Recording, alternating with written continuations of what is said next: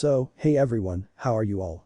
I hope you all are good and welcome to my channel, and today I narrate a story about what if Naruto was a prodigy of the Uchiha and Senju lineages. And this is part 2 of this story, and if you want the next part of this story, so comment down fast. If you reach 50 likes, I'll upload it for you, and without further suspense, let's get into the video. Things in the land of waves were going well. First of all, Naruto, Sasuke and Kiyomi had already mastered the Chidori. The thing is that the Chidori was a murder technique and Sasuke and Kiyomi had not yet killed someone.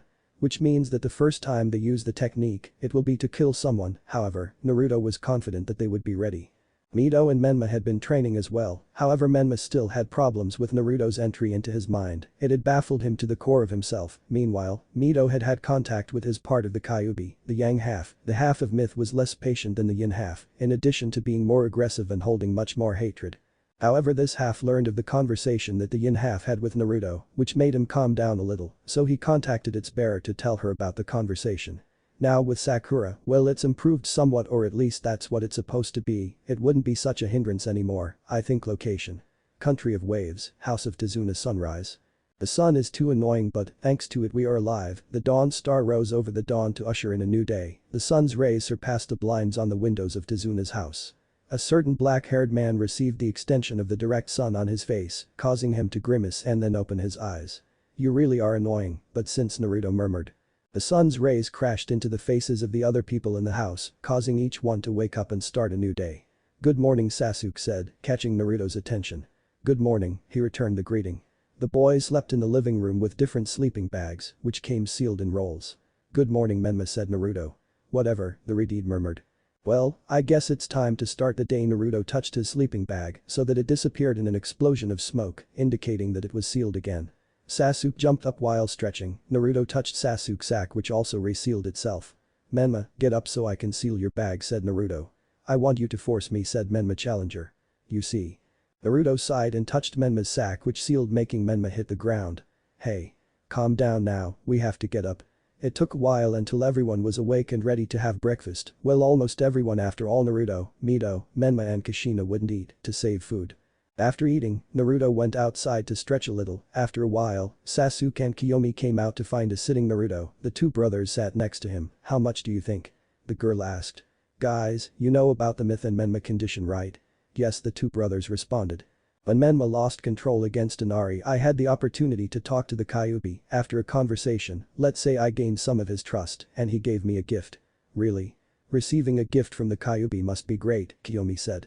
That's right, but I can't use this gift in a bad way. It's the first time I'm going to use it, so I'm going to head towards the forest to avoid problems. So what do you say, will you accompany me? Sure, let's go, Sasuke said. Naruto, Sasuke and Kiyomi headed towards the forest. They found a small clearing in which they settled. Alright, show us your new gift, said Sasuke.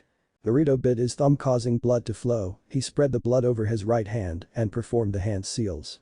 Ninpo. Kuchius no Jutsu. A small explosion of smoke appeared next to Naruto. The smoke dispersed, showing the figure of a small light gray fox. Its small ears had small silver sparkles, green eyes. Behind it, a small tail swung. It had the same gray color with a silver tip. The little fox shook his head and then scratched his little ear and looked around.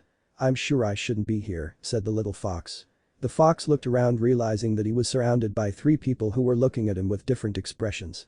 There were 2 boys who looked at him with their eyes somewhat open, as if they were surprised, while there was a girl who looked at him with eyes that were too bright, it almost seemed like she was throwing stars. Who are you? Said the little fox. Naruto snapped out of his stupor to look at the little fox in front of him. Hello little friend, I'm Naruto, he said, pointing.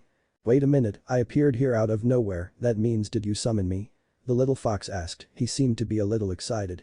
Yes, I'm the new summoner of the foxes, he said with a friendly smile. Great. The fox jumped with happiness. This is the first time you have summoned me, or at least, I am the first fox that has been summoned. This is a great honor. The fox sounded very excited. Hey, could you tell me your name? Naruto asked. Ah, that's right, my name is Kairon, the second son of the chief of the foxes, said the little boy, introducing himself. Wait, fox boss. That's right, each summoning race has a boss, who could be said to be the strongest and most qualified member of all, Kairon explained. I see. Hey. Could you tell me what functions you foxes have?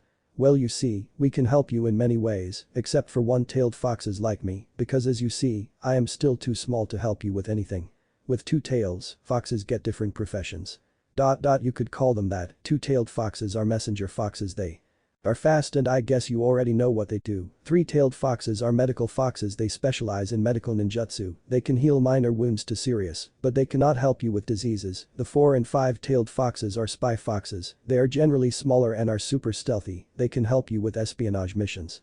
The six and seven-tailed foxes are assault foxes and accompaniment. These foxes can help you in battles. They know ninjutsu and are usually a little smaller than you. Wow, they're big. Naruto pressed. Finally there are the eight-tailed foxes. They are very few. I think there are only three. The strongest of them is my father, the leader of the foxes. I must admit that I am surprised. Foxes are very good at helping. Wait a minute, Naruto. You have the contract with the foxes. That means that Kyurem stopped short when he remembered that Naruto was accompanied. Don't worry, they know about the Kyuubi. They are trustworthy, Naruto reassured Kyurem. Well then it means that the Kyuubi gave you his permission. That's how it is. Great, although I don't understand how you could have talked to him. I'll tell you later. Old man, what the hell, Sasuke whispered. Oh wow, I had forgotten for a moment that he was here. Well you see, he is Kyurem, and apparently it was my first summon, said Naruto, moving away so that they could see the little fox better. Hello, I'm Kyurem, said the fox with a smile. Oh. You're so cute. Kiyomi couldn't take it anymore and hugged the little fox. Hey, what are you doing? Asked the fox. You're like a little stuffed animal, said the girl. I am not a stuffed animal, I am the future head of the Fox clan. Oh, how beautiful, what a great dream you have. Oh, Naruto looked at the scene in front of him with amusement. Well Kyurem, it's time you have to go and warn the other foxes about the new summoner. I'm sorry, but before that you must gain the trust of the fox chief, so you will have to summon him. Okay, I can summon him now. I don't think so, my father is the size of more or less a Biju. That's too much, said Naruto surprised. It's great, I'm excited to be as strong as him. Surely you will achieve it, but remember that it is not achieved just by wanting it. You also have to put effort into it. Kyurem completed Naruto's sentence. You use the same phrases as my father. He said something funny. It's good to know that your father has such thought, said Naruto smiling. I have no time to waste. I will summon the chief of the foxes when it is night, Naruto thought. Well, it's time to go. I'll tell father about you. I hope you can summon him soon. It will be sooner than you think, Naruto whispered to Kyurem, who smiled. Alright, goodbye. Said Kyurem, who disappeared in a small explosion of smoke. That was so cool. You say it, now you have a great summon, Sasuke said. Hey, don't complain, I was the one who stood in front of the strongest Biju of all, said Naruto. Yes, I imagine you were too scared, Kiyomi said mockingly. Hey, the mere presence of the Kyuubi would send any Chunin running. It's a great achievement that I didn't wet myself with him in front of me, said Naruto. Haha. Yes, you're right, brave man, Kiyomi said. The three Uchihas returned to Tazuna's house, where today they would have to accompany him to build the bridge, while Team 7 would stay in the house protecting Inari and Tsunami. Time. 11:53 at night. Currently everyone in Tazuna's house was asleep, except for a certain Uchiha boy, who was getting up from his sleeping bag slowly. As usual, he was sleeping in the living room with the other genin boys, because there was not enough space in the room. The Tazuna house for everyone. Naruto approached a window and opened it carefully. The window opened without making any noise, allowing Naruto to exit through it without anyone noticing. Once outside the house, he closed the window outside and then did a shunshin, teleporting to a place in the forest. Naruto deduced that he was still a relatively close distance from Tazuna's house, so he went much further into the forest. After a certainly long walk, Naruto was already really far from the house and the town, so he prepared for what he was going to do. Naruto bit his thumb and then spread the blood over his right hand, tracing the seals of the summoning jutsu. Naruto slammed his hand into the ground, causing kanji to spread across the ground. This time Naruto applied more chakra to the jutsu. A gigantic explosion of smoke appeared in the middle of the forest. The smoke began to disperse, showing the figure of a gigantic light gray fox. It had blue eyes. Behind it, 8 tails moved calmly. The tips of its tails they maintained a white color. At his waist he wore a belt from which hung a large katana. He was wearing a battle haori which was open. It was blue. The fox looked around, remaining calm when he saw that there was no danger. His son had warned him that there was a new bearer of the fox contract, so someone had earned some of the Kyuubi's trust. The fox felt someone who was above his head. He deduced that it was his summoner. Naruto was taken by surprise thanks to the large explosion of smoke. After it dispersed he would realize that he was in the head of a large fox with characteristics similar to Kyurem due to its gray fur, although Kyurem's was darker. Before my eyes, summoner, Naruto heard the fox. Naruto jumped off his head and landed on the tip of the fox's snout. The great chief of the foxes would observe his new summoner. A boy of about 14 years old, but tall for his age. Apparently he was not wearing a battle suit. He was wearing a black short-sleeved shirt with gray pants that reached his ankles, and he was barefoot. Black hair with faint hints of blue at the ends, coal black eyes. Nice to meet you, head of the foxes, I am Naruto, candidate for summoner. Naruto congratulated himself for quickly improvising a presentation. I see, I'll be direct with you, what do you think about the summoning of the foxes? Your son told me a lot about the clan, and I must admit that I am impressed, you foxes are great company. Stop there, huh, did I say something wrong? Did you say company? Yeah, tell me the reason for considering us a company. I cannot observe anyone as if they were a tool to increase my power or my arsenal. You foxes are living beings. I cannot treat you as objects that I can use to my advantage. You are not tools. You are fellow shinobis, great and peculiar shinobi companions, comrades tell. Your name boy, Naruto Uchiha sir, and Uchiha, and he is not hungry for power, just as the Kyuubi painted them, thought the great fox. The fox looked into Naruto's eyes, searching for signs of lying, to no avail. Naruto Uchiha, you have proven to have the thoughts of someone worthy, there is only the last test left, look straight into my eyes. The Kyuubi has granted me the ability to see your worst memories. If you are able to endure the test and stay firm in the face of your fears and continue with determination, you will be completely worthy. Naruto would not back down, he would prove that he was strong, and if this was the way, he would do it. Naruto would look into the eyes of the great fox, he would be trapped by the ability granted by the Kyuubi. Naruto would go through his worst memories, the death of his mother, the death of the clan, the torture by Itachi, the thousands of times he saw his brother die. He would go through a series of illusions, he would see Itachi killing Sasuke and Kiyomi without being able to do anything. Would see all his loved ones die in front of him without him being able to do anything, just like what happened with Shisui. Shit, Naruto would whisper. That was his worst fear, not being able to protect what he wants, feeling helpless, feeling useless, feeling that he is not able to do anything for those he loves, feeling the pain of losing someone another time. Naruto's Sharingan activated, it shone bright red, suddenly, the tomos began to spin aggressively, showing the pattern of Naruto's Mangekyo. Naruto's mind was about to cease due to mental fatigue, however, Naruto remembered something. I'm so proud of you, I've seen what you're capable of, see through deception, see through things, be a great shinobi, trust yourself. Oka-san, Naruto whispered, he had remembered the sweet words that his mother recited to him. Nai-san and Oka-san trust me, I can't let them down. Odo-san also trusted me, even before I was born, I'm not going to let them down. I am Naruto Uchiha Senju. Naruto's Mangekyo turned off, while the illusions disappeared, Naruto found himself in a completely black space. Naru, the word echoed throughout the space, suddenly everything turned white, showing the figure of Tanjiro Senju, Hitomi Uchiha and Shisui Uchiha. Oka-san, Nai-san, Odo-san. Naruto was about to say something else, well done, said Tanjiro. That's my little brother, Shisui said with a smile. Hitomi would approach Naruto, placing her hands on the little Uchiha's cheeks. Keep it up, Naru. Naruto only managed to nod. After that, Naruto was suddenly transported back to reality. The giant fox would see a small tear come out of Naruto's eye, however, it showed no signs of breaking, but rather, it was as if it was keeping itself under control. Naruto Uchiha, you have proven yourself worthy enough to take the Fox clan to your side. Any person would have broken down at the worst memories that their mind holds, even most would have fainted, but you have demonstrated that you can go further and that you are capable of moving forward despite the darkness that you keep. Thank you very much. This core, that's my name, sure, thanks. Very well, from now on you can summon the foxes with confidence. I suppose Kyron told you about us, to summon the fox you need, you just have to think about the type of fox you want, while summoning core clarified. I see, said Naruto. Well, I'm leaving. Core disappeared in an explosion of smoke that quickly dissipated. Naruto fell from a great height but was able to land on his feet. Maybe I can stay and train a little, but I'll go closer to the house, so you don't worry. After that, Naruto went back to the forest near the house, and there he trained all night. Well, this experience had kept him awake. Time: 6:02 in the morning. The sun was rising once again over the horizon. Naruto was lying on the ground somewhat tired, after training a little, sleep had returned to his body, and he decided to rest. However, around him there were burned trees, and some they had holes, it shows that he had trained his Kaiten jutsus, in addition to performing the Chidori a few more times. A thin figure was walking near Naruto. When he appeared, neither of them had realized his proximity. The new presence was wearing a pink kimono, with red details and a print of small black spirals. He was wearing a colored band, white, tying his waist. The figure's skin was light, and in simple clothes it seemed very soft, long, straight black hair that reached down to her back, two strands framing her face, chocolate-colored eyes. She was carrying a basket where you could see plants and flowers. The figure looked at the boy who was lying on the ground, he looked at the destruction that surrounded him and sensed that the boy had been training. He approached him and crouched down next to him, stretching out his hand to place it on his face. However, the boy grabbed her hand even with his eyes closed.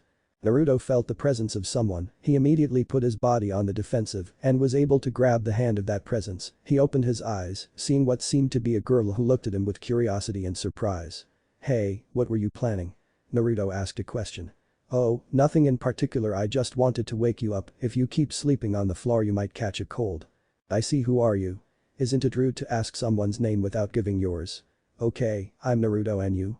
"I'm Haku, nice to meet you," he said with a smile. "I see you've been training, if so, I want to become stronger. What is your reason for becoming strong?" "Well, you see, there are certain people I want to protect and I also have a goal, but it's something personal." "I see, after all you are a shinobi, you know I also have a person to protect, in fact she is currently somewhat injured, that's why I am collecting medicinal plants," he said, pointing to his basket. "I believe that people take their maximum power when they have to protect those they love." "I agree." Naruto and Haku stayed talking a little more. Along the way he helped Haku collect more plants until Naruto decided to leave because he had to get home, he just hoped they were still asleep. "Well Haku, I have to go now." "Me too. Oh, and by the way, I'm a man," he said with a smile. "Anyone who knows how to notice the beauty that you carry would know that you are a woman. In addition, you wear bandages on your breast so that they are not noticeable." You discovered me," he said with a very small blush, it was just out of shame. "Well, goodbye, I hope to see you again. By the way, tell Zabuza to get better." Haku tensed upon hearing those words, quickly took out senbon from a pocket and got into a battle pose. "How did you discover me?" she asked seriously.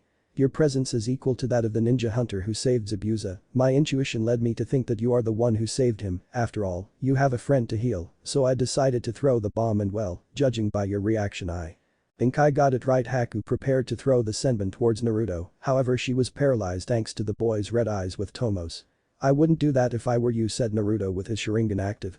"For now I will leave in peace, since it is not the time to fight, however I will be waiting for our battle, and listen to something, if it is necessary to kill Zabuza, I will do it, understood?"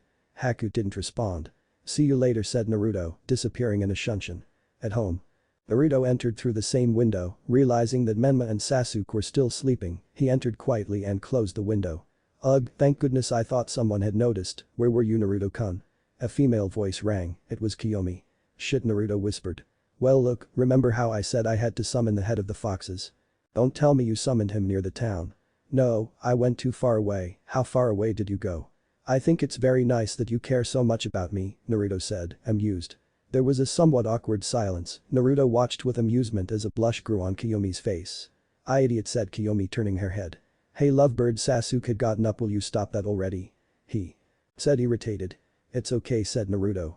It took a while until everyone was awake. This time it was Team 11's turn to watch over Tizuna, so Team 7 would have time to train. Meanwhile, the bridge is advancing rapidly, even though many people had given up because of it. Afraid that Gato would chase them, however, Mito and Menma, who had the ability to create too many clones, helped Tizuna to build it quickly. Naruto this time decided to go to the town to see how things are going. He was accompanied by Sasuke, who decided to accompany him in case something happened. Kiyomi had stayed with Team 11. Naruto and Sasuke observed the deplorable state of the town. It was somewhat depressing. There were many people in the streets, the homes were worn out, there were people begging for alms, and hungry children lying in alleys. Naruto felt his pants being pulled. He turned his head, realizing that the one calling him was a little girl holding the hand of an even smaller boy. The girl stretched out her hand towards Naruto. "This sir, could you help us, we are hungry." Naruto had a sad look. Normally he didn't carry food with him. This was really hitting him right in the heart. He saw a store in the distance. "Wait for me here, little ones," Naruto said, disappearing in a blur. Only Sasuke was able to follow him. After a while, Naruto reappeared, this time with a bag of bread. "Here," Naruto said with a smile. "Thank you sir," said the girl with a smile. "That was very good," Sasuke said with a smile, placing his hand on Naruto's shoulder. "Yes, do you know something, that bag of bread was worth too much more than normal. That man scammed you," Sasuke said. "Yes, but because he was desperate, he also has a daughter to take care of. When you have to protect someone you go to certain extremes that you never thought you would go to." "I guess you're right." Naruto and Sasuke continued walking until they ran into a situation. Please leave him alone." The woman screamed. "Shut up now," said a man hitting the woman. The man who hit the woman turned his gaze towards two men who looked like thugs who hit a third pinned to the ground. "So do you already have the money for the cat?" said one of the thugs who hit his foot on the man's head. "And no, but it's because I can't pay it, it's too much money, and Gato has done nothing but take away our chances of winning it. What's the point of that?" said the man desperately. "Well, if you don't have the money to pay us, I guess Cat would like us to bring your wife to him," said another thug, crouching down to the height of the man on the ground. Don't you dare touch her," said the man with all his strength. "Oh yeah? And what are you supposed to do, huh?" said the bully mockingly. "Hey, pick up the woman, maybe Cat will let us have fun with her too," said the bully, speaking to his partner, the one who hit the woman. The man approached the woman who was getting up, grabbing her cheek. "Gee, get away from me," said the terrified woman. "Come, don't make this more difficult," said the bully with a macabre smile. "Please someone help," the woman screamed, breaking into tears. The thug was about to touch the woman when a strong kick landed on the thug's stomach, which doubled over from the blow. Naruto grabbed his head and hit his face with his knee, breaking his nose. The two thugs who had the man on the ground stood up. "Hey, what do you think, you're a brat?" The two bullies addressed Naruto, however Sasuke appeared in the middle of the two. The black-haired man jumped and kicked the two bullies in the face, who grabbed his face in pain. Naruto did not give them time to rest as he landed a fist on the stomach of one of the bullies who spat saliva. Sasuke dodged a blow of the missing bully by landing a blow on his chin, knocking him out. "Hey, leave these people alone," Naruto said with a serious tone. Sasuke stood next to him.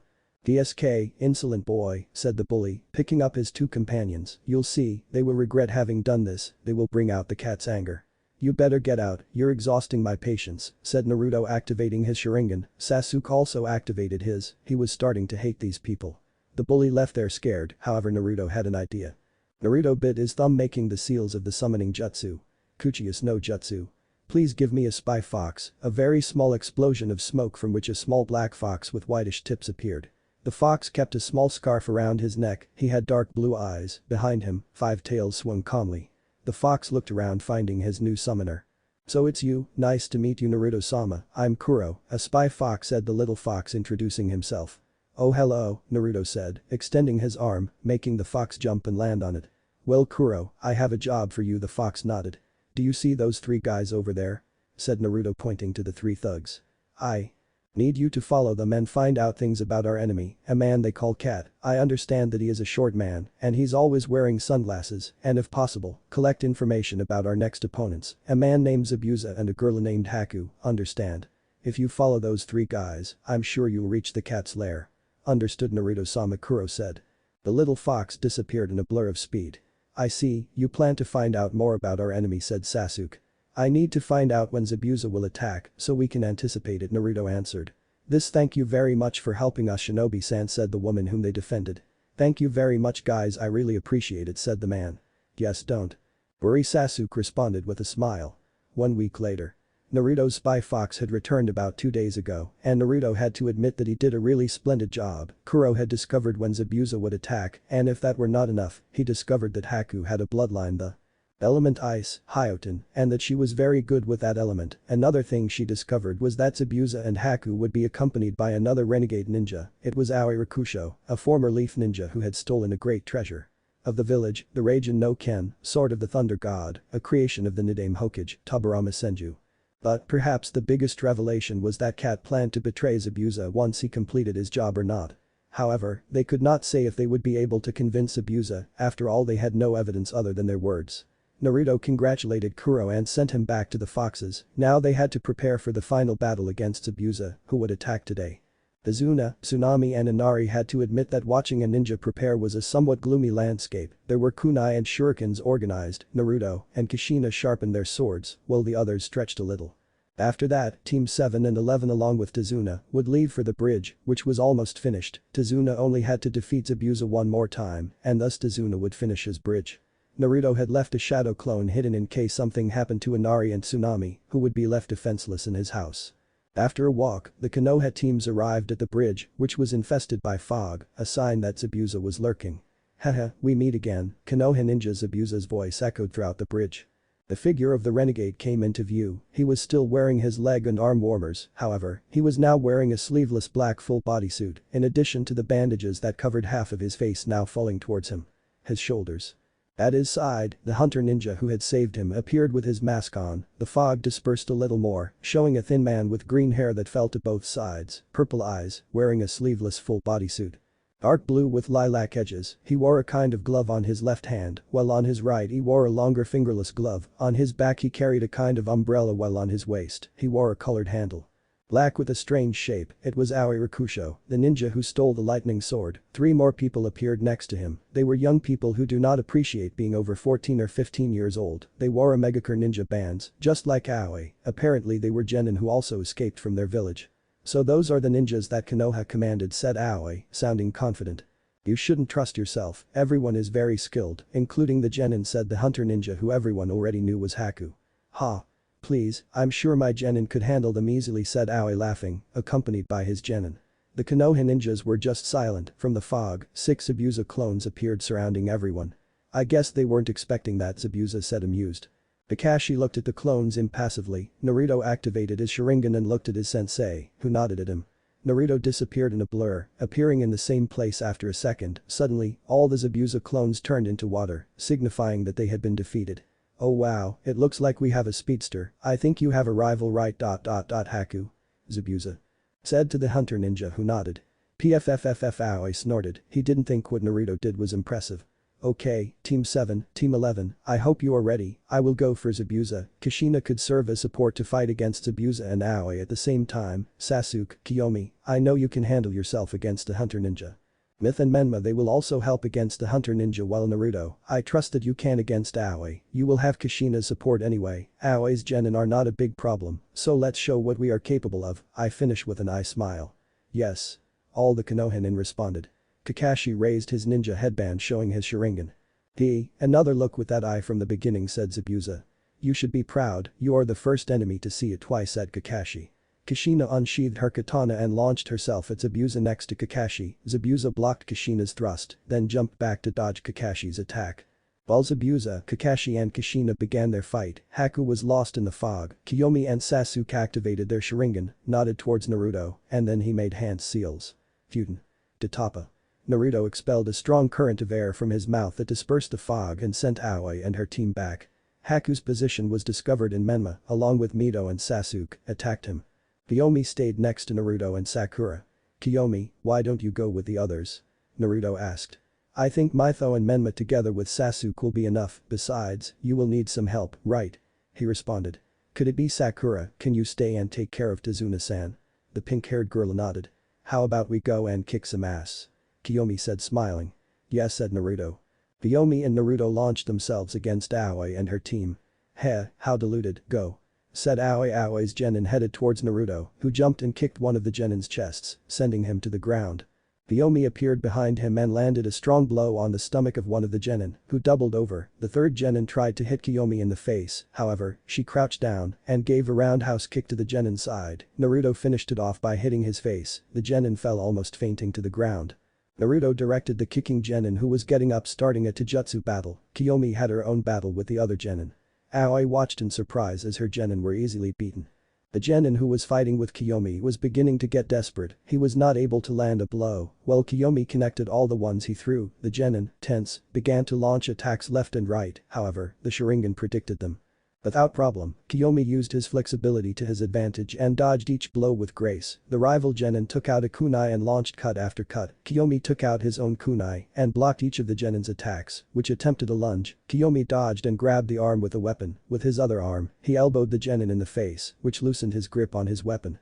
Kiyomi took advantage and disarmed the genin. This attempted another direct hit. Kiyomi stepped back dodging. He stepped forward and kicked his side, concentrating chakra in his fist, and smashed it against the stomach of his rival, who screamed in pain and was thrown back spitting blood. Finally, the genin fainted from the pain. The Uchiha sighed and watched her friends battle.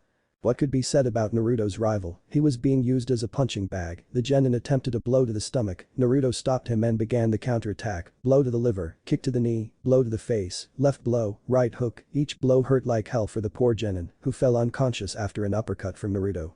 The genin, who was knocked down, first began to get up and wanted to attack Naruto. However, a direct blow landed on his face, causing him to faint.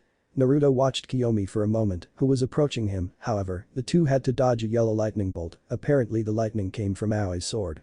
Heh, looks like they managed to defeat those useless people, said Aoi. A few moments ago you claimed that they could easily defeat us, Kiyomi replied. Maybe, but that doesn't matter now. What's going to happen next is that I will beat them up until they beg for mercy, said Aoi with a smile. Naruto took his shakudo out of its seal, unsheathing it, while Kiyomi firmly gripped her kunai. The Uchiha attacked Aoi, who received him with his sword. The blades of the tools collided with each other, starting a battle of physical strength. Anyone who knew the basics of the clans would know that it is very difficult to beat a Senju in a fight of physical strength. Naruto began to gain ground on Aoi, who noticed it and jumped back. He jumped forward to try a horizontal cut. Naruto crouched down, avoiding the cut. Kiyomi took advantage and tried an aerial kick towards Aoi, which managed to block it with his arm. However, it was dragged backwards. He was able to remain standing. Naruto attacked with a downward slash. Now that he had completely overcome his first kill, he was not afraid to make killer moves. Aoi blocked the slash and began an addictive kenjutsu battle. Slashes came and went, while small sparks came out of the clash. Due to the contact with the lightning sword, Naruto jumped back and passed through hand seals. Kaiten. Kikaku no Jutsu. Naruto spat out the large sphere of flames that Aoi narrowly avoided, burning his arm a little in the process. I shouldn't have launched a jutsu of that magnitude, it could damage Tazuna-sen's bridge. I think lower rank jutsus are better, Naruto thought. Kiyomi launched herself at Aoi, clashing kunai with sword. While Kiyomi kept Aoi at bay, Naruto thought about what to do.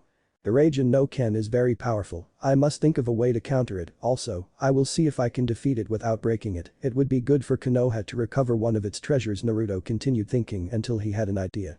Kiyomi. Get away. Naruto shouted at Kiyomi, who jumped away from Aoi. The Uchiha passed through hand seals. Raiden. Jibashi. Naruto extended his hand, sending a burst of electricity towards Aoi, who could not dodge it. However, Naruto was surprised to see that the Raijin no Ken absorbed part of the attack, reducing the damage.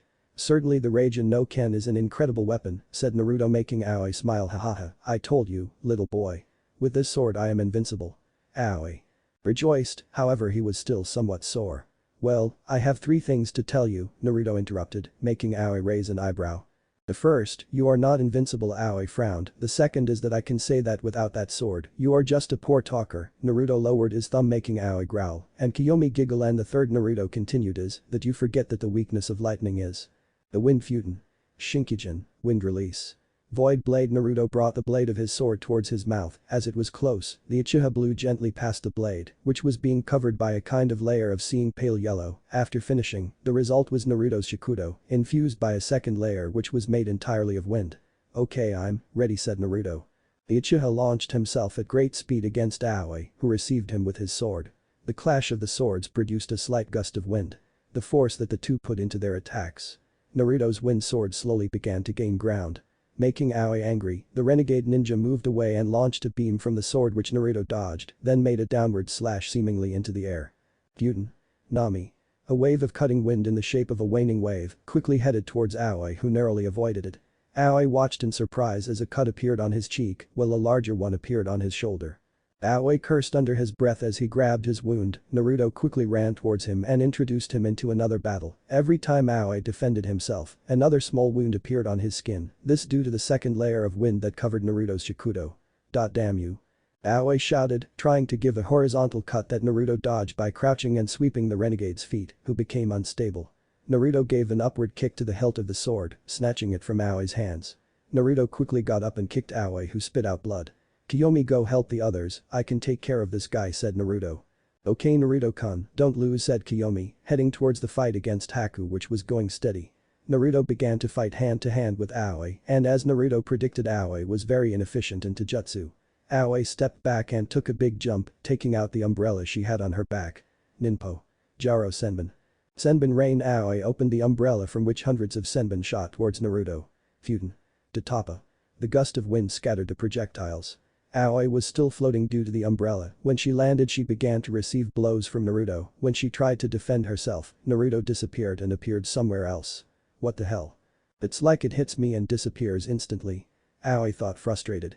Shunshin level 2, slow but precise teleportations. Unlike level 1, this one not only attacks directly, it constantly attacks any part of the body. Unlike level 3, it is less fast and less aggressive. Naruto gave an uppercut to the renegade, sending him to the ground a few meters away from him. You can surrender and turn yourself in to be imprisoned in the leaf. Maybe if you return the Raijin no Ken, your sentence will be less long, Naruto explained to Aoi, who got angry. Never, I, Aoi Rakusho, will not return to the blade, much less will I return the sword. A brat like you cannot force me, Aoi shouted, barely getting up. I guess I'll "Have to finish you off then," Naruto said with a calm voice as his Sharingan glowed, passing through hand seals ox, hare, monkey, Chidori. Naruto said softly, until a large amount of Raiten chakra was concentrated in his hand, the sound of birds chirping was heard throughout the bridge. Kakashi, Zabuza and Kushina turned to see where the sound was coming from, realizing that it was Naruto preparing a Chidori, while in front of him, there was a really bad Aoi just getting up. What? How is it possible that that brat could beat Aoi? He's supposed to be a Jonin. Zabuza said angrily. Zabuza, Naruto is much more talented than you think, said Kakashi. Of course, I Databane trained him. Kushina said smiling. You Kushina-san, you only trained him in Fuinjutsu and some wind technique, said Kakashi. Shut up, Kushina said. Wait, that technique is going to kill Aoi, is the boy. Yes, Kakashi interrupted. Zabuza. Naruto has already committed his first murder, unfortunately it was at the age of 8, it is admirable that he did not give up being shinobi 8 years, Who was the unlucky one? Zabuza asked. A Jonin from Kumagakure. What? Zabuza was startled. He trusted himself and lost to Naruto's intelligence and strength, said Kakashi.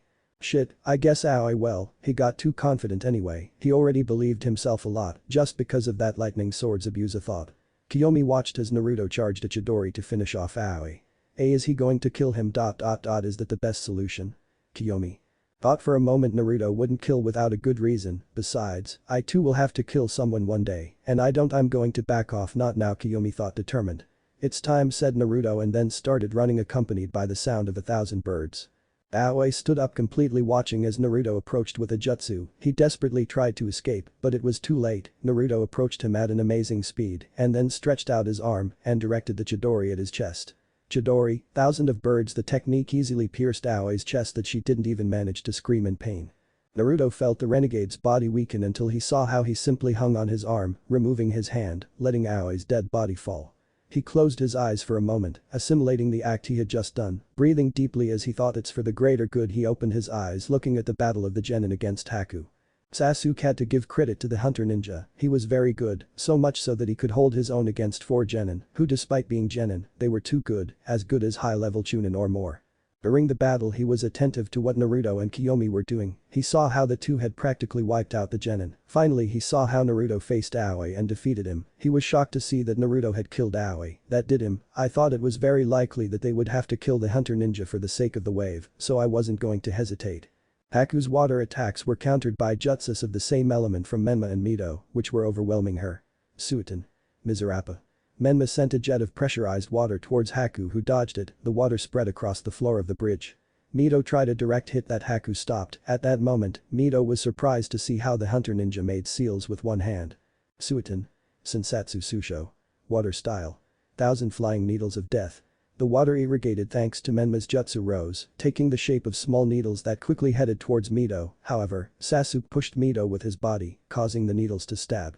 On the ground, Sasuke received one or another cut. Are you okay? Mito asked. Yes, don't worry, but you have to be more careful, apparently he knows how to make hand seals with just one, Sasuke said.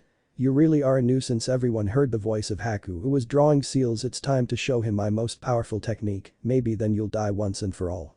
Hyoten.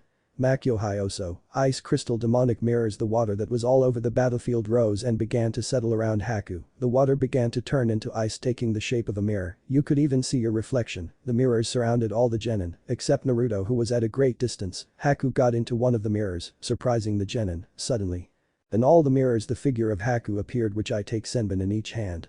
Let's see how they deal with this, said Haku, and then each Haku that was in the mirror launched the senbon. A shower of senbon went towards the genin. Kiyomi and Sasuke followed them with their Sharingan and managed to dodge, while Mito and Menma had problems. Another shower of senbon headed towards them, this time Menma passed through hand seals. Futen. Rapusho. Menma clashed his hands and a gust of strong wind came out of him, deflecting all the senbon or making them lose their strength. Haku began to move from mirror to mirror. Sasuke and Kiyomi were surprised. Haku was going at a surprising speed, his Sharingan could follow him, but they could still know that he was too fast. Haku began to throw senbon from many directions, making it increasingly difficult to dodge them. Some senbon hit the target, however, they were able to endure it. Kaiten. Kakaku no Jutsu. Sasuke spat a large fireball towards the mirrors, however they did not suffer any damage. You're going to have to do better, my mirrors don't melt that easily, said Haku. The battle developed between Haku's senbon and the genin's attempts to avoid them. Naruto was trying to enter the dome, however, as a Zabuza clone appeared and introduced him into another battle. I have to think of something, at this rate we are going to end badly, we have to overcome his speed, or melt his mirrors, Naruto's Shunshin would be the most effective but Sasuke looked at Naruto's battle with the clone by Zabuza he's not here now so, I'll have to make my fire hotter, wait I have it, Mito, Menma do it to Toppa, Kiyomi follow my signal Sasuke indicated to his team. And since when are you the boss? Menma said. Mito hit his brother this is not the time, idiot, just do it, they all went through hand seals. Kaiten. Ryuken no Jutsu. The two Uchihas expelled a large flare of fire that began to melt the mirrors a little, but nothing more than that. Futen. To Toppa. The two Uzumakis expelled a large wave of wind towards the flames which fanned and began to melt the ice quickly. Damn they are melting them, and if I reinforce them with my chakra I will be completely exhausted, I can't do anything Haku thought frustrated. Haku was trying to move, the fire was starting to affect her, so she was suffering from slight burns, the atmosphere was so hot that some steam and some smoke were already beginning to show. The combination of jutsu ended and the panorama was disastrous, there were ice mirrors in half, and some were simply no longer there, the floor of the bridge was somewhat charred, but nothing serious. Sasuke and Kiyomi let out some smoke from their mouths as they breathed heavily, they had been blowing for a long time. Haku materialized in a mirror with slight burns. Well, he's defenseless. Said Menma. Not so fast, he can still move to the other mirrors, even if they are halfway Sasuke said, dodging other senbon. I have to move faster, but I'm not as fast as Sasuke or Kiyomi Mito was thinking I can be faster, if only, I know what you're thinking and no. A thick voice sounded in Myth's mind. Hey please Kyuubi, it'll just be a moment, why should I lend my power to someone like you? The Kyuubi roared. Well look. Mito sighed, I know about the conversation you had with Naruto, well at least your other half, I know how badly the humans have treated you, but please understand that they don't.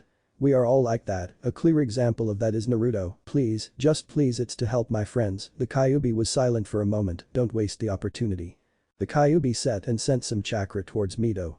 All the genin including Haku were surprised to see how Mito was surrounded by a red chakra, Mito's fangs grew, her nails lengthened, her hair became wilder, and her eyes became those of the Kyuubi, red with a torn pupil. The myth wounds healed quickly by releasing some steam. Haku cast Senbon, however, Mito let out a roar that sent a strong current of red chakra that rendered the projectiles useless. Sasuke, please, I need you to track the ninja and tell me where he will appear, but quickly I don't have much time. Mito said, preparing for the attack.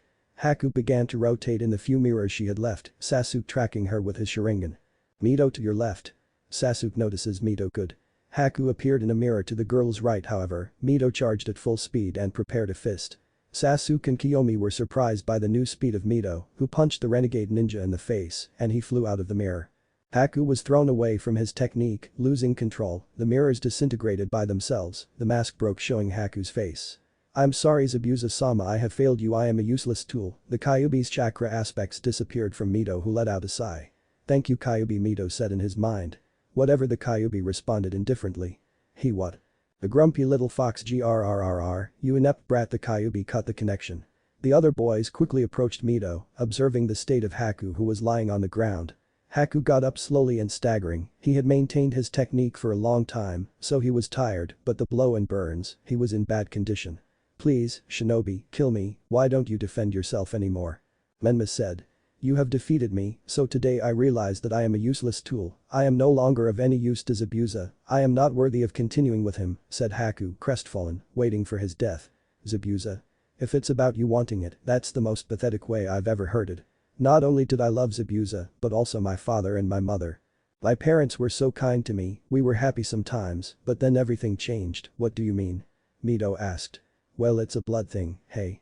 My father was the one who changed, he killed my mother and almost killed me, the people in my land began to hate anyone who had Kake Genkai in their blood, it was after that my clan began to hiding her abilities, my mother managed to hide her abilities for years, she met and fell in love with a farmer, from there I was born. One day when I discovered my abilities, I began to control the water of a small pond until it turned into ice, my mother scolded me, and I tried to hide my ability, but it was too late, my father had seen everything, so in the afternoon my father pierced my mother with a knife, and when he was about to kill me, you killed him said Naruto arriving, he had defeated the Zabuza clone. Haku just nodded. After that I ran away from my house, and soon after I fainted, when I regained consciousness, my father and mother were dead, that was when I became desperate, no one in the world needed me, I was useless, one more nuisance, it is only through the eyes of others that our little lives have meaning, then Zabuza came and looked at me his The eyes were not filled with hate or fear. He gave me meaning, he made me useful, I as his tool. That's bullshit, Naruto said. Haku looked up in surprise. I said it, I will never be able to see someone as an object or something like that. People who even think of it seeing someone as an object can't help but be labeled as something worse than trash. Zabuza, either he really feels something for you more than a blacksmith feels with a hammer, or simply, he is an idiot who doesn't deserve to live. I won't let you insult Zabuza like that. Haku moved as best he could and tried to hit Naruto, but Naruto stopped him easily. That's the reaction of someone who insults a loved one you really love. Zabuza like a father after all, he's taken care of you since you were small, so to speak, and if Zabuza treats you like a tool, he doesn't deserve you. Naruto showed his Sharingan, turning to Haku, who by mistake stared at him. Meijin. Kasagi. Demonic illusion binding of pillars. Naruto's Sharingan shined as it slowly rotated. Haku felt as if stakes were stuck in his entire body. He screamed in pain as she crouched on the ground, holding her body. Then she felt like she was paralyzed.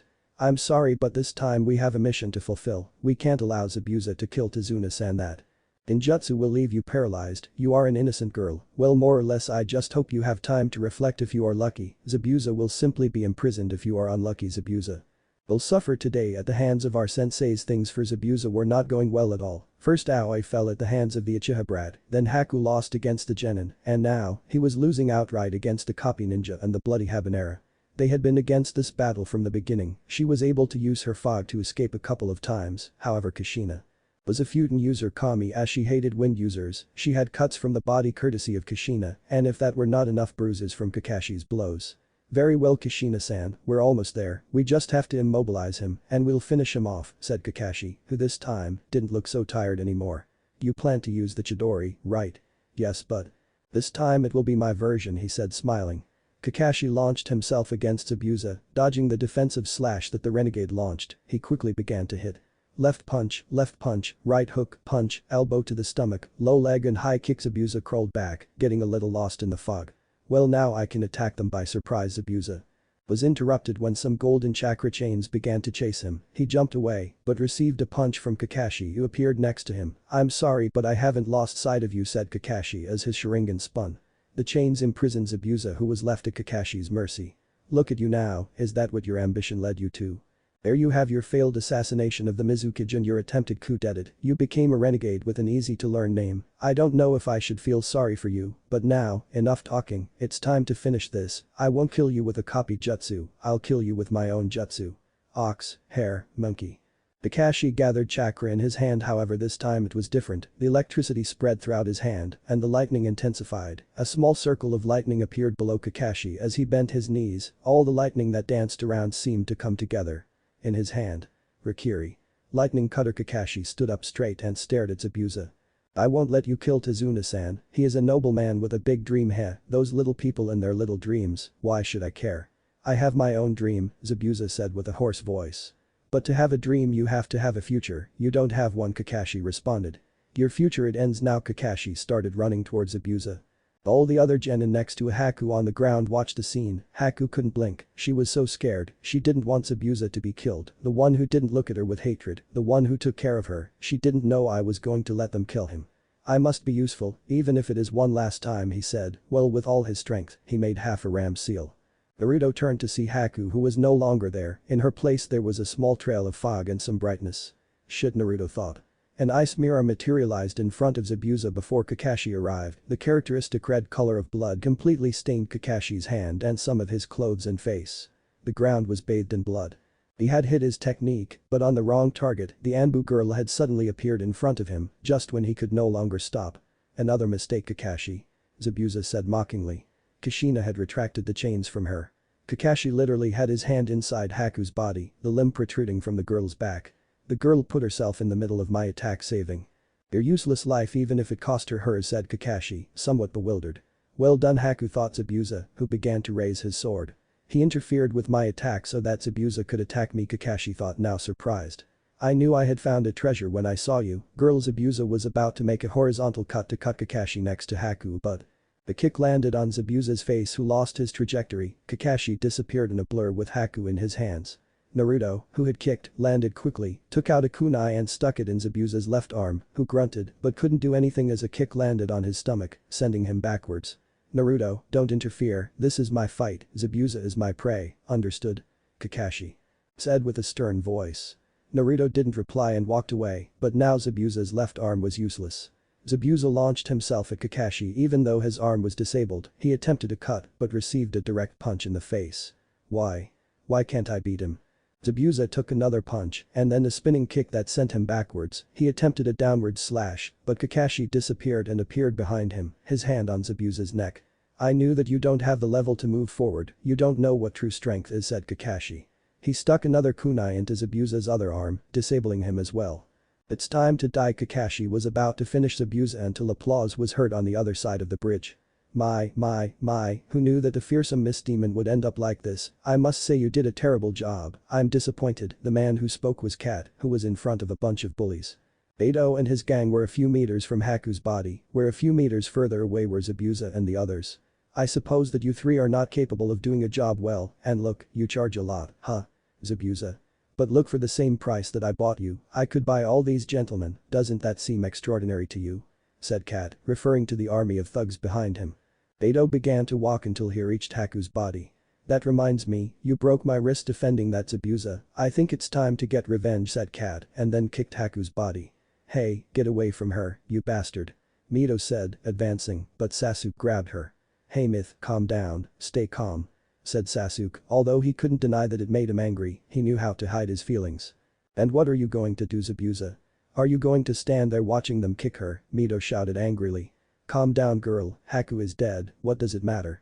What?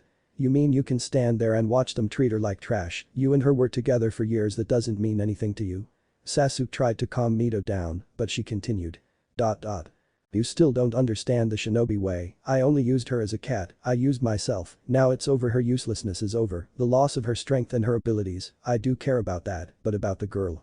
Nothing, Mito growled at Zabuza's words. I can't believe you feel that way, but what can you expect from someone like you? Naruto said, walking past Zabuza and standing in front of him, turning his back to him. Zabuza, you are ungrateful, Haku literally gave everything for you, she spent almost her entire life by your side, you were the most important to her, and that didn't mean anything to you. Come on, it wasn't even her. I want to be a shinobi, however he decided to become one, just to fulfill your dream, hey he gave his life to save you, doesn't that mean anything either? Zabuza. Remain silent, you know something, I'm not going to give you a speech about why you should stop being the way you are, I'm not trying to take your side either, she never had a dream of her own, but she doesn't care in the slightest, you just push her aside, you don't deserve her. Naruto gripped his sword firmly while Kakashi stood next to him. You talk too much, brat. Naruto turned his gaze to Zabuza, who was crying. Your words cut me, more than any knife. While Haku was fighting, her heart was breaking, she was always so soft and gentle, she felt sorrow and pain, and now I'm feeling it. Zabuza began to bite his ripping off the bandages, showing for the first time his mouth, which had sharp teeth. What's wrong? Did the mouse eat your tongue? Are you surprised to see that I'm also human? Even shinobi are human, no matter how much we try to escape that fact, we always fail, or at least I failed. There was a long silence after that. Child, lend me a kunai, said Zabuza. So you're going for the midget, huh? Yes, if you don't mind, I want to do it alone, after all, my time has come, if you can, protect the people, I have already caused them too much damage, Zabuza said. Naruto gently threw a kunai which Zabuza caught in his mouth. Zabuza started running towards Cat, who hid behind all the bullies. Listen, I want you to finish it now, said the scared Cat. Zabuza started fighting all the bullies by cutting them with the kunai in his mouth. Cut in the chest, cut in the neck, in the head, he kicked them, he used their movements to his advantage, a thug managed to bury a sword in his back, but he did not give up, he kept going, his goal was so close, no. Was going to fail now, Zabuza continued running, cutting the thugs in his path who fell dead, he made a big jump and landed in front of a thug whose neck he cut, he continued running making his way through the thugs, until he finally reached Cat. Zabuza crouched as low as he could and buried the kunai in the cat's chest, which screamed in pain. However, 8 thugs buried their weapons in Zabuza's back, who did not even scream, but separated himself from the cat. If you were so desperate to go to the same place as that girl, go ahead, but don't touch me, no more. Said Cat, holding on in pain. Oh no, I don't think I'm worthy of going to the same place Haku goes, but you and I. Zabuza approached Cat. Gee, get away from me. Get away. No friend, it's somewhere else we're going to go, you and me together. Cat, down there are so many demons of all sizes and shapes. Oh yes, I fit perfectly in that place. But your Cat, I'm afraid you will have a very long and painful eternity. Zabuza moved his head, cutting another time on the cat's chest. He moved his body to the opposite side, making another cut. The cat let out screams of agony, and finally, he made a cut near the cat's neck, who was left lying on the railing of the bridge. A really badly injured Zabuza and a cat slowly dying was the result. The renegade ninja Volt directing a fierce look at the thugs who separated, creating a clear path towards Haku's dead body. I want you to kill those ninjas who frustrated my plans, and also destroy that damn town. If you do, all the money will be yours. Were the cat's last words, who fell towards the water due to the weight of his body. The thugs listened attentively. You heard that? We can keep the money. But first all the thugs turned their gaze towards the ninjas, and behind them was the town. Cat's last wish must be fulfilled. All the thugs began to run towards the ninjas who were waiting for them impassively.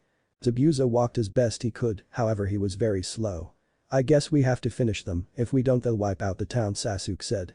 Yes, said Kakashi, well, we'll have to teach them a lesson. They have quantity, it doesn't matter, we have quality. Konoha has always stood out for that, said Kushina, standing next to Kakashi and Naruto. Sasuke, Kiyomi, Menma, Mito, do you think they're ready? Kakashi asked worriedly.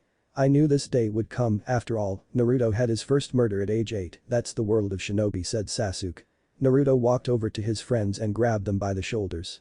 Sasuke, Kiyomi, Menma, I know it's painful, but keep in mind that if we let these guys pass, they will kill innocent people who only want the best for their family. Those thugs, they simply want the money, who knows so, but from what we have seen, it is not good at all. This country needs to be saved. Just think that if they killed someone, it was for the greater good. The four genin nodded. Naruto, my sword, Sasuke said. Naruto smiled and took out a sealing scroll which he handed to Sasuke. Sasuke opened the scroll and conducted chakra. In a small explosion of smoke, a Chikuto similar to Naruto's appeared. Sasuke grabbed it firmly. Kiyomi took out 2 kunai and took them in a reverse grip. Menma and Mito did the same. Kakashi and Kushina smiled sadly, then grabbed their own weapons. The bullies came closer and closer until they reached the Konoha ninjas. A thug tried to stab Sasuke, but Sasuke cut his neck with a clean cut from his sword. It's for the greater good, Sasuke thought with all his strength. A thug tried to cut Kiyomi in half, but she buried her kunai in the thug's chest. It's for the greater good, he thought. Mito and Menma took out 2 thugs at the same time. It's for the greater good, they thought. Team 7 and 11 destroyed all the thugs they could, however, some managed to get past them and headed towards the town. Naruto was about to do something until he received the memories of the clone he left in the care of Inari and Tsunami. Inari and Tsunami had been attacked by 2 cat thugs. They were easily defeated by the clone, however. Inari had convinced the people to fight for their village. A lot of villagers were heading in a group towards the bridge until there the clone's memories arrive. Apparently Inari has become very brave, Naruto smiled. I guess we have to endure until they arrive, although I don't think it will be that difficult. These guys don't reach high genin. The thugs who managed to overtake the ninjas were heading towards the village, however, they were stopped by a large group of villagers led by Inari, who was wearing a small helmet along with a crossbow with small arrows. The villagers carried rakes, sticks, some carried knives or improvised weapons. Look, those are the cat bullies, said one of the villagers. What are we waiting for? Let's fight for our land, shouted another of the villagers. Yes, the others shouted. The villagers fought and managed to make the thugs retreat. There are too many, said one of the thugs. And to finish it off, there are also those shinobis. Another complained desperately. Fuck the money, I'm going to save my life, said an escaping thug. Little by little, the thugs withdrew until there were none left. There were no casualties on the part of the villagers. Cat was dead, and no one would miss him. Finally, after so many years, they were free. The genin were in another world. Sasuke kept a blank stare as he looked at a dead thug at his feet. Kiyomi and Mito were on their knees, while Menma was completely sitting with a look at nothing. Everyone began to shed small tears. They had killed for the first time. The weight of their actions fell like a bucket of cold water on their shoulders. Naruto approached Sasuke, who was looking at his hand stained with blood. Naruto placed his hand on Sasuke's shoulder, staining Sasuke's shirt a red tone. He also had blood on his hands. Don't worry, Sasuke, we saved the wave, all our efforts were not in vain, said Naruto. Why yes, Sasuke said, passing his arm over his eyes to wipe away the tears. Sasuke and Naruto watched the others. They approached Menma. Come on, aren't you supposed to be stronger? This is one more step towards that, said Sasuke. DSK, shut up, I'm fine, I don't need you to comfort me, said Menma, wiping away her tears. It's fine if you say so. Sasuke and Naruto approached Kiyomi and Mito. Sasuke crouched down next to Mito. If only you could see yourself, Sasuke said, amused. Shut up, said Myth, you know something, this reminds me of the time I saw you cry in the middle of the street. Sasuke laughed a little. I don't need you to make fun of me now, said Myth. Hey, seriously, stop crying, I know you're strong, we have to get over this, you know. Where's the stubborn Myth? I know. The myth that calls you stupid emo? Sasuke stopped his smile. Yes, that's exactly it, but that myth always has a nice smile, Sasuke said without realizing what he said. Mito said, blushing. At that moment Sasuke realized. A slight blush appeared on his cheeks. This I mean a nice smile like any girl's, you know. Like Sakura's. Mito said amused. Sasuke didn't say anything. Mito started laughing. He's stupid emo, there it is, Sasuke said smiling. Sasuke helped myth rise. Kushina watched the interaction with a mischievous smile. Hee Kushina laughed. Kushina-san said Kakashi with a drop of sweat. Oh please, don't deny that they look cute together, Kushina said in Kakashi's ear. Naruto crouched down in front of Kiyomi. So this is how I looked when I killed for the first time, we can't compare, you killed when you were 8 years old. Kiyomi said. The blow is still just as strong. The important thing is that we resisted, I suppose, do you know something? You're pretty when you cry. Naruto wiped away Kiyomi's tears with a finger that wasn't dirty with blood, but you look prettier when you stop crying and smile. Naruto extended his hand to Kiyomi. How about you give me a smile? Kiyomi looked up, a sweet shade of pink adorning her porcelain skin. She smiled and grabbed Naruto's hand. Naruto helped Kiyomi up. As he tried to release his hand, Kiyomi tightened his grip. Thank you, he said. Naruto smiled. It was then that between the cheering of the people and the strength of the moment, they turned their gaze to the front, where Zabuza was still trying to reach Haku's body. However, due to weakness, Zabuza fell face first to the ground. Kakashi and Naruto approached Zabuza. It's admirable that you're still alive, said Naruto. Yes, however it sounds like it's the end. Zabuza said weakly. Yes, said Kakashi. I want to ask you a favor, what do you want? Kakashi answered again. Take me to her, please, I need to see her one more time before I leave. Kakashi covered his Sharingan with his band and responded with a sad look. Yes, sure, Naruto, help me with this. The Uchiha deactivated his Sharingan and nodded. Naruto and Kakashi removed the weapon stuck in Zabuza's back. Kakashi placed Zabuza face up and then carried him in a bridal manner. Kakashi carried the dying Zabuza accompanied by Naruto. Everyone watched the scene in silence. In the middle of the journey it began to snow strangely. Hey. Impossible, said one of the villagers, surprised. Snow. This time of year. Another villager expressed his confusion. It's your Haku, it's your tears, Zabuza thought. Kakashi and Naruto arrived next to Haku's body. The copying ninja left Zabuza lying next to Haku. Thank you, Kakashi, child, Zabuza said, getting weaker. Naruto and Kakashi nodded as they walked away. You were always by my side, the least I can do is be with you in the end. Zabuza with great effort brought his hand up to Haku's face. The tips of his fingers managed to touch the girl's soft skin, cold, but so warm at the same time. I know it can't be, but I would like to be able to go where you are going. As I would like to accompany you, Haku. Strangely, the sun's rays managed to surpass the clouds that covered the sky, illuminating Haku's face. The tiny snowflake rested under Haku's eye, melting instantly thanks to the sun, making him assimilate a tear. The sun's rays spread out to cover the place where Zabuza and Haku had finally died, while all around it was still snowing. She told me that where she came from, it was always snowing, Naruto said softly. Of course, his spirit was as pure as snow, said Kakashi. Naruto stared at Haku and Zabuza's body. Perhaps was it pain that he felt? This is what he thought when he was younger, the lives of those affected by the hatred of the shinobi. He closed his eyes, opening them to show his Mangekyo that was slowly spinning. He closed his eyes again, and then opened them again, showing his infinite black emptiness. Rest in peace, Evenir. Zabuza, he thought, and then turned towards the others. 3 days later, Tazuna had finally finished his bridge. He no longer had to worry. With the help of the people and the hundreds of Menma and Mito clones, the bridge was finished in 2 days. Currently, Team 11 and 7 were at the end of the bridge. Behind him, Tsunami, Inari and Tazuna along with the entire town, who were there to say goodbye to their heroes. Inari was in front of Naruto, holding back the urge to sob. Calm down, Inari, sometimes it's okay to cry, said Naruto, rubbing Inari's head, who couldn't take it anymore, and hugged Naruto. Promise me that one day you will visit us, said Inari between tears. Sure, someday, said Naruto, crouching down to Inari's height. You have to promise me that you will continue to be brave. Remember that you have to protect your mother and from time to time your grandfather, who sometimes gets a little drunk. Inari nodded, laughing. Naruto, come on. We have to go. Naruto heard Kiyomi's voice calling him. Well, I have to go. Naruto got up and looked at Tsunami, Tazuna and Inari. Well, Inari, keep being so brave. Tsunami-san, keep being a good mother, and Tazuna-san, try not to get so drunk, okay? I don't promise anything, kid, said Tazuna, laughing. Papa, said Tsunami. See you soon, said Naruto, walking towards his team. The Konoha teams disappeared from everyone's sight. Come to think of it, we haven't named the bridge, a random villager opined. I say we name it Tazuna's Super Bridge. Yes. That would be the name, Tazuna said proudly. Tsunami hit his father on the head. Oh, why is that? Tazuna said, rubbing his head. Don't be stupid, Dad. We're not going to call him like that, said Tsunami. Inari was thinking about a name until he had an idea and expressed it. How about we call it Leaf 18? After all, it was teams 11 and 7 of the Leaf that saved us, they are from the village of the Leaf, and 11 plus 7 equals 18, I think. Tsunami rubbed his son's head. That's an amazing name, said a villager. Yes. That would be the name, shouted another. Not bad, said Tizuna. Listen everyone, the name of the bridge will be Sheet 18. In honor of our saviors. Tizuna shouted. Yes. The villagers shouted. The sun of the land of waves shone happily. After all, the era of cat terror had passed. From now on, they would be happy and peaceful days. Have you heard the rumors? What? No. Tell me what it is about. They say that the Hokage's son's first C rank mission rose from rank to A rank. Oh god, are they okay? Yes, Hokage-sama sent the team of the last Uchihas as support. They say that today they finally arrived from their mission. What bad luck that your first mission outside the village happened this way. Yes, I just hope something hasn't happened to them.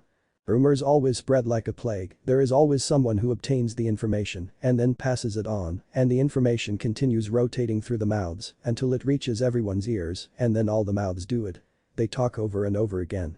Finally, the gates of Konoha became visible to the two teams returning from their long mission. Teams 7 and 11 were returning from the mission to the country of waves, which, unfortunately, had escalated from rank C to rank A. Without, however, he had managed to overcome adversity, and without casualties, the country of the waves was now free from the tyranny of the cat magnate, who, by the way, had been murdered by the person who once worked for him. Zabuza and Haku had been buried near the Great Bridge Leaf 18. In honor of them, they left Haku's belt and Zabuza's great sword, which was stuck in the ground. The two teams reached the gates and approached the position of the Eternal Guardians Chunin, Izumo and Kitetsu. Izumo is a Chunin with brown hair who is hidden under a ninja band in the form of a scarf that covers his entire head. His hair falls to the sides, and a lock covers his right eye. He wore the standard Chunin suit. Kitetsu was a man with messy hair that spread everywhere, dark blue. He had strange bandages covering the bridge of his nose extending across his face. He wore the standard Chunin outfit. Oh, and they both have black eyes. Hello. Team 7, Team 11. Kitetsu said. Hello guys, how have things been today? Kakashi asked. Well, the same as always, boring and boring, replied Izumo, who had his feet on the observation post. Yeah, but you have to be attentive, more awake, said Kakashi. You're not the one to tell us that, Kakashi-senpai, said Kitetsu, amused, as he registered the entry of Team 7 and 11. Hey, you're right, well we'll go report to the Hokage, see you around, said Kakashi approaching his team. By the way, Kakashi-senpai, are you going to register your team for the Chunin exams? Izumo asked. Yes, although there is still time for that, said Kakashi. Okay, bye. Okay guys, go rest, we're going to report the mission to Sensei, said Kakashi, and then disappeared in Shunshin. See you? Kushina said, disappearing in another Shunshin. What will you do? Mito asked. Sasuke-kun, do you want to go out with me for a while? Not 2 seconds passed before Sakura dreamed about the black-haired man again. Thanks but no thanks, Sakura. Sasuke said.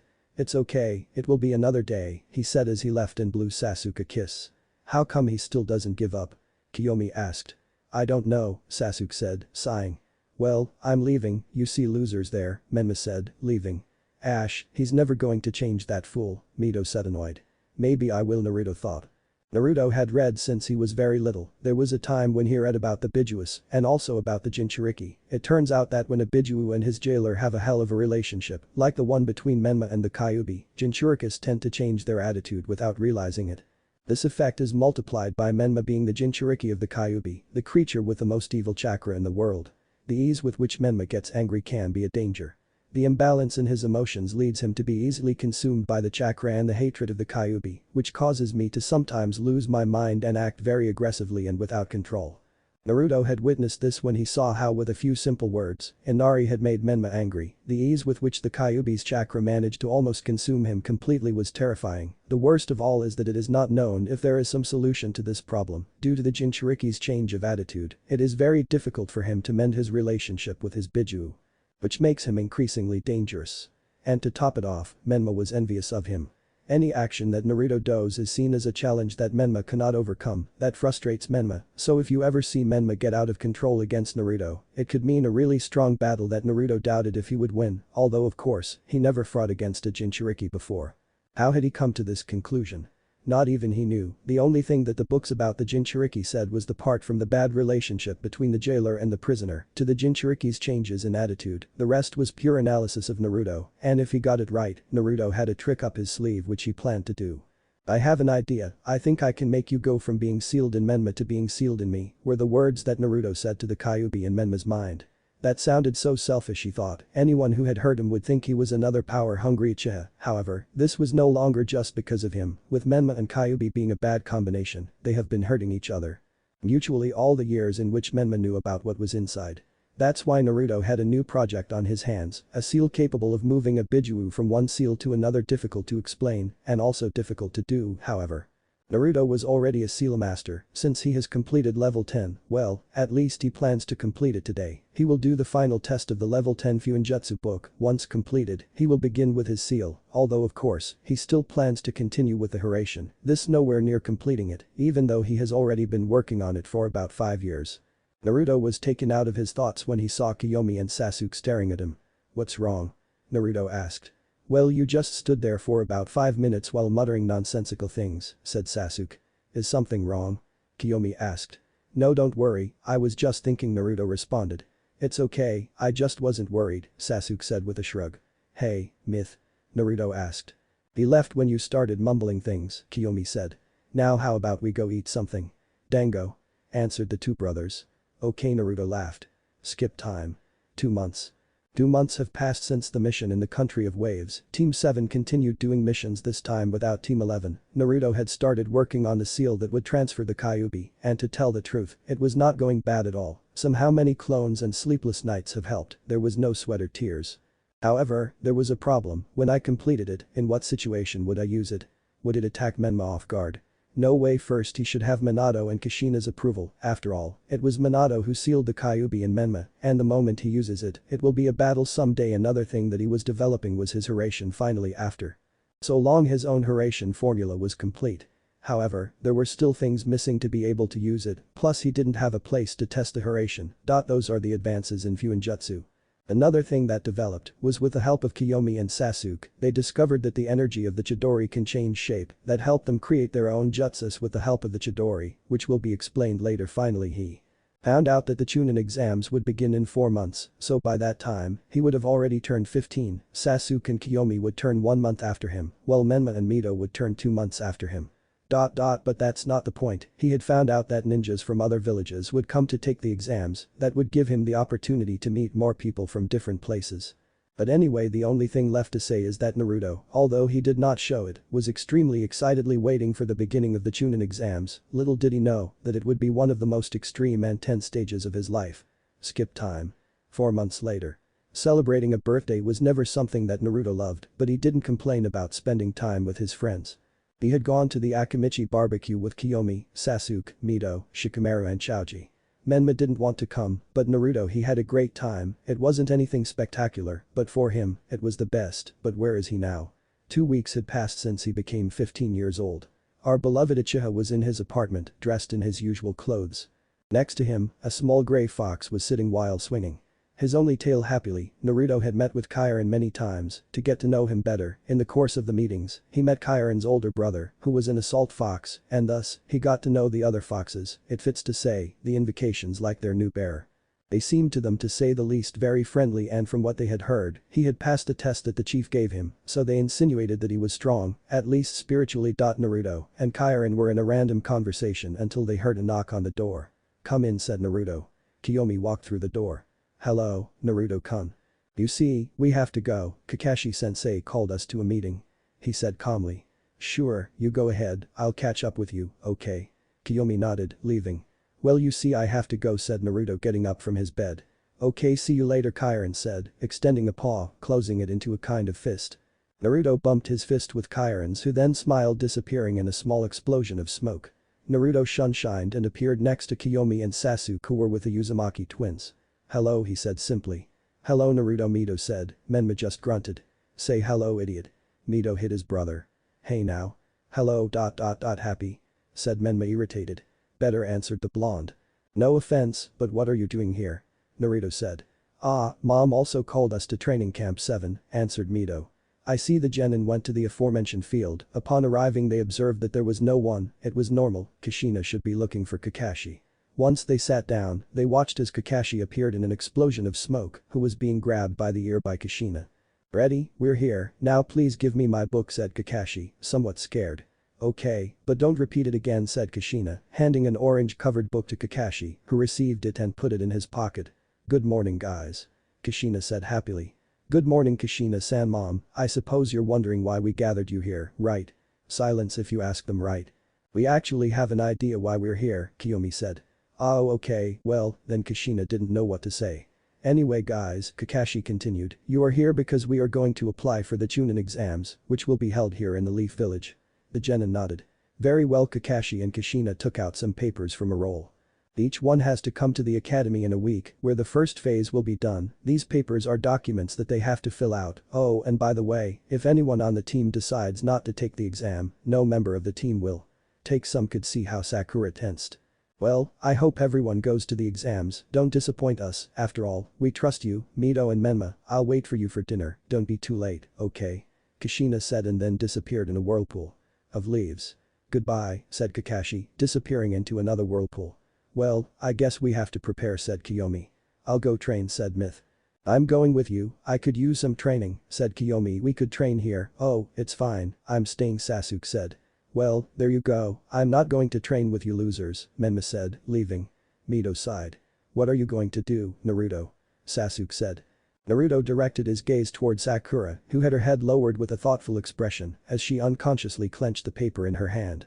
"I'll catch up with you later," he said as he approached Sakura. He touched her shoulder, calling her attention. The pink-haired girl looked up. "You know something, Sakura, I haven't had lunch, would you like to go with me?" Naruto said. Me?" she said surprised. "Yes, come," he said, grabbing her shoulder and then disappearing in a blink of his body. Location: Ichiraku Ramen Restaurant.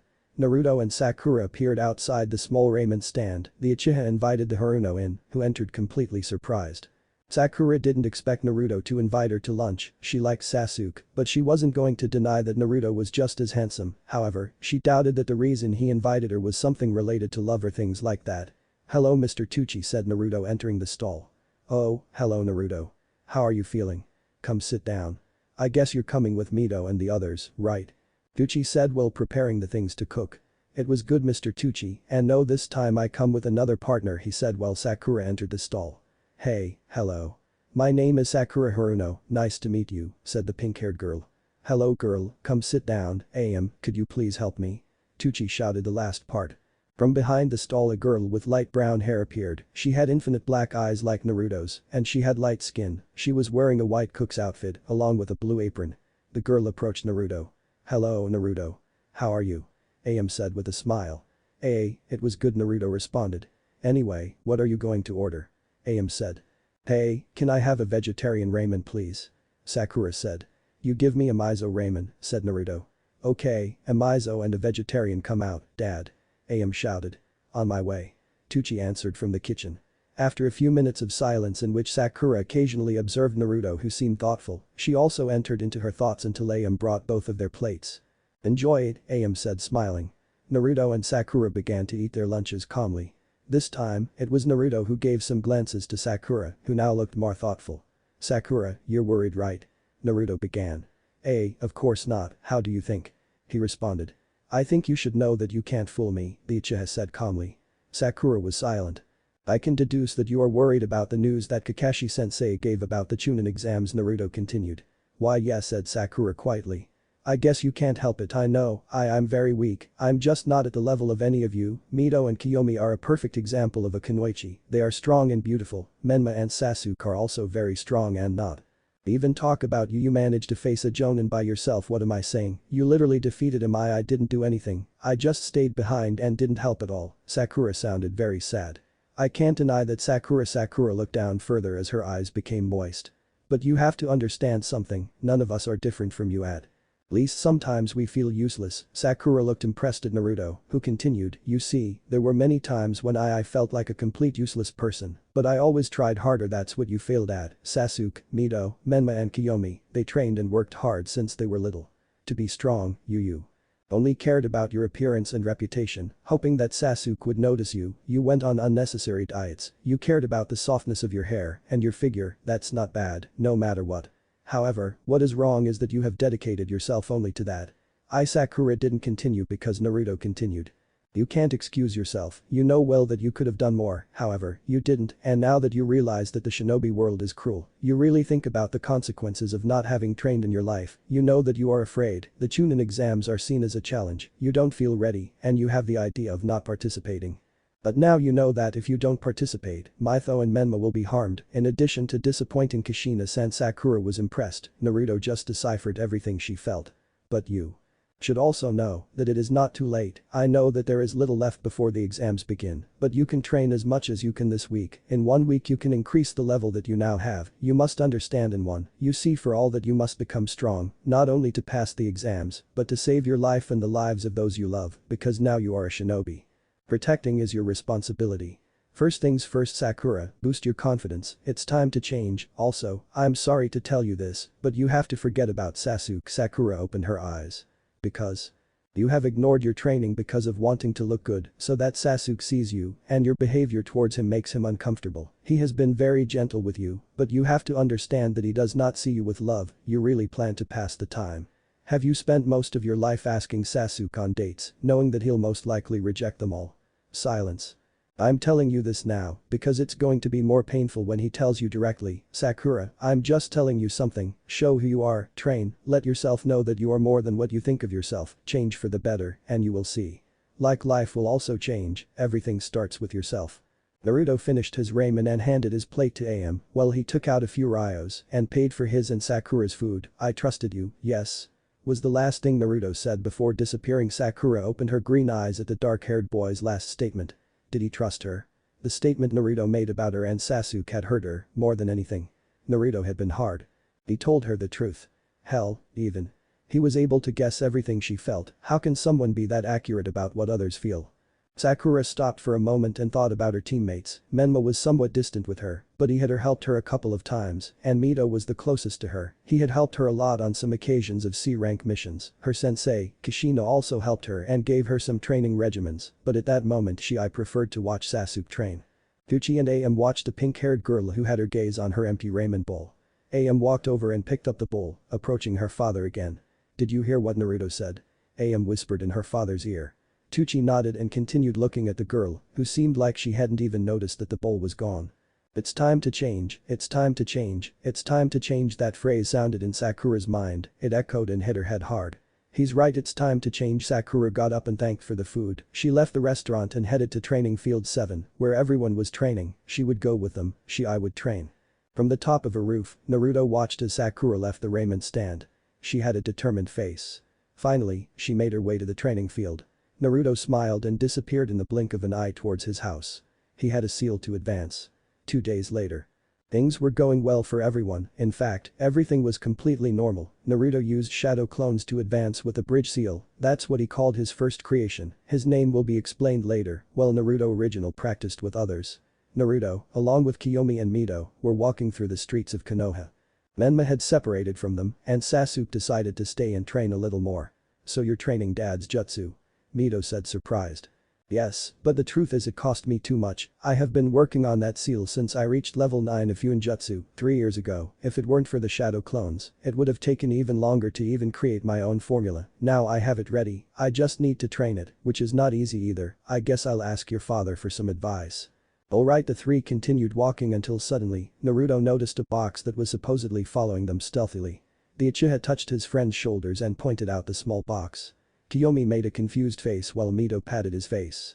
Konohamaru, get out of there, that can't even be called a costume. Wow, you discovered me, just as I would expect from my teacher. A voice came out of the box suddenly, the box exploded in a cloud of smoke of different colors. Damn Yuden. You put too much smoke. Another voice came out of the colorful cloud. I'm sorry, another voice rang. Naruto looked impassively at the large cloud of colors in front of him, finally it dissipated, showing 3 boys no more than 9 years old. Hello Konohamaru, who are your friends? Said Mito. I'm Yuden and I like numbers. Said a boy with glasses. I'm Ogi, the strongest and cutest Kunoichi in the village. Said a little girl. And I am Konohamaru, grandson of the Sandaime and future Hokage. He finished. You already know how they are, the three boys performed a kind of group pose. Well, stop that, hey Mito ni-chan, who are they? Konohamaru asked pointing at the boys. I'm Kiyomi and I like dangos, said the Uchiha imitating the children. The girl looked at Naruto telling him with her eyes to introduce himself. This I'm Naruto and I like training. Said Naruto. Pfffff. Kiyomi held back her laughter. Okay, hey Mito ni-chan, do you want to play ninjas? Konohamaru asked. It's okay just for now that I'm free, said Mito. The three boys began to run, being chased by Myth. Naruto and Kiyomi watched this scene with amusement, they followed the group walking calmly. In the middle of the game, Konohamaru made a sharp turn in a corner, as he turned he collided with someone falling to the ground. Damn kid, that hurt. A voice sounded from behind the corner. Mito and Konohamaru's friends approached the corner, realizing that there was a boy a little taller than Mito who was holding Konohamaru by his scarf. Hey Kankuro, leave the child alone, we don't want any problems, a female voice sounded behind Kankuro. But Tamari, this brat bumped into me and hasn't apologized, I think I should teach him manners the hard way, Kankuro responded. Ash, do what you want, but I hope you face the consequences, the girl responded. Kankuro was a boy who wore a complete black suit, he wore a hat of the same color that fell to the sides of his face, the hat had a kind of pointed ears, speaking of his face, it was painted with some kind of stripes. Purple ones that formed patterns, black eyes, he had black ninja shoes. The hat had the ninja band integrated with the symbol of the Sand Village, the most significant feature of it was the kind of bundle wrapped in bandages that it carries on its back. Tamari was a white-skinned girl with blonde hair tied in 4 short pigtails, captivating dark green eyes, she wore a tight lilac dress with chainmail lace that reached her thighs, and she wore a red band at her waist. Adjusting the dress, black ninja shoes, she wore the Sand Ninja band as a kind of band on her neck, basically the same as Kiyomi, on her back, she wore a kind of giant fan that was closed. Meh, I'm bad with descriptions. Hey, what do you think you're doing? Mito said angrily as they were mistreating her little friend. Hey, who are you girl? Ah, it doesn't matter, you better get out, I'm busy teaching this kid a lesson, Kankuro said raising his fist. Kankuro brought his fist to Konohamaru's face who closed his eyes, however the pain never came, the little boy opened his eyes, seeing how the fist that was aimed at him had been stopped by a hand. Kankuro watched as a black-haired boy with black eyes stopped his blow as if it were nothing, suddenly he felt his hand being crushed. I didn't know there could be people so cowardly as to hit a little child, Naruto said, squeezing Kankuro's hand. Hey. Kankuro said, but he couldn't continue as he felt the pain of his hand being squeezed. Wow, a handsome boy, apparently Konoha has good matches, Tamari thought with a very small blush. What are you waiting for? Let go of the child. You let go of my hand, you bastard. Said Kankuro. You already know what to do to get him to let go, so do it. Kankuro's hand cracked, indicating the bone damage. Kankuro let go of Konohamaru who sat down but got up immediately, Naruto let go of Kankuro's hand who grabbed it with his other hand enduring the pain. Are you going to explain to me why you were going to hit the third Hokage's grandson? Everyone in the village knew that Konohamaru was Hiruzen Sarutobi's grandson, the third Hokage's grandson. Kankuro gulped. That's right, now explain to me the reason, said Naruto passively. He collided with me, Kankuro said, lowering his head. Naruto had his eyes blank. Really? Why did he collide with you? That's pathetic, said a voice coming from a tree, it was Sasuke who was on the tree branch, playing with a stone. Until you finally speak, said Naruto. Wow. Another handsome boy. Konoha surprises me more and more, Tamari thought with another blush. TSK, and who are you? Kankuro asked, still holding his hand. I would tell you my name but I think you should apologize to the boy first, Sasuke said, grabbing a rock and squeezing it. Screw it, I'm not going to do that. Kankuro said trying to maintain his pride. Get lost, Sasuke. Said, opening his hand, letting some dust fall from it, a sign that the stone was shattered. Kankuro growled. Sasuke threw a small stone that hit Kankuro's head. Oh. Hey, what the hell? Kankuro tried to look at Sasuke, but he was no longer on the branch, but was next to Naruto. Well, I guess we're leaving, said Naruto. Oh no, you're not leaving, said Kankuro. Now Kankuro, stop looking for problems, said Tamari. Just wait, Tamari, I have a few things to fix, now what do you want? Naruto asked. I think you owe me a handshake, friend, said Kankuro. I don't have time for that, I'm going to train with my friends, said Naruto turning around. Hey, you're not going to escape. Kankuro grabbed Naruto's shoulder, turned him around and grabbed him by the collar of his shirt, pulling him towards him, facing him. You're going to pay for what you did to me, did you hear me? Kankuro said angrily. I don't owe anything to a sissy cat, said Naruto. Silence. BFFFF. Kiyomi covered her mouth from behind everyone, she had been watching the situation from behind, she was holding in her laughter as best she could. How effeminate. Kankuro said, getting angrier. You have makeup on your face, said Naruto. Kankuro growled, it's not makeup, it's war paint and I'm not a cat.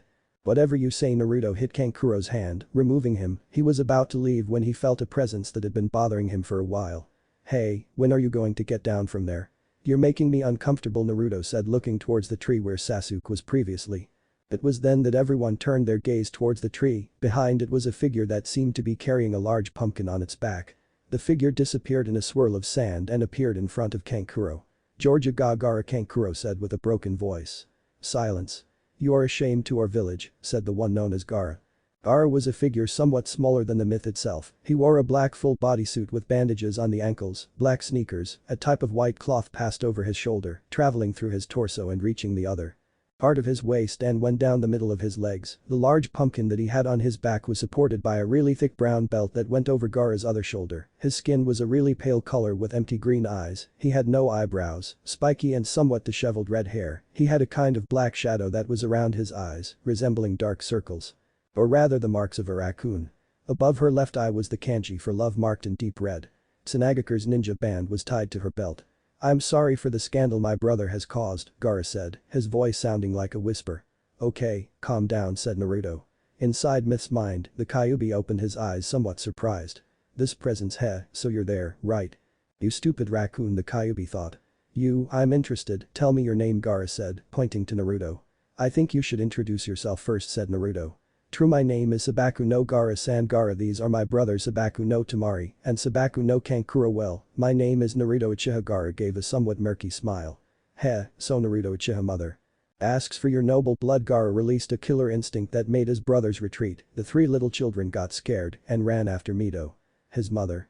Naruto thought. Naruto expanded his sensor sense and noticed that Gaara had a second chakra. What the hell? The only ones who have two chakras are supposed to be Jinchurikis. Naruto looked into Myth's eyes, the bright purples turning to slit red for a second before returning to normal. So you want to talk, Naruto thought. Tell your mother that she will have to wait. Okay, but he's not very patient. Let's go. Kankuro Tamari. Gaara turned around and left with his brothers.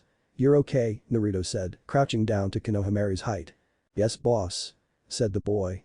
Boss, said Naruto. Yes. You're very strong. I didn't even feel when you showed up and you broke that guy's wrist effortlessly. That was so cool. I guess, Naruto said before getting up and addressing Mito. Hey brat, I want to talk to you and the Uchiha brat, with Naruto. Myth asked in his mind. Yes, the Kyuubi responded. Alright. Mito's eyes turned red. Naruto activated his Sharingan and looked into Mito's eyes. At that moment they all turned black. Water, but rarely is it not wet. Naruto was in the same room where he had met the Kyuubi for the first time. Okay, I'll be quick, brats. Mito and Naruto were in front of the yang half of the Kyuubi. This half was equal to the yin, with the difference that its fur was a bright orange color. Well, as you may have realized, Uchiha, if you used your sensory ability, that the boy without eyebrows contains a second source of chakra, specifically a denser one. I could feel the other chakra, but not if it was denser, said Naruto. Okay, what happens in the end? Asked Mito. That boy, he is the Jinchuriki of the one-tailed Biju, Shukaku. I see. Wait, Shukaku. Is that his real name? Naruto asked. Yes.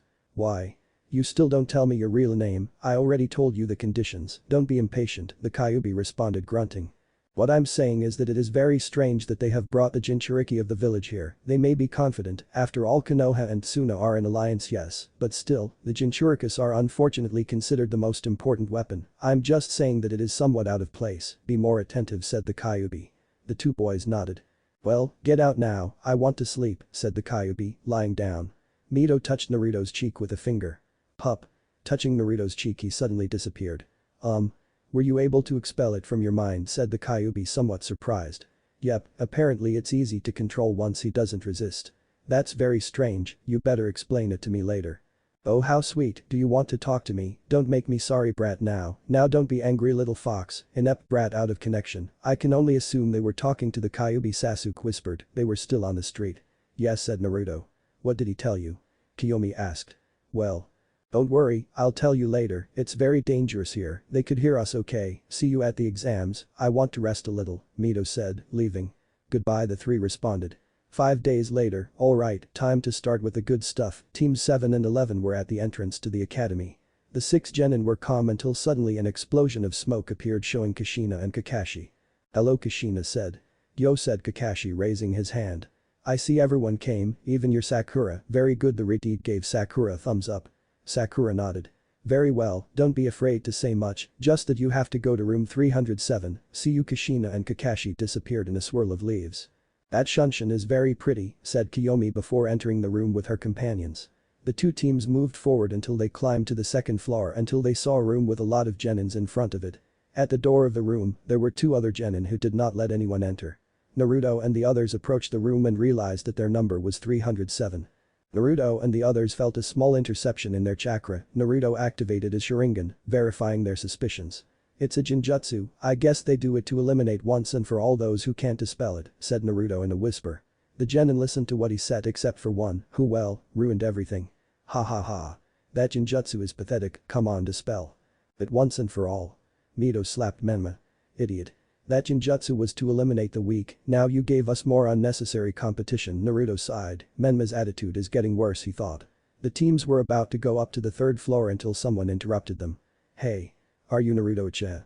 A voice called to our protagonist. Naruto turned around looking at who was calling him.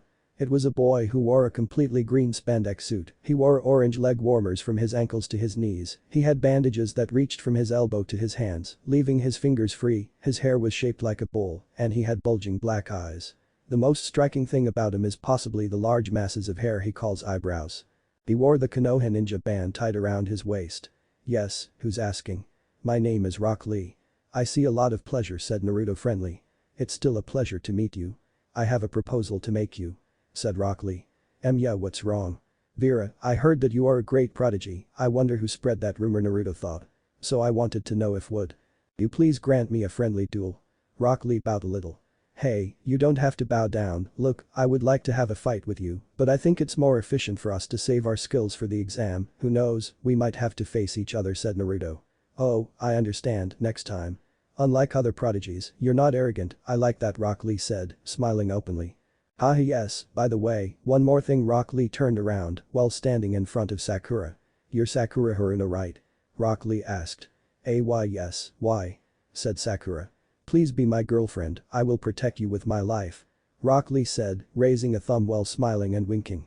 Naruto swore he watched Rock Lee's teeth shine. What? No, absolutely not, said Sakura. Oh, okay, Rock reads under his head. Lee, what are you supposed to do?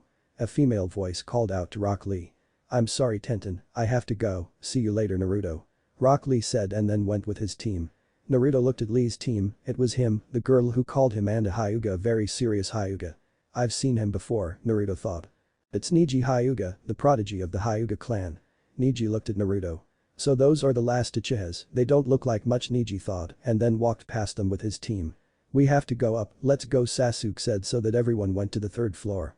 Upon reaching the third floor, after walking for a while, everyone found room 307, which they entered. They were greeted with waves of murderous intent. And what's wrong with these? Kiyomi asked. They are sending us murderous intent like crazy, said Myth. What is the killing intent itself supposed to be?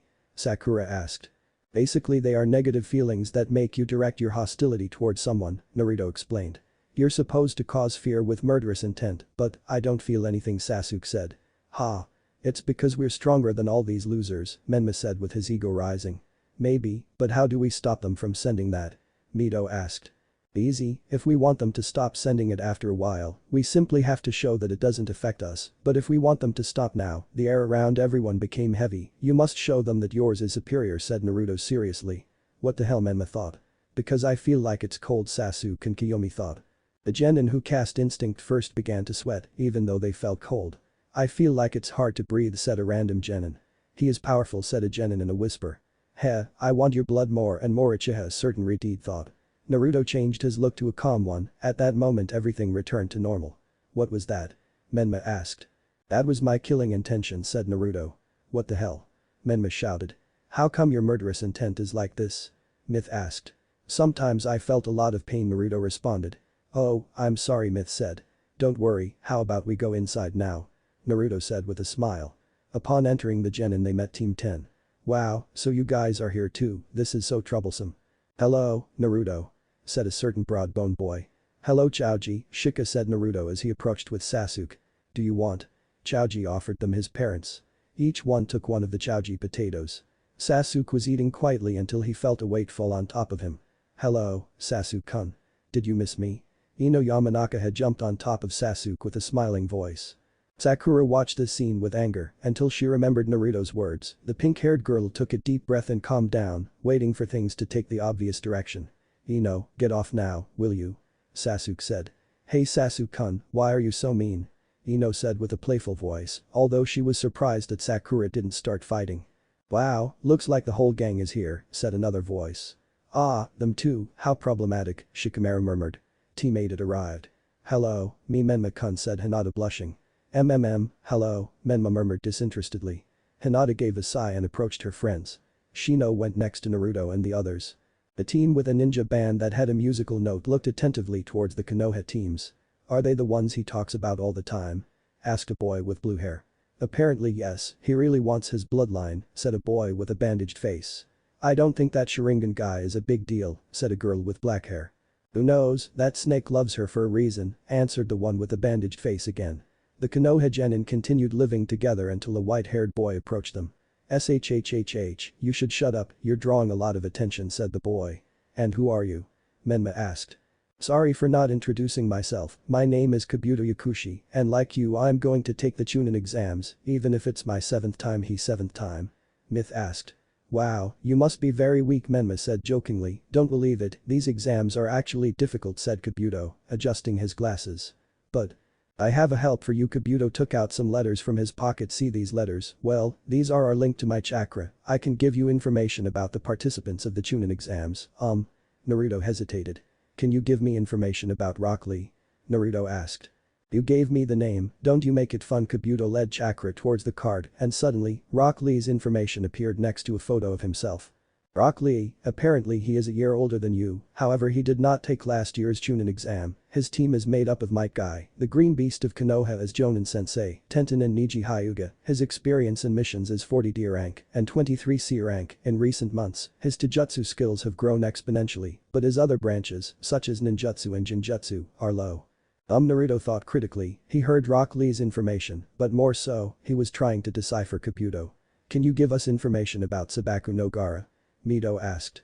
"Okay, Sabaku no Gaara, here he is, he comes from the Sand Village, his team is made up of his brother Sabaku no Kankuro and Sabaku no Tamari, Jonin Sensei is Baki, with no last name apparently. It is not known, it is very clear what his abilities are, unfortunately we do not have information about that, however, we know that he has something he calls perfect defense. There is no record of his D rank missions, but he has 20 C rank and 3 rank B, but I found something else, apparently he returned from each of his missions without a scratch." The genin were surprised at that. "That guy has returned from his missions without a scratch. TSK, troublesome," Shikamaru murmured. "Give me information about Naruto Uchiha." Menma said, even Naruto was a little surprised. "Naruto Uchiha, here he is, his team is made up of the other 2 last Uchihas, the brothers Sasuke and Kiyomi Uchiha, his Jonin Sensei is Kakashi the ninja who copies, his skills are Kabuto." Swallowed, everyone realized that his taijutsu is of a high level, like his ninjutsu as it contains 3 natures of chakra. His jinjutsu is very powerful and is enhanced by his bloodline. He has carried out a total of 35 rank missions D, 25 rank C, 2 rank B and 1 rank A. Everyone turned their gaze to Naruto. Naruto snatched a letter from Kabuto and tore it up. "I'm sorry, but I won't let you reveal any more information about me," Naruto said with a serious look. Yes, suddenly, a really tall man entered the room followed by men shorter than him. "Very well, you vermin, you better listen to me, I want everyone to sit according to the number that these idiots will give you, understood?" All the men who came behind the Jonin handed out numbers, so, after a while, all the genin were sitting in their places. Naruto was sitting almost in the middle of the room, next to him there were filler genin, behind him a few Sasuke was standing there, and in front of him was Kiyomi. "Very well, I'm going to introduce myself," said the tall man. "My name is Ibiki Marino." Ibiki was wearing the standard Konoha Jonin outfit underneath a sleeveless black trench coat, his ninja headband was in bandana style covering his entire head. Most notable feature, possibly the 2 giant scars that ran across his face. "Now, I will explain to you what you are going to do, each of you will receive an exam, there are 10 questions, if you are wondering why the exam sheet has only 9 questions, from now on I warn you that the 10th question will be dictated at the end, each one will start with 100 points, each failed question is minus 10 points, if they lose all their points, they are out, if they try to copy. They are out along with their entire team, for that, all these idiots next to me will be watching them." The genin listened attentively. "You only have 45 minutes to complete the exam, so you better start as soon as you receive the exam, now go ahead." All the participants received their exam. Naruto looked at the exam sheet only to be surprised. These questions are too advanced. He thought at least they are of Jonin level or whatever, I can answer most of them, all those years of study have been of some use. Naruto turned his gaze, realizing that Menma was sweating profusely. Wait a moment, Naruto began to analyze, these questions are too advanced for a normal genin to be able to answer. Naruto moved his gaze until he saw how a very small group of genins were answering the questions no problem. That's it. Those are not genin, they are Chunin in disguise, so if they already know the answers, the objective of the exam is to copy. Sasuke had the same thoughts as Naruto. Heh, I already have this ready. Sasuke stared at one of the hidden Chunin and activated his Sharingan. I'll copy that guy's hand movements. Sasuke moved the Chunin's hand in the same way and speed. A piece of cake. Kiyomi began to do the same. Naruto smiled, his team was doing well. The other genin of Naruto's generation also advanced. Kiba helped himself with Akamaru, who saw the others' responses from Kiba's head. Shino did it with his insects. Apparently Lee helped himself with his ninja band, and some mirrors that were on the roof, which were managed by Tenten, Niji and Hinata, used their Byakugan to see through people. Ino used the mind transfer jutsu to copy Sakura. Shikamaru was already intelligent by nature, and Chaoji waited for his answers. Companion's Mito was smart, so he was handling it well. So, should I throw the kunai at an angle of 45 degrees or 60 degrees Oh, this question is getting complicated. It's 45 degrees. The Kyuubi's voice resonated in Myth's head. Are you helping me? The blonde asked in her mind. On this question alone, I'm surprised that someone as stubborn and annoying as you has intelligence in that brain. Oh, you're flattering me. I'm also surprised by the power you have to make me regret helping you every time I do, you inept brat. Ijiji Gaara made hand seals. Strangely, sand began to gather around him. Gaara closed one of his eyes and opened his hand. The sand gathered in his hand and formed a kind of eye that began to float. Opening of the third eye. The sand that was previously floating got into the eyes of one of the Chunin, causing him to clean them. The eye was positioned in front of his exam. Gaara was able to see everything that was written. Naruto and Ibiki noticed how he copied. He has an interesting power, Naruto thought. Just look at the tranquility with which it passes it. Seems that this generation has promised. Naruto observed how Ibiki did not scold Gaara despite having seen him. That works for me. Naruto activated his Sharingan and looked into the eyes of some Chunin who happened to be looking at him. The Chunin watched as the Uchiha boy looked at him with those magical eyes. He felt a little dizzy before returning to reality. The crow crashed into the window where he was lying. He turned around quickly thanks to the scare it gave him. What's wrong with you?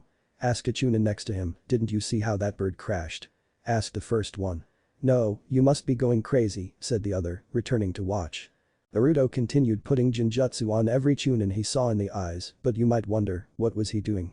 Well, basically with the Jinjutsu he threw, he made the Chunin believe that he was taking the exam calmly. However, he could move as much as he wants, and the Chunin wouldn't notice. Basically he could stop whenever he wanted to give the answers to Kiyomi and talk to her in the process.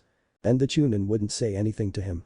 Menma received help from Hinata, who gave him the answers, taking advantage of the fact that they were next to each other. There were 10 minutes left until the test was over. Now Naruto had managed to pass some answers to Kiyomi and Sasuke, although they didn't need them at all.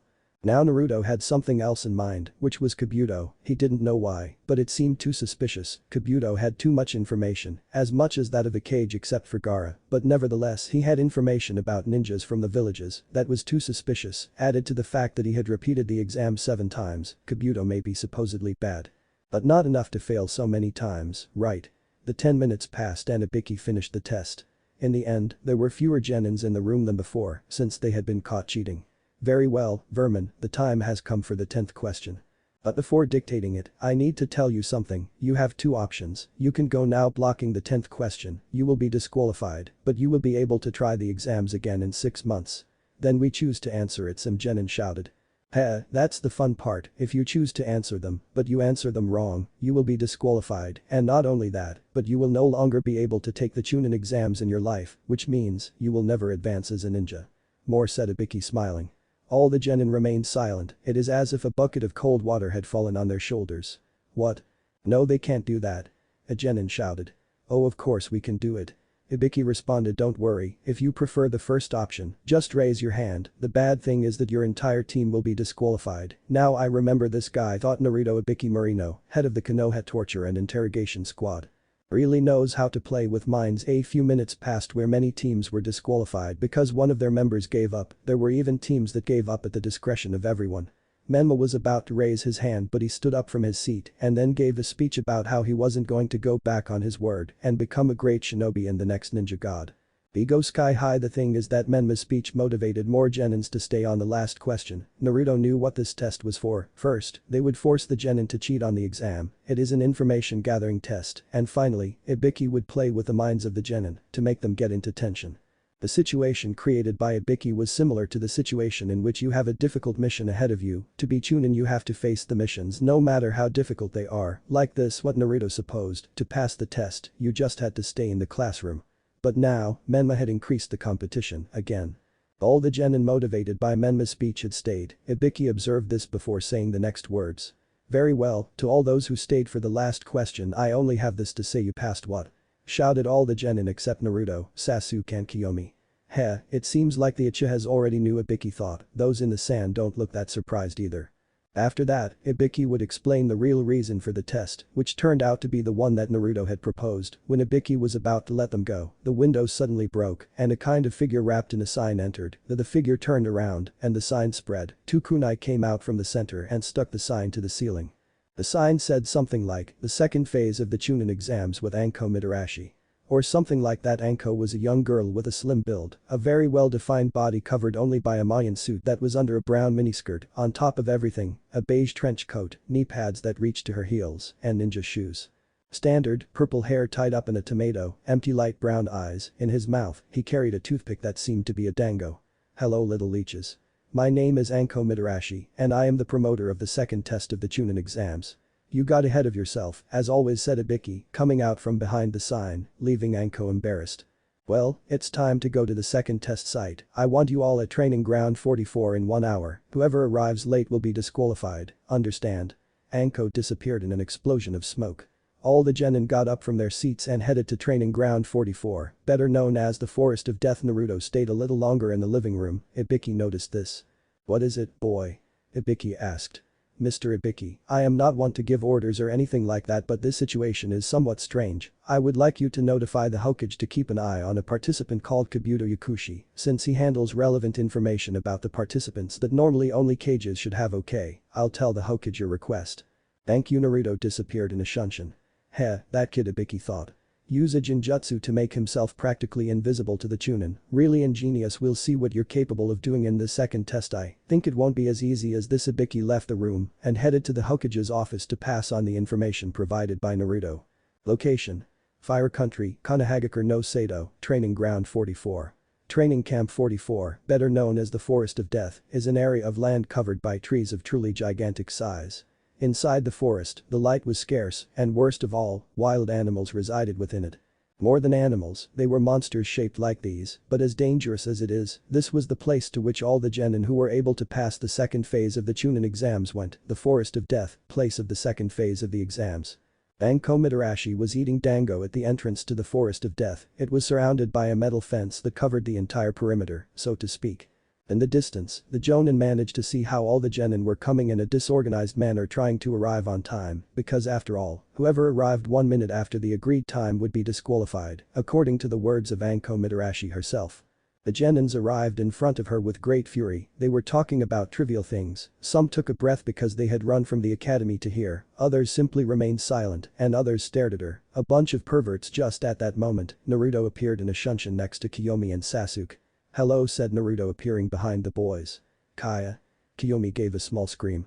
Hey, don't scream, Naruto said. What's wrong with you? You were the one who scared me, said Kiyomi. Never let your guard down, said Naruto. HMPH, Kiyomi groaned. Hey, was that an Uchiha growl? Naruto asked. Yes, said Kiyomi curtly. He's really angry, Naruto whispered to Sasuke. Yes, apparently yes, you're going to have to apologize or he's going to ignore you all day, Sasuke responded.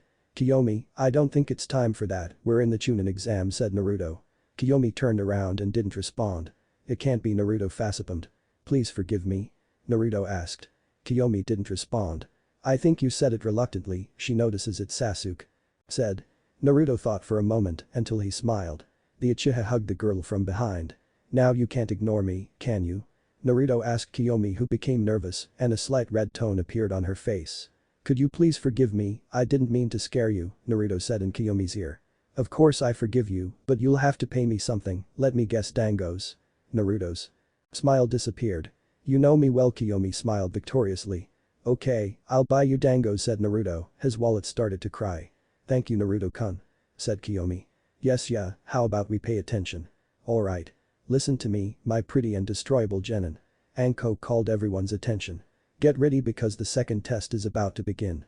As you can see, this beautiful training field is easily the largest in Konoha. Now, I will explain to you what the test is about. Anko took out 2 scrolls from her pocket, one was of a whitish blue color, while the other was a dark blue color. This scroll, he said, pointing to the lighter one, it's the scroll of heaven. And this other one, he pointed to the other scroll, it is the scroll of the earth. The genin watched attentively. The test consists of the following, each team will have one of these scrolls, whether from the earth or the sky, they will enter the forest of death and will have to snatch the opposing scroll from one team, in easy words, if your team has the earth scroll.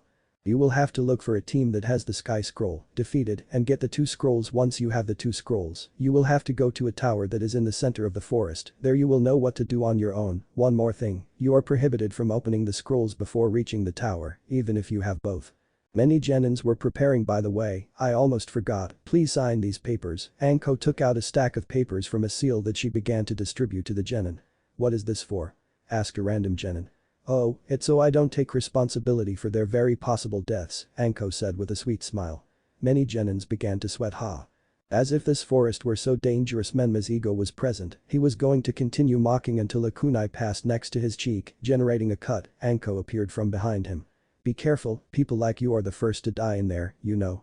Monsters love the taste of a loser, Anko said while licking Menma's wound, who swallowed saliva. Oh excuse me miss, but I think you dropped this. A kunoichi from Kusagakure, country of grass, approached Anko and handed her kunai, but in a strange way, the woman's tongue extended too far where the kunai was coiled at its tip. Thank you girl, Anko said smiling, but then she put on a very serious face. Naruto watched as the Kusa ninja handed the weapon to Anko, he felt the ringing in his head resonate strongly, indicating great danger. The Uchiha turned on his sensory ability and became a little more alarmed, he could feel how that girl was restricting a large amount of chakra, but it didn't escape him. A hand rested on his shoulder, when he turned around, he saw Mito, but this one had the Kyuubi's features highlighted. Myth? Naruto asked. The girl shook her head, leaned close to his ear and whispered. I am the Kyuubi, I have taken possession of your body for a moment, I have to tell you something important. What's wrong? Naruto asked. I don't have much time, so I'd better tell you in code that Kusa girl smells like snakes. It was the last thing the Kyuubi said before Mito took possession of his body again. You see, what am I doing here? Asked Mito. It smells like snakes. Naruto repeated that phrase in his head, he was taken out of his thoughts as Anko screamed again. Okay brats, gather with your teams, let's give you the scrolls. One more thing, you only have 5 days to reach the tower with the 2 scrolls, if you don't make it, you're out. Each genin met with their team. Anko and a few more Chunin who arrived began to distribute the scrolls to the different teams. Naruto's team got the scroll of heaven. So we have to get the earth scroll, said Naruto. Yeah, each Chunin began to call the different genin teams and they distributed them through the different doors of the forest of death. Naruto, Sasuke and Kiyomi were at the south entrance of the forest. Well, the second phase of the Chunin exams begins in 3, all the genin became attentive too, the breathing of many was short, the saliva went down towards the throat indicating fear and concern, there are few calm glances. 1, the doors began to open. Now. At the moment Anko shouted, the genin began to enter training ground 44. Team 7 was jumping from branch to branch, from inside, the forest was much more terrifying. The Kusagakure ninja was jumping with her team between the branches. They know who we're looking for, said the girl, to which one of her colleagues nodded. Yes, to those 3 brats, the soundtrack team was in the same situation. You already know what our objective is, we must look for those 3 Uchihas, said the one with a bandaged face, taking advantage. Naruto and the brothers stopped at a very small clearing in the forest. Good, now we have to come up with a plan, in case an opposing team attacks us or tries to trick us. Yes, how about? Kiyomi was about to continue speaking when she heard the unmistakable sound of air cutting. He moved, avoiding the kunai that was aimed at his neck. Other kunai were directed towards Team 7 who jumped away from each one. Suddenly a ninja jumped against Sasuke, the Uchiha took out a kunai and inserted it into the chest of the ninja who grunted but didn't seem to care much. Well, I want you to tell us where your scroll is or we will finish you off without fear, said a new ninja behind Kiyomi, pointing a kunai directly at his neck. Another ninja appeared behind Naruto, placing his kunai on the back of Naruto's head.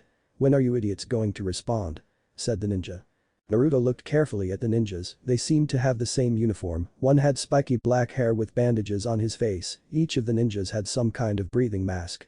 They had the village's ninja band hiding in the rain, a Megakure no Sato, okay, but before I die, said Naruto looking at his companions winking at them, his companions smiled. What scroll do you have? Naruto asked. Well, how are you about to die? I'll tell you we have the earth scroll answered the genin. Very well, we have the one from heaven Naruto responded. Great I guess we're lucky today, right? Comrades. The ninja asked his companions who nodded with a kind of evil smile. I guess but I think it's the other way around, what do you mean? Asked the American ninja. They have bad luck ha. And why do you think that? Asked the ninja, because of all the teams they could come across, Sasuke interrupted. He went with us Kiyomi said, then the girl gave a strong elbow to the stomach of the genin who was holding her captive, Naruto and Sasuke crouched down, sweeping their legs at their attackers. Kiyomi hit the aim ninja hard in the face, who grabbed his face, his mask had broken a little, the Uchiha girl continued with her assault, blows fell incessantly on the body of the poor rain ninja, it was until then that he was able to defend himself a little. A taijutsu battle began between the ninja and Kiyomi who could defend himself quite well. Sasuke hit his attacker in the stomach, then he gave a low kick to the ninja's leg, who bent, he tried another blow, but the ninja blocked it. I don't think you should hit the jackpot after all, if you're hurt left hook, and the ninja doubled up again. After the sweep, Naruto had no mercy and completely destroyed the ninja. The aim-nin tried to defend himself. He attempted a straight blow towards Naruto, who crouched down and gave an uppercut to his stomach. He kicked directly in the stomach and the aim ninja was hit. Pushed back, however Naruto grabbed his arm and pulled him towards him, elbowing him in the chest. The combo. He gave a right kick to the genin side, with the same leg he gave a high paw, turned on his axis, and gave a spinning kick with his left leg. Kiyomi pushed his opponent against a tree, threw some kunai and shuriken which buried themselves in the skin of the genin who screamed, although his pain was reciprocated by another blow to the stomach that embedded him further into the tree. Kiyomi grabbed the genin's arm and lifted him up, passing it over his body, and gravity continued with the work, the genin fell hard against the ground, creating a small crater. Sasuke grabbed the genin's arm and bent it in a lock that fractured the genin's arm, kneed him in the stomach and that's it, the genin fell to the ground. What the hell said the genin on the ground. I guess they got too trusting Sasuke said taking a small breath. Okay, now, tell me where the earth scroll is said Naruto. Fuck you, I won't tell you the genin shouted. Well you see, you didn't need to tell me anyway, Naruto looked in the pockets of the genin on the ground who tried to move, but Naruto quickly pulled out a kunai and pointed it at the genin's neck. I don't think you want to do that Sasuke, and Kiyomi began to search through the clothes of the other genin who were passed out.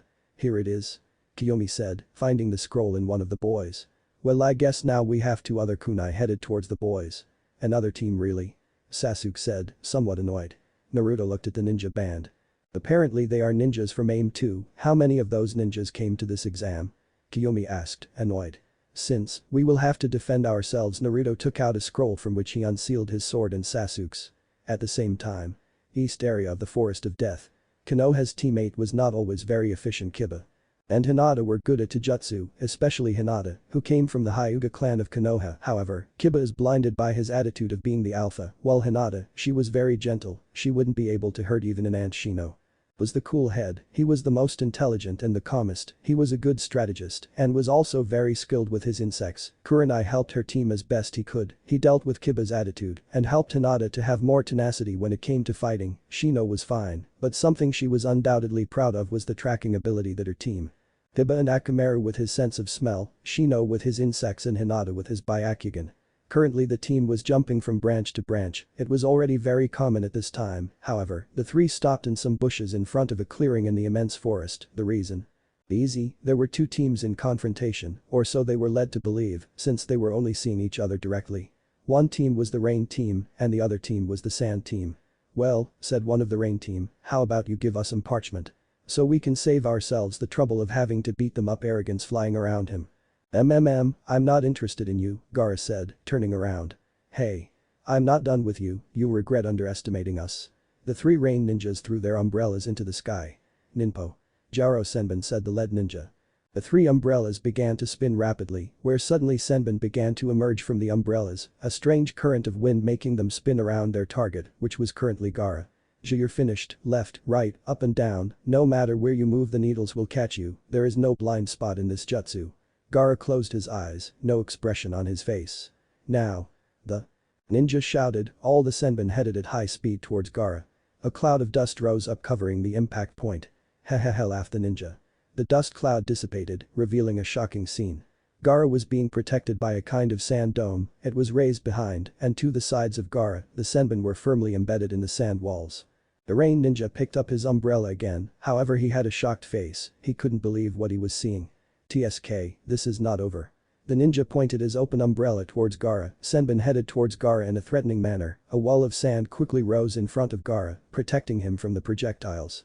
What the hell is that? Kiba whispered in the bushes. I don't know, Hinata said, totally surprised. Apparently Gaara has the ability to control the sand, Shino said in another whisper. The three genin continued to watch the interaction.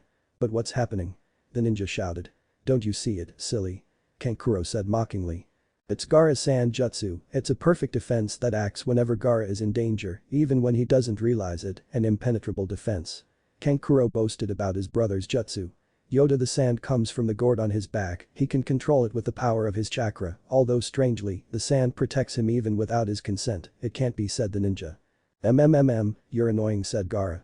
Oh, that guy is a dead man, Kankuro thought. Wow, we should have warned him not to fight Gaara, Temari thought. Gaara put his hands together, the ninja started running towards him. Sabaku Kai. Sand coffin, said Gaara, extending his hand towards the ninja, the sand that had protected Gaara went against the ninja, trapping his leg, all the sand began to cover the ninja's body, until which was completely surrounded by sand. I can't move, said the desperate ninja. The other thrown umbrellas fell in front of Gaara, who grabbed one.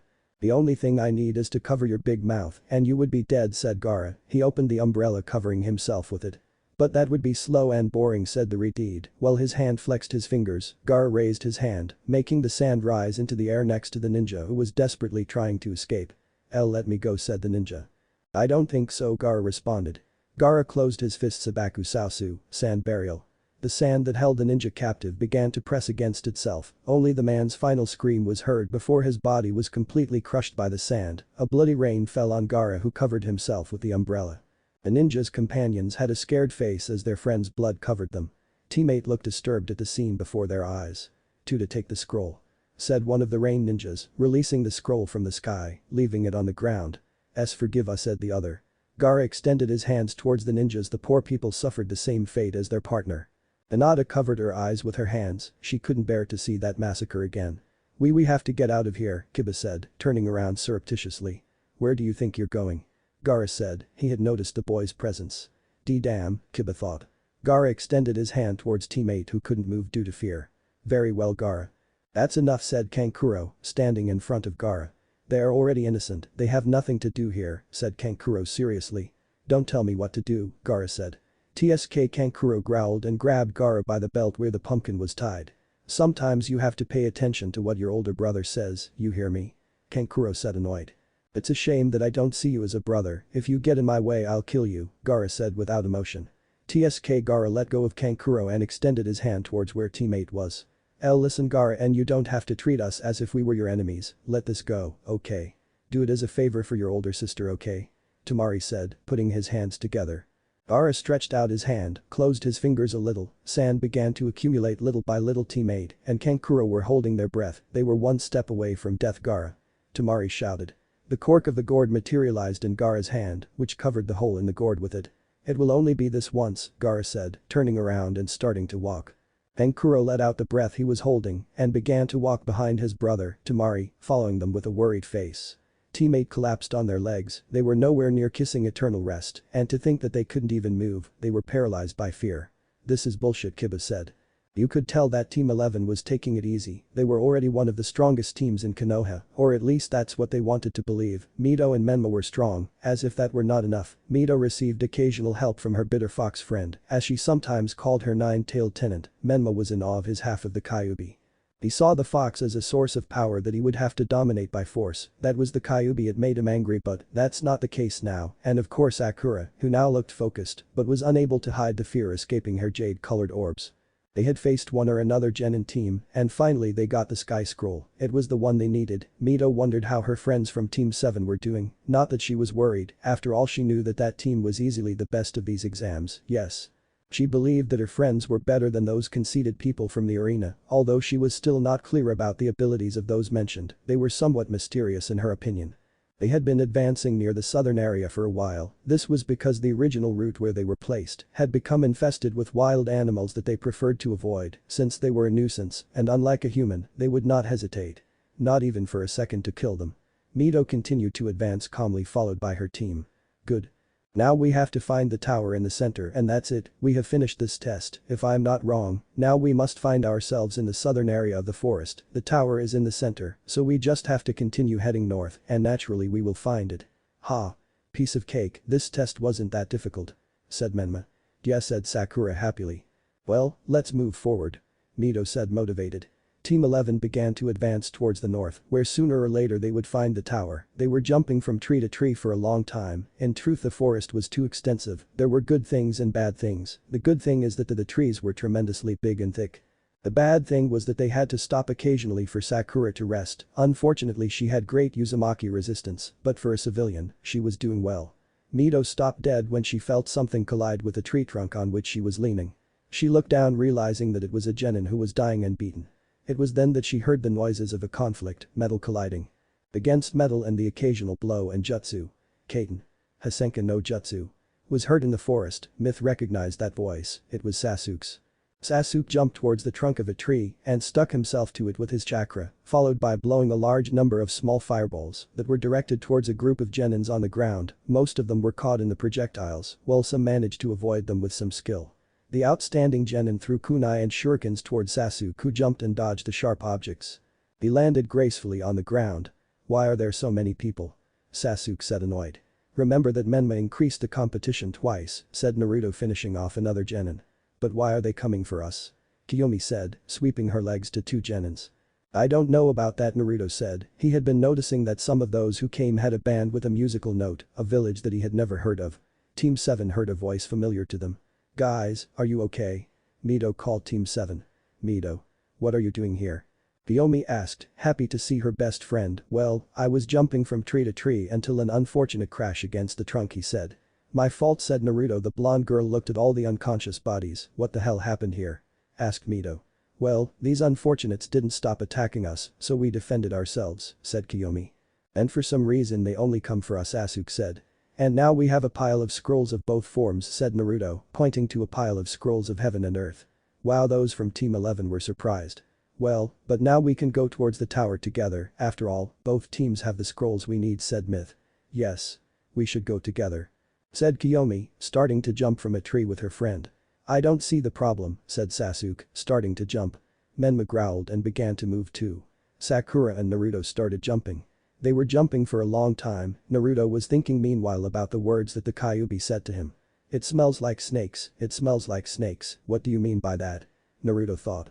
I don't see the point, generally the smell comes from something we normally relate to, a blacksmith smells like iron, a cook smells like food, although of course, there are also perfumes to hide the smell, but that's not the point. Case, it could be that the smell of snakes has to do with something you relate to, that has to be it could be. Wait, Naruto almost crashed into a tree. Hey, are you okay? Sasuke asked, looking back. Yes, don't worry, I'm just thinking, he responded with a smile. PFFF, well, I never worried, Menma said, avoiding her sister's annoyed look. Continuing with Naruto's thoughts. If I'm not wrong, I once read about the contract of the snakes. It is a powerful contract on the level of the contract of the toads and slugs. Now that I think about it, each of those contracts belongs to a Sannin. The one of the toads belongs to Jiraiya, the wise toad, the one with the slugs belongs to Princess Tsunade, and the one with the snakes belongs to Wade. Naruto's heart started to race. It can't be he's not here, is he? He escaped from the village, why would he come back?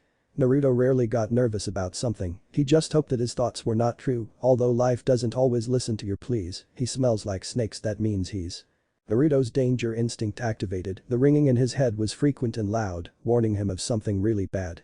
That's when he felt a large amount of chakra heading towards them. Everyone, get out of the way. Now. Naruto shouted agitatedly. Everyone heard Naruto scream and did not hesitate to get out of the way. Just as they did, a large gust of aggressive wind passed through their midst. A part of the gust hit them, sending them back a little, but nothing more than that. The gale continued for a few seconds until it stopped. The trees behind them were destroyed, some were split in half, others were torn to pieces, and some were left without leaves. What the hell was that? Sasuke said, rubbing his back, he had hit it with a branch. I don't know. Kiyomi said. Naruto gulped, he could feel it, the same chakra of the girl who helped Anko with her kunai, a large amount of chakra being repressed to resemble that of a genin, but the power of that jutsu was out of the ordinary, too out of the ordinary. The normal. A few meters ahead of the Konoha genins, there was the grass team again, the girl in the middle seemed to have launched the jutsu due to the position of her hands, cubic. Heh, I found them, he said in a playful voice, while licking his lips with his out of proportions tongue. Damn, said Menma, as he stood up in pain. What the hell, that gust was too strong, said Mito. Naruto was sure what was happening. There is no doubt that chakra, the clue of the Kyuubi Orochimaru, the Sannin of the snakes, is infiltrated in Konoha, Naruto thought. Just at that moment, two snakes of gigantic size went against Naruto. Naruto. Sasuke shouted, shit, said Naruto, backing away from the two animals. Sasuke and Kiyomi tried to help, however, a kick landed on Sasuke, then, the same figure turned around and landed a blow on Kiyomi, who managed to anticipate and block the blow, however, the blow was so strong that it sent Kiyomi flying. To crawl back, the two snakes made Naruto retreat to the point of getting lost in the forest. Hehehe. Well, I'll deal with that boy in a moment, but now, I guess I'll have to face you guys, hehehe. Oh, my name doesn't matter, but if you two, Sasuke and Kiyomi Uchiha, the Kusa girl pointed to the two brothers. How the fuck do you know our names? Kiyomi said. Well, it's a strange reason. It doesn't matter either, but if you want, you can blame the guy with the glasses, said the girl. Damn, said Sasuke, finally getting up. That kick hurt too much, he thought. Ha. What a weakling, you couldn't withstand a simple kick, you're pathetic, step aside, the big Menma will take care of this, nobody, Menma said, walking forward. How arrogant you are. Son of the Yondaime, that arrogance will one day be your downfall, who knows, it may be today. The girl's voice became somewhat dark. The temperature of the environment began to drop, the girl was releasing large amounts of killer instinct, instantly everyone was paralyzed. No, I can't move, Menma thought, the others thought the same. Well, I guess I'll keep this too, said the girl, showing the earth scroll. Sasuke managed to move his hand a little, realizing that none of his pockets had the scroll, only the one from heaven. Shit, when do I take it from me? This girl is extremely fast, Sasuke thought. The girl proceeded to eat the parchment, it was a bizarre landscape for everyone, the woman licked her lips again, her tongue looked like that of a snake. One of us is left with the scrolls, I guess that's me, said the girl, putting her hand on her face, and the others, he said as he lowered his hand a little, moving his eyelids away a little, revealing his dark gaze. They would be dead. All the boys opened their eyes wide as they saw their deaths in front of them, their agonizing screams echoed in their minds, blood was spread everywhere, kunai buried themselves in their skin again and again, until one of the projectiles stabbed hard into them. Her forehead, although everything was an illusion, felt very real, that girl's killer instinct was out of range, it was worse than Naruto's. Damn, Sasuke, move. He shouted in his mind. A shame you can't resist that, maybe I expected a lot from you, Uchiha children, move Sasuke, move. Sasuke's hand began to move little by little to his kunai bag. I can't unseal a kunai, I'd drop it and the girl would notice, it's better to take it out by hand. Sasuke thought, his hand finally reached his kunai holder on his leg and began to pull out a weapon. Well, I guess I'll start with you, said the girl, throwing some kunai toward Sasuke. Sasuke grabbed the kunai and blocked the projectiles as best he could. Oh, it seems like you can move a little, I'm surprised by your willpower, said the girl. Damn, I can't move at all, this can't stay like this, Sasuke thought until an idea occurred to him. Sasuke grabbed the kunai firmly and stabbed it hard into his leg, he let out a grunt, however, the pain took him out of the killed instinct and he managed to move at great speed, he grabbed Kiyomi, Mito and Menma and disappeared in a quick shunshin. Oh wow, looks like we're going to play hide and seek, huh? Well, I think I can have some fun, he said to the girl, disappearing in a blur. Damn, Sasuke said as he sat up and grabbed his leg, stopping the bleeding a little. Sasuke. Kiyomi, who could finally move, crouched down to check on her brother. I need something to cover the wound, said Sasuke. Kiyomi nodded and took out a handkerchief from her seal, Sasuke grabbed it and tied it to the wound tightly to stop the blood. Well now, what the hell with that girl? Menma shouted, Mito covered her mouth. Shut up, idiot, he could hear us, said Myth. Very late the playful voice of the Kusagakure ninja sounded behind the genins. I found them, said the girl, licking her lips again. Futen. Renkuden. Mito passed through hand seals quickly and expelled an air bullet that hit the ninja squarely, however, it turned into mud. A mud clone. It's a Doton technique. Sasuke said, surprised. The girl appeared from behind the Myth, kicking her and sending her away. Hey. Menma tried a blow that was easily stopped by the ninja. Sasuke got up as best he could and began to fight the girl accompanied by his sister, the two had already awakened their Sharingan. So they already have the Sharingan with 3 tomos. Delicious. The girl thought as she counterattacked, however, the two brothers were already able to dodge the blows a little. The Kusa girl gave a direct blow that Sasuke dodged. Kiyomi tried to hit the girl, however, she moved too strangely, she seemed to be even more flexible than Kiyomi, it was as if she were a noodle, her movements resembled those of a snake. The girl kicked, Sasuke dodged and swept, the girl backed away, but Kiyomi followed her and landed a blow, the girl received it and gave a small grunt. Just as I expected, you two are a great combination. The girl grabbed Kiyomi's arm, pulled her towards her and delivered a punch to her stomach, followed by a kick that sent Kiyomi backwards. Sasuke entered into individual combat against the girl, punches and kicks came and went, the girl was able to block her blows, but he was able to see all of her movements. Sasuke hit the girl who hit him back even harder. The girl was going to finish him off, but she had to dodge a water bullet. Mito approached and began to fight with the girl, she did not possess the Sharingan, but was able to keep up with her, Menma joined her. Wow, another formidable combination of siblings, interesting said the girl. Unlike the others, these were easier according to the Kusa ninja, but they were not far behind, they were very good at teamwork, and did not give up for a second. Well with Naruto, this is bad Naruto thought, dodging the snake's attacks. The animals did not seem to have any kind of mercy, they came to kill and only to kill. I have to finish this, the boys are left with that crazy Kusa thought Naruto, unsealing his Shakudo ready to fight. I just hope I left Sasuke his Shakudo. He thought before jumping to avoid the attack of one of the snakes that tried to eat him. Naruto stuck his sword in a branch, propelling himself to turn around and lean on his sword a little. Just below him the large snake tried to eat him again. Naruto took out his sword and climbed on the snake that tried to get rid of him. But Naruto he stuck his sword in the snake which gave a great hiss of pain. The other snake realized this and jumped on the other to try to finish off Naruto, who took out his sword and used Shunshin to disappear. The two snakes collided. Kaiten. Kikaku no Jutsu. Naruto spat a large fireball that collided with the two snakes, causing them great damage, as well as making them mature. Yes, they are hard said Naruto, jumping again. The two snakes collided again, one looked up and rose upwards to try to engulf Naruto who was in the air. I have a plan to kill them, normally it would be a lot of chakra, but thanks to my chakra control, my affinity will be easier than normal, he thought to make his move. The snake tried to eat Naruto who made a turn in the air to avoid it, Naruto landed on the snake's head, and from there he jumped towards the other one who was not expecting it, Naruto grabbed his sword, two hands on the hilt, without any remorse he buried the blade in the snake's eye, which hissed in pain, he took out his weapon, and, taking advantage of the snake's daze, he made hand seals. Gyuten. Kazekiri no Jutsu. Naruto extended his hands with a dragon seal, suddenly a large gust of sharp wind was directed towards the other sapient who was injured with large cuts. Once the jutsu finished, the animal surprisingly disappeared in an explosion of smoke, their invocations. That means he's close, oh shit. Naruto thought, getting tense, the snake where he was standing was still hissing in pain, and between the sudden movements he made, he managed to free himself from Naruto. Naruto landed on the ground, stuck his sword into the ground, and passed through hand seals Raiten. Friend. Naruto placed his hands on the ground, from these, a large number of threads of lightning came out, taking the appearance of a spiderweb that was heading towards the snake that could not dodge it. As soon as the rays touched the scaly skin of the animal, it was suddenly electrocuted, it was then that she fainted and disappeared in another explosion of smoke. Naruto took out a soldier's pill from his seal, which he ingested immediately recovering part of his chakra. Well, now I have to help my friends, I've already wasted too much time here. Naruto disappeared into the trees with Sasuke, Mito, Kiyomi and Menma a few minutes before. Sasuke was now surprised, they had fought against that crazy girl for a long time, and they only managed to hit her a couple of times and make some scratches. The girl's clothes were somewhat torn due to the fight, but she didn't seem to care about the blows she took. It was as if they didn't hurt. Sasuke observed the situation, next to him was a panting Kiyomi, on the other side, an unconscious Menma and further to the left, a Mito who was trying to get up. I must admit that they made it difficult for me besides, this was a lot of fun the girl's sadistic voice sounded, drawing the black-haired boy's attention. This is not over. Sasuke said to himself, however the girl heard him. I'm sorry to tell you that for you, yes they're already finished, their line of blood will be mine, this time the girl thought. She was about to finish Sasuke off when a very strong blow collided with her face, the blow sending her dragging backwards.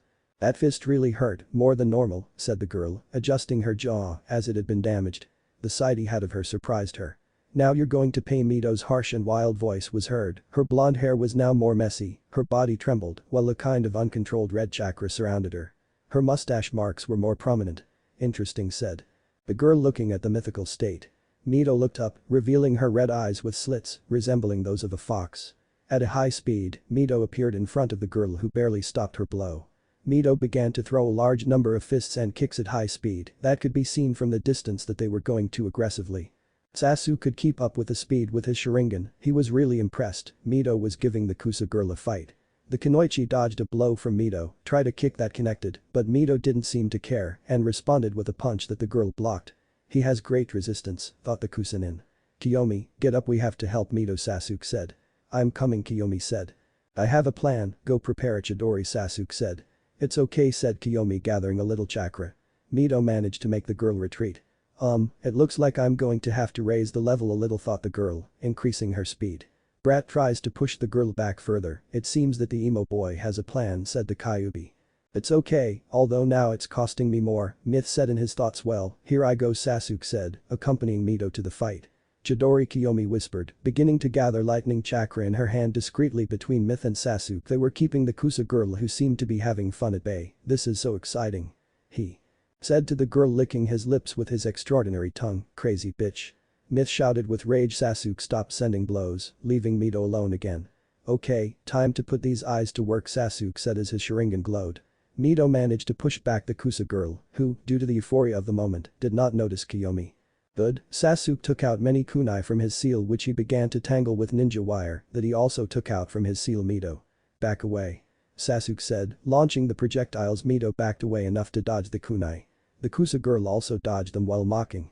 Ha ha ha, that's serious, the girl mocked. Sasuke moved his fingers surreptitiously. Suddenly, all the kunai began to return towards the girl, some collided with bulls changing their trajectory, along with the threads which surprisingly they surrounded the girl. Sasuke began to fully move his arms. What the hell? Said the girl while she was tangled in the ninja wires, watching Sasuke's eyes which were spinning and shining. Heh, those eyes so precious, thought the girl. Raiden. Jibashi. Said Sasuke, sending an electric discharge that spread through the ninja wires. The discharge reached the girl, severely damaging her. The Kusa girl growled. Now Kiyomi. Sasuke said. The Uchiha starting to run at high speed. This is bad, I got too confident, thought the girl, apparently desperate. Chidori. Kiyomi shouted. The thousand birds echoed in the forest. The Uchiha pierced the Kunoichi's stomach, who didn't even scream in pain. The Uchiha removed her hand quickly, the girl's body fell limply to the ground. We did it, said Myth. Yes, although Menma is still passed out, Kiyomi said. I guess I'll have to wait, you can come out, Sakura, the danger is over. The blonde shouted. The pink-haired girl came out of some bushes trembling. It's good that this is over, said the girl. I don't think they should celebrate, the girl's voice sounded, but this time it was deeper. The Kusa woman stood up weakly, however, when she was upright, she opened her mouth in bizarre proportions. Very strangely, hands came out of the mouth, which grabbed the lips and opened the orifice further the body of the woman. The girl was apparently deflating while another figure came out of the mouth, the same girl, but when she turned around. She showed paler skin, in addition to her face appearing to be torn, while showing that one of her eyes was yellow with pupils slit and thin, like a snake. In addition, a liquid was slipping from his body that at first glance looked sticky and disgusting. What the hell, Sasuke was dismayed, he had never seen or imagined anything like it, the least he could compare it to was a snake shedding its skin. That was disgusting, said Kiyomi, who was once again paralyzed. Mito had no room for his surprise. Menma was still fainted. Well, I guess I have to finish them now. The girl's voice sounded too deep and dark, but at the same time playful. The girl disappeared and suddenly kicked Myth. Those characteristics of yours, you are using the chakra of your tailed beast, that is a problem for my plans, so, it wouldn't hurt if you had no connection with that fox, the Kusa girl went through hand seals. Suddenly the girl's tongue came out and grabbed Mito, lifting her up, the Kusanin finished the seals. Fuinjutsu. Gaju Fuin, said the girl, opening the palm of her hand, at the tip of the 5 fingers, appeared 5 different kanji that were surrounded by a kind of purple fire. The girl slammed her fingers together with great force. Against Myth, who screamed in pain immediately. The Kyuubi's features disappeared. The girl threw away a fainted Myth, unhappy. Kiyomi shouted, trying to hit the woman, but she received her with a kick that sent her away. What's the point, you guys are already very tired, said the girl with her man's voice. Only you are left. The boy Naruto is busy with my pets, besides marking them would be too difficult, so I will stay with you, an Uchiha with great potential, just like Naruto, said the Kusanin, who made a strange hand seal crossing his index fingers behind his middle fingers. Sealing art. Cursed seal of heaven, said the girl, her neck extended to incredible levels, she grew some fangs. Damn, I can't move. Sasuke thought. Accept your destiny, Sasuke. Uchiha, said the girl, about to bite Sasuke, however a kick landed on the girl's face, who went flying. Sasuke, are you okay? Naruto's serious voice reached Sasuke's ears. Naruto. Sasuke said. Naruto just nodded and approached Kiyomi. Sasuke followed him. Naruto knelt next to Kiyomi and helped her up. "Guys, I need you to take Menma and Mito with Sakura to a safe place," said the black-haired man with blue tips. "What? Are you crazy? And leave you alone with this maniac?" said Kiyomi. "Kiyomi, from the last thing I saw, the girl wants something from us, besides, you and the others are tired and hurt. I'm sorry to tell you this, but you would be another burden, leave this to me, okay?" said Naruto. "Don't worry." "But Kiyomi, he's right, that girl wants something from us, it's clear that she's not the Royo, otherwise she would have left or killed us, it's dangerous, besides, you know, we're a burden, now," he said, Sasuke clutching an injured arm. Kiyomi hesitated for a moment, her body trembling, her mouth twitching. "Kiyomi," said Naruto, who did not finish as he was hugged by the girl. "Just come back, okay, okay? That girl is very dangerous," said the girl, holding back the urge to cry. "Don't worry, I promise you that I will return, I will not go back on my word, that is my ninja way," said the boy, reassuring Kiyomi. Kiyomi nodded and broke the hug for a moment, wiping away some of the blood that Naruto had on his face with his thumb. It was the blood of the sapients he defeated.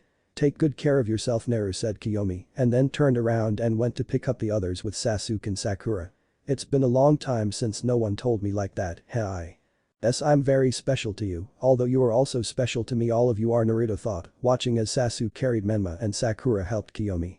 With myth, the group disappeared among the trees. "I promised him I'm going to protect them even with my life, wow, until Naruto-kun appears," said the girl, although she no longer knew exactly what it was, anyway, she was getting up.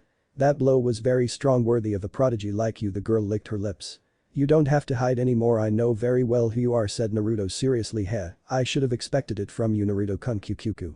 "What do you want? Orochimaru," said Naruto. "Kyukyuku, I just want those little eyes of yours, or well, they could also be those of your black-haired friends, I won't let you lay a single finger on them," said Naruto, annoyed, preparing for what was to come. "Although you are very special, come fight with me. Show me the power of the Senju and Uchiha blood in one." Senju Uchiha Naruto. Orochimaru was overflowing with happiness and ecstasy, he was about to taste the perfect specimen, or at least that's what he called it. "You will eat your words," said Naruto, taking out a kunai and placing it in his mouth. The time has come to fight seriously, he thought, preparing for what would be one of his greatest challenges. "Come. Fight with me. Show me the power of the blood of Uchiha and Senju in one." Naruto Uchiha Senju. "You will eat your words, it's time to fight seriously," Naruto thought, and then placed a kunai in his mouth, Sharingan active. "That look, so tenacious and confident, I like it," said Orochimaru. "Confident, The black-haired man couldn't say if he was confident, his hand was trembling, perhaps it was fear. "Come on, Naruto, you can't fail now, if you let it happen, he will go after Sasuke or Kiyomi, even who knows what he would do to you, you shouldn't let that happen." Orochimaru bent his posture slightly as he opened his arms. "I'm waiting," he said anxiously, his out-of-proportion tongue passing over his lips. "You can't stay paralyzed now, you promised you would protect them, you promised him." The image of Itachi passed through Naruto's mind. "I know you have become strong, Itachi, my goal is to find you and know the truth about what happened that night," but Naruto got into a battle pose. "How will I be able to face you if I'm not able to face this guy?" Naruto closed his eyes and took a long breath. "It's time," Naruto thought as he opened his eyes and showed his Sharingan shining. A leaf from a tree swayed gently, a strong breeze passed, making it sway faster until it finally fell from its place. It fell softly and patiently as the breeze played with it. It continued falling until it reached to a small lake where he finally rested. At the moment of touching the crystalline water, different slingshots spread through the liquid, starting the combat. Naruto launched himself at high speed against Orochimaru, who received him with a blow that Naruto dodged. This attempted an uppercut that the snake Sannin blocked. The two stared at each other for a moment until they began to quickly exchange blows. Naruto grabbed the Sannin's fist and then landed a right hook on Orochimaru's side, who grunted. "Yes, it is more effective, plus its physical strength is incredible." Orochimaru tried a blow that Naruto dodged by crouching down, trying to sweep his legs at the snake, who managed to dodge it by stepping back. However, gaining momentum from the ground, the Uchiha jumped, giving a great flurry of kicks to Orochimaru, who blocked them all, or so I believed until he tried a direct hit. Naruto turned in the air and grabbed Orochimaru's arm, he supported himself on the ground and, taking another jump, he kicked another kick in the Sannin's chest. The black-haired man opened his eyes wide when he saw that the blow did not seem to have affected the snake, who gave a merciless blow to the poor exposed stomach of the Uchiha. However, Naruto endured the pain as best he could, and with great force he kicked with his another leg. The kick was so strong that it seemed that Naruto was propelled against a wall. Orochimaru stepped back while Naruto Being in the air, unsealed several kunai and threw them at great speed with deadly precision. Among them was the kunai that before it rested in his mouth. It's different, Orochimaru thought as he dodged the projectiles quite easily and gracefully. Naruto pushed himself between the trees. There came a point where he leaned heavily on one and took a big jump, directing a kick at Orochimaru, who blocked it. Naruto was deflected, but by turning in the air he managed to recover, although he had to move quickly. Orochimaru went through hand seals. Futon. Shinkajoku. Orochimaru launched the air projectiles that cut everything in their path. Naruto performed evasive maneuvers by jumping and retreating, doing acrobatic somersaults. Between his evasion, Naruto leaned on his arms and took a big jump. One of the projectiles hit his leg, causing a cut. The Uchiha landed as best he could, but he didn't wait for Orochimaru's attack that sent him crashing into the ground. Trunk of the tree they were fighting on. Orochimaru tried to finish off with another blow, but Shunshin. Naruto disappeared from his sight for a moment. So elusive, but don't think I'm that stupid, said Orochimaru, stepping back, dodging Naruto's axe kick, which upon impact with the branch broke the bark. Orochimaru attempted a spinning kick. Naruto bent his trunk, dodging the attack. He jumped back while performing hand seals katen. Hasenka no Jutsu. Naruto launched multiple fireballs from his mouth. Now it was Orochimaru's turn to dodge. The Sand and Snake dodged with great skill, the fireballs that crashed and generated small explosions. After finishing dodging, Orochimaru launched himself at Naruto, starting another Taijutsu battle. The snake had to applaud the boy's battle style. It was truly formidable. He had great attack and defense techniques. He even had a hard time dodging attacks with his snake style, which was for very flexible people. Just for that was useful, to dodge effectively, but it was costing him against Naruto. It was as if his battle style adapted to any confrontation. The battle between the two was becoming faster and faster. There was a point where in the sight of a civilian, they disappeared and appeared somewhere else. Orochimaru increased his speed, connecting a blow to Naruto's stomach, then he gave another one. And ended with a kick that sent Naruto against another tree. However, he managed to turn around and recover by supporting himself with chakra on the tree, but Orochimaru suddenly appeared in front of him, so he had to defend himself from another flurry of blows, each one more faster than the previous one. Naruto and Orochimaru were fighting invertedly attached to the branch of a tree. The Uchiha managed to land a blow that sent the Sannin into the air. He recovered easily, but had to move because a gigantic fireball was heading towards him, the tree. In which impact the jutsu was destroyed, causing it to fall, and Naruto appeared on the fallen log, dodging several blows from Orochimaru. I can see them, each of their blows. Naruto thought, bending down to try a sweep. The snake retreated. The Uchiha quickly stood up and sent a spinning kick. The Sannin jumped spinning past Naruto. Upon landing he disappeared in a blur, although for Naruto's Sharingan that was nothing more than increased speed. I can see it, but Naruto went through hand seals Hasenka. He shot the different fire projectiles. Orochimaru dodged them with his great speed. Running, the Sannin began to move around Naruto to confuse him. From one moment to the next, he began to send attacks while moving again. That won't help. Naruto's Sharingan shines. Analyzing the Sannin's movements, Naruto turned on his axis, avoiding Orochimaru. The Uchiha jumped, avoiding a low kick from the snake. Naruto turned and rested his hand on the ground. He turned his wrist, turning his body, stretching his leg. He managed to connect a difficult kick that the Sannin managed to block. However, he was thrown backwards somewhat. Kyukyuku. Let's increase the level a little, said Orochimaru, who disappeared in speed. Naruto opened his eyes in surprise. He saw Orochimaru. He tried to block, but his body was not fast enough as his eyes. Orochimaru's fist connected strongly with Naruto's stomach, who let out saliva from the blow. Orochimaru kicked that sent Naruto back. Please don't tell me that's all you have, said the Sannin. I'm having a lot of fun. I said I was going to fight with everything, and that's what I'll do, said Naruto, getting up. The Uchiha made half a ram seal. The black-haired man's body glowed for a moment until he returned to normal. Orochimaru raised an eyebrow. He didn't know what was happening. Time to return the favor, said Naruto. Disappearing in a blur of speed, Orochimaru opened his eyes wide. He had no time to react when a strong blow from the Uchiha landed powerfully on his stomach. Naruto jumped and gave a left kick to Orochimaru's chin. In the jump he turned backwards, connecting with the right kick. Naruto completed the backflip and finished his combo. Raiden. Jinraken. Naruto gave a big punch infected with lightning chakra to Orochimaru's stomach, who was thrown backwards. Orochimaru took a deep breath as he wiped away some of the blood that rested on his lips. Good, pretty good, Naruto-kun. Orochimaru started laughing madly. This is what I wanted. You are the perfect specimen. Just look at the level you have at such a young age. Not even Kakashi Haddock was that good at that age. You are someone with great potential, and if that were not enough, your Sharingan, fully mature and trained, you are truly amazing. Should I feel flattered? Naruto said, taking his battle stance again. Maybe yes, maybe not, that's up to you, I'm just saying what's on my mind, said Orochimaru, also taking a position. Your mind, eh? At this point I Wonder if you're really right in the head, answered the Uchiha. Oh Naruto-kun, you're forgetting something. People who are called crazy are able to see more perspectives than others. That makes them special in this world. He who doesn't think like others do is called crazy, but why? Isn't he who stands out above the rest called a prodigy? Why are those who are different called crazy if they also stand out? It's all a matter of perspective. For some you can be a prodigy, for others a crazy person, for others a very lucky person, or for a few, you are someone who tried harder. People, as you know, have different points of perspective. Your whole world changes depending on the way you see it. Interesting, but we're not here to discuss philosophy, are we? Orochimaru disappeared in a blur of speed. It's true, although I guess we're both right about something. Naruto disappeared too. The Sannin and genin clashed their forearms once more before beginning to exchange punches and kicks. The speed at which they were going was truly amazing. Naruto without seals and Orochimaru with his speed that he has gained over the years as one of the most fearsome ninjas. Naruto dodged a direct blow from Orochimaru and tried to parry to the side. Orochimaru took his leg and began to rotate on his own axis, lifting Naruto, who was trying to get away, but it was useless. Orochimaru released his grip, causing the Uchiha to be thrown towards a branch. From the tree, the Uchiha spun in the air and led chakra to the soles of his feet to stick to the wood. Naruto jumped, leaning on the branch, and made half a ram seal cage bunshin. 3 Naruto clones appeared. The original Naruto grabbed their hands and with great force threw them towards Orochimaru. The clones were heading at high speed towards Orochimaru, who made lateral jumps to avoid the human projectiles. The clones failed, but immediately got up and began to attack the Sannin. Orochimaru expertly dodged the clones' blows, which increased his speed.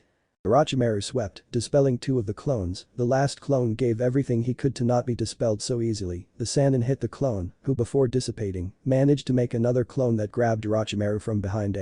Said Orochimaru Kaiten. Kakaku no Jutsu.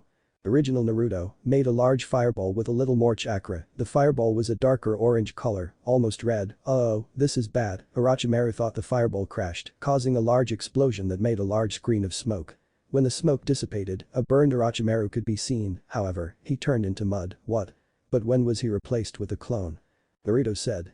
You forget that I'm a Sannin. I have more tricks up my sleeve. Orochimaru's voice sounded. Suddenly, the Uchiha felt how he was hit hard in the face. Naruto was thrown backwards, crashing into the trunk of a large tree. Naruto stood up, his bell on his head rang loudly. The Uchiha lowered his head, dodging a blow from Orochimaru. The Sannin's hand got stuck in the wood. Naruto took advantage and gave Orochimaru a big kick, but he didn't even flinch. And he took out his hand, performing a roundhouse kick. Naruto blocked it, but the force sent him backwards. Orochimaru passed through hand seals. Kaiten. Kakaku no Jutsu. Orochimaru spat a fireball that was heading towards Naruto. What are their natures? Naruto thought, jumping to avoid the fire projectile. However, the shock wave of the explosion sent him higher into the air. Orochimaru appeared behind him, however Naruto's Sharingan followed him. It was broken in its axis, and with his fist he blocked Orochimaru's blow. The two were thrown somewhat backwards. In the air, Naruto took out different kunai from his bag. Kunai and shuriken, which he threw at Orochimaru. The snake took out a kunai and blocked the weapons. Still in the air, Naruto made a clone that did shunshin and appeared stuck on another branch. The original once again threw a single kunai, but this time he made hand seals. Kunai cage bunshin no jutsu. The single kunai split into several others. Orochimaru tried to block them, but was easily overwhelmed by the number. Some kunai buried themselves in his skin, however, he made a substitution. I knew you would do that, Naruto thought. His Sharingan shining. Orochimaru appeared somewhere a little further away, but he had to dodge other projectiles. What the hell, how do you know where I am? She asked herself. He looked up and found a clone. He threw shurikens. Shuriken cage bunshin no jutsu. He said. The same thing happened as with the other kunai. Orochimaru blocked some, but had to jump away from them. The Naruto appeared behind the clone. He jumped and attempted an axe kick at Orochimaru, who narrowly dodged it. The kick was so strong that Naruto's foot buried itself in the ground. The snake took advantage and hit him hard, but suddenly it disappeared in an explosion of smoke. A clone. The Sannin thought. Naruto appeared in front of the Sannin and attempted an uppercut, but the Sannin blocked it. Heh, another clone huh? Orochimaru hit Naruto, but he didn't disappear. Instead he smiled. Wait, this is the original. Orochimaru thought. Another Naruto appeared in the air. This one quickly went down, joined his hands, and gave a hammer blow to Orochimaru's head, who bent forward. That's the real clone. Thought the Naruto he had grabbed turned and kicked him in the stomach. Orochimaru stepped back. He was about to compose himself when in a blink of an eye, Naruto appeared in front of him. Shunshin, damn it, the snake thought again. Naruto gathered chakra in his foot and gave a high kick towards the back of Orochimaru's head, which he tried to block but was not so fast. The Sannin shot upwards. Naruto jumped and prepared a blow. "Not this time," said the snake, who put his arms in an X to block the blow, but he didn't expect another blow to go directly to his face. It was the Naruto clone. Orochimaru landed heavily on the ground. The Naruto clone did shunshin and appeared in front of Orochimaru with a blow. The snake blocked it. The original came out behind him and attempted another blow but was also blocked.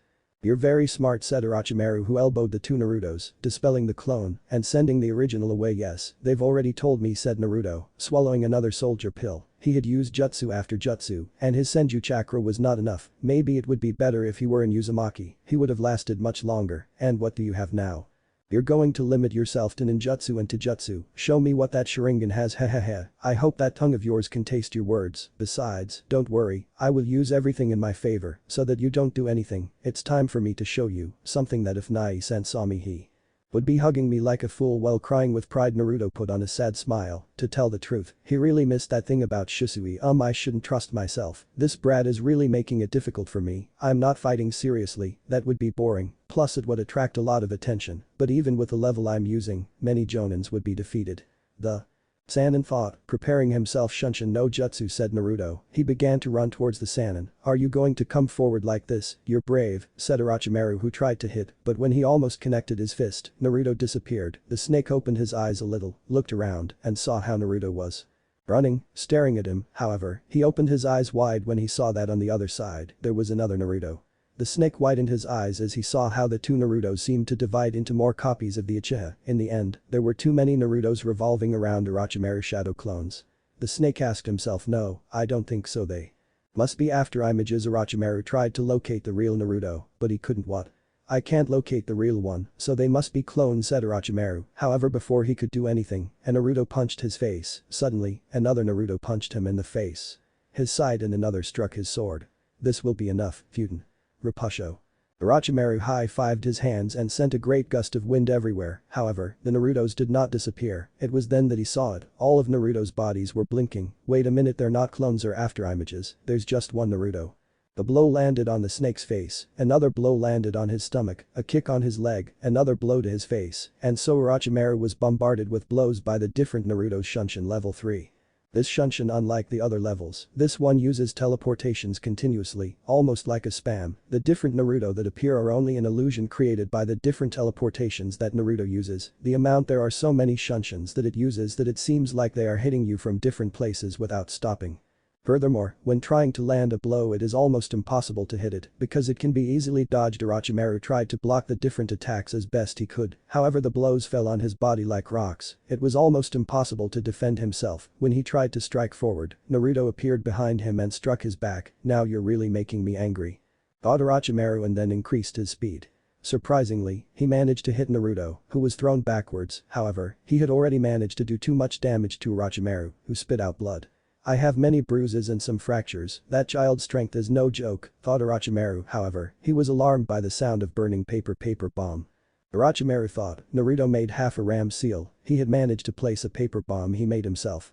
Orochimaru jumped to a branch, behind him was the trunk of the large tree. "Right where I wanted you," Naruto whispered as his Sharingan shone and spun intensely. Naruto threw many kunai and shurikens at Orochimaru, who prepared to block them, however they surprisingly deflected. Ninja wire could be seen from Naruto's mouth and fingers, which he conducted as if the shurikens and kunai were puppets. The projectiles rotated around the trunk of the tree, passing in front of Orochimaru again before passing behind him again. From the tree, incredible, a triple Sharingan windmill attack. Orochimaru thought, dumbfounded. Naruto pulled tightly on the ninja wires which tied Orochimaru against the trunk. The wires squeezed tightly, hurting the Sannin skin. Naruto prepared himself. He had the Sannin right in his trap. He would do a lot of damage with the next jutsu. "This is bad, very bad," Orochimaru thought, alarmed. Naruto planted his feet strongly on the branch where he was standing. He was a few meters above Orochimaru. He tightly squeezed the wire that he had in his mouth, which was connected to the other wires that had tied the Sannin as best he could. He performed hand seals. Katen. Naruto gritted his teeth as a bit of smoke came out of his mouth. Ryuken no Jutsu, Naruto thought.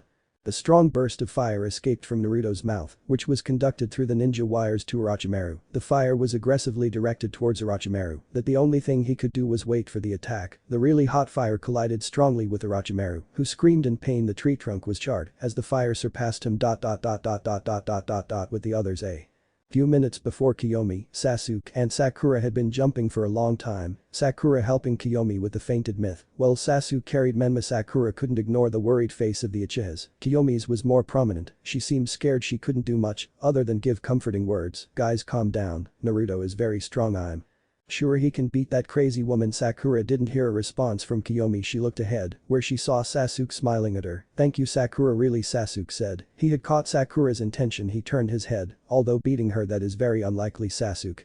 But the group of boys stopped for a moment when they saw a clearing in the forest. There was a giant tree that seemed to have a giant hole which at the same time seemed like a comfortable place in this shitty forest. Words from Sasuke. The boys approached the place and left Mito and Menma lying down. Menma seemed to be fainted, but Mito seemed to suffer while she was fainted. Sasuke opened the myth clothes a little in the stomach area. What are you planning to do, Sasuke? Kiyomi asked. I'm just going to check something. It seems that crazy Kusa did something to the myth seal. I may not know much about Fuinjutsu like Naruto, but at least I want to see if I can see something in plain sight. Sasuke looked at the myth seal. It seemed to have 5 kanji engraved around it. In addition, the part where the Kusa girl had placed her fingers was red, indicating the force with which the technique was executed. I don't know what it is, but that one looks bad, said Sasuke. We'll have to wait for Naruto to arrive, he's a Fuinjutsu master Kiyomi said. For now we have to rest, I'm going to have to bandage this arm it's hurt Sasuke said, while Kiyomi helped him bandage his limb. Sakura help me with this Kiyomi. Yes. Said the girl, tending to another wound. I just hope you're okay, Kiyomi thought with concern with Naruto. Naruto had finally stopped shooting fire from his mouth, a few flames rested around him, but they quickly went out. Naruto took a long breath, and to think that this is not over, yet he said while making hand seals and biting his left thumb, spreading blood down his right hand, Uchiha no Jutsu. Said Naruto, slamming his hand against the ground. From the cloud of smoke, formed a white fox with 3 well-kept tails, came out. It was a messenger fox. Oh it's you Naruto-sama, tell me what I can do for you, said the little fox. The Uchiha crouched down to the fox's height. I need you to go to the exit of this forest. I assure you that if you go down that straight path, you will be able to find one of the entrances. I need you to find a woman named Anko Midarashi. She has purple hair and is dressed in a trench coat, and finally, I need you to tell him that the snake Sannin, Orochimaru is infiltrating the Chunin exams and that he is on the southern path to the forest tower. I need him to come with an ambush team, if necessary he said. Naruto, the fox memorized the information, nodded and got lost in the forest at high speed. Well said. Naruto looking at the place where Orochimaru was, who broke the ninja wires, his body was completely burned, it seemed like he was about to crumble into ashes. I have to admit, that hurt, he said with a wrinkled voice. Orochimaru opened his big mouth from which he took out another body, just as he did with the other genins. This time, the body that came out was that of the real Orochimaru. Orochimaru has really white skin, some kind of purple marks around his eyes, which were yellow with slanted pupils. His hair was still really long and straight black. You really are impressive but. Naruto opened his eyes when he saw Orochimaru disappear. He tried to block the blow that was coming towards him, however it landed hard on his stomach. It's still not enough to beat me said Orochimaru, starting to fight hand to hand with Naruto. Naruto began to feel cornered against Orochimaru. He began to use Shunshin to be able to even the balance. There came a time when Orochimaru's speed increased, landing several blows on Naruto. Naruto tried to dodge as best he could, matched his speed, and the battle began to escalate to another level. Naruto made shadow clones which began to fight alongside him, and using Shunshin, they gave the Sannin problems. Tsk Orochimaru bit his finger. Uchiha no Jutsu said Orochimaru summoning a snake that began to fight against Naruto. The snake dispelled the clones and took Naruto away, making Orochimaru lose sight of him for a moment. Ugh, I must admit that I've gotten a little tired. I don't have as many chakra reserves as in Uzumaki or Senju, but the years of training have helped me said Orochimaru. However, he was surprised at having to dodge an attack from the snake he summoned. What? Why is it attacking me? Even if it were blind, it would recognize me by my smell thought Orochimaru, but he saw the eyes of the snakes, which were not normal, they were red eyes with 3 atoms. Now you use Genjutsu, huh? Orochimaru said, dodging the snake's attacks. Naruto was breathing a little. I have a plan that might end him. I haven't used this in a while. I guess it's time after all I said. I would use it to protect the ones I love, no matter how harmful it may be. The Uchiha thought.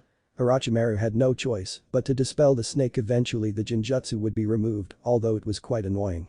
The Sannin dodged a kick from Naruto. The Uchiha introduced him into a taijutsu battle. In the middle of the battle, the Uchiha threw some dirt that he had in his hand into Orochimaru's eyes, who was unable to react and received the dust in his eyes. He grabbed them in clear annoyance and received a kick from Naruto. Orochimaru rubbed his eyes and opened them slowly. He looked a little irritated at Naruto, however he made a mistake. He looked directly into the boy's red orbs. Majin. Jigokui no Tabi demonic illusion. Journey to hell, whispered Naruto, who in Orochimaru's eyes turned into crows. Orochimaru's world turned 360 degrees, everything around him turned red with a kind of dark mist. Around Orochimaru, many copies of him were dead on the ground, giving off a bad smell. The puddle was blood was directed towards one last copy of him, which was standing. However, his face was covered by a veil that did not allow him to see it. This is just a genjutsu, he said to himself as he exploded his chakra to free himself from it. The world flickered a little, but nothing else happened. What? Why doesn't it work? Orochimaru exploded his chakra again, the same thing happened with the same result. Orochimaru's copy grabbed a hammer and some really big nails and then proceeded to bury the nails in his legs. The real Orochimaru felt the pain as if it were really stabbing. This hurt, said Orochimaru. He tried to leave again, but the same thing happened. Why doesn't it work? He said, a little alarmed. The other Orochimaru continued driving nails throughout his body. Orochimaru himself felt pain, as if he were a voodoo doll. Orochimaru didn't know what to do, the pain he felt was almost real, the landscape around him was gloomy, and the smell that the bodies seemed to give off was really unpleasant. Everything in that world was made to make him want to get out of there. DSK, I'm going to get out of here. Damn. Orochimaru exploded his chakra one last time, managing to get out of the illusion. When he freed himself, he didn't feel any physical pain. However, his head hurt, too. That his body seemed not to respond to him and he was shaking too much. What was that? Orochimaru asked, watching as some crows gathered together, allowing Naruto's figure to be seen. It is a genjutsu created by me, it uses the principles of Tsukiyomi for torture, however time passes normally and I cannot control everything, and as if that were not enough, if I had used really impressive, at such a young age in creating a genjutsu of that magnitude, what else can you do? Orochimaru said, slowly recovering. You really are persistent, but don't worry. Naruto closed his eyes. I'll show you what I'm capable of. Naruto opened his eyes. The tomos of his Sharingan were spinning strongly. What is happening? Orochimaru asked himself. The tomos of Naruto's Sharingan joined together, giving way to a black background. However, there was a strange pattern in his eyes, a pinwheel, shaped like a four-pointed vortex, and it can't be those eyes, Orochimaru said, paralyzed. He had a little trauma with those eyes thanks to a certain Uchiha deserter. Naruto closed his left eye, gathering a large amount of chakra in that same eye. I will show you the power of Naruto Uchiha, said Naruto, opening his eye. A small tear of blood came out of it. His Mangekyo shone too bright. Amateras. Naruto whispered softly. Not a second later, Orochimaru was consumed by strange black flames. The snake screamed in pain as the flames quickly burned its body. What is this? Asked Orochimaru, who was almost dying. It burns too much, he thought desperately, starting to turn to try to extinguish the flames, which did not stop and became stronger. Rot in hell, literally, said Naruto, watching as Orochimaru was dying. Although, I doubt I'll finish you off that easily, Naruto thought. I have no choice, thought Orochimaru. The snake opened its large mouth from which another Orochimaru crawled out. Not even the ashes of Orochimaru's old body remained. I almost didn't tell it, said Orochimaru, surprised. He even had some burns, even though he had changed bodies. That's the power I want. Orochimaru shouted. He wanted, no, he needed that power. He had researched so much about the Sharingan, but despite all his efforts, he never knew more than the name of the next one. The evolution of the aforementioned Dijutsu, the Mangekyo Sharingan, all he could know was that it had an impressive power. Knowing that Itachi had achieved such power, he could not stand the temptation and had tried to take over the body of the Uchiha boy. However, not a second had passed when he was at the mercy of the Sharingan prodigy. Now that he had the opportunity to keep a Sharingan, he never thought that his new target was possessing the power of the Mangekyo. Now he really needed to take over Naruto's body. He has to. Naruto grabbed his left eye in clear pain. It really hurt, however, he had to dodge a blow from Orochimaru. Now that you've shown me what you're capable of, I think it's time to stop playing games for a bit, Orochimaru said somewhat seriously. Even though Orochimaru had increased his speed a little, Naruto still had his Mangekyo activated, which helped him with his perception ability. The Uchiha was able to see all the Sanin's movements. It seemed like he was moving in slow motion. However, his body continued to move at the same speed. Orochimaru gave a big kick to Naruto's stomach, which sent him flying backwards. Ninpo. Mandara no Jin. Formation of the 10,000 snakes. Orochimaru lay down on the ground and opened his mouth, from which too many snakes came out with the aim of attacking Naruto, who took out his shakudo from its seal. He grabbed it and began to advance. He cut each snake that lunged at him in half. Damn, there are too many Kaiten. Keen Senpu. Whirlwind of fire. A large mass of fire surrounded Naruto, which began to rotate and expand rapidly, generating a small explosion of flames that incinerated all the snakes. Orochimaru had suddenly replaced himself. From above Naruto 4, Orochimaru rushed towards him. The Uchiha passed through hand seals again. Futen. Shinkuha. Vacuum wave, Naruto took a breath from his mouth and blowing he created a kind of wind blade. Giving a rotation he expanded the wave of vacuum, cutting the chest of the 4 Orochimaru which dissolved into mud. The real Orochimaru appeared in front of Naruto and hit a combo of blows. Naruto defended himself as best he could. Naruto started using Shunshin to try to match Orochimaru. The battle between the two had already taken a completely different level. They were on another level. Naruto sent cuts that Orochimaru countered with a kunai. Orochimaru landed a blow on Naruto's face who retreated. The snake began to throw too many kunai and shurikens. Naruto began to climb the branch of a tree with his feet dodging the projectiles. The Uchiha gave a great Sado. Orochimaru extended his arm towards Naruto. Some snakes shot out of his sleeve towards Naruto. The genin spun in the air dodging the animals while tracing hand seals. Pain. Gakakyu no Jutsu. Naruto threw a large fireball at Orochimaru who jumped back and dodged it. Naruto landed on the ground taking big breaths. He was getting tired. Orochimaru appeared in front of him and hit an upward kick that Naruto could not block. The kick sent him towards the trunk of a tree. Orochimaru followed him and they began to battle with taijutsu. Naruto's sword had fallen with a blow. Orochimaru towards retreating to the Uchiha, taking him further and further towards the top of the tree.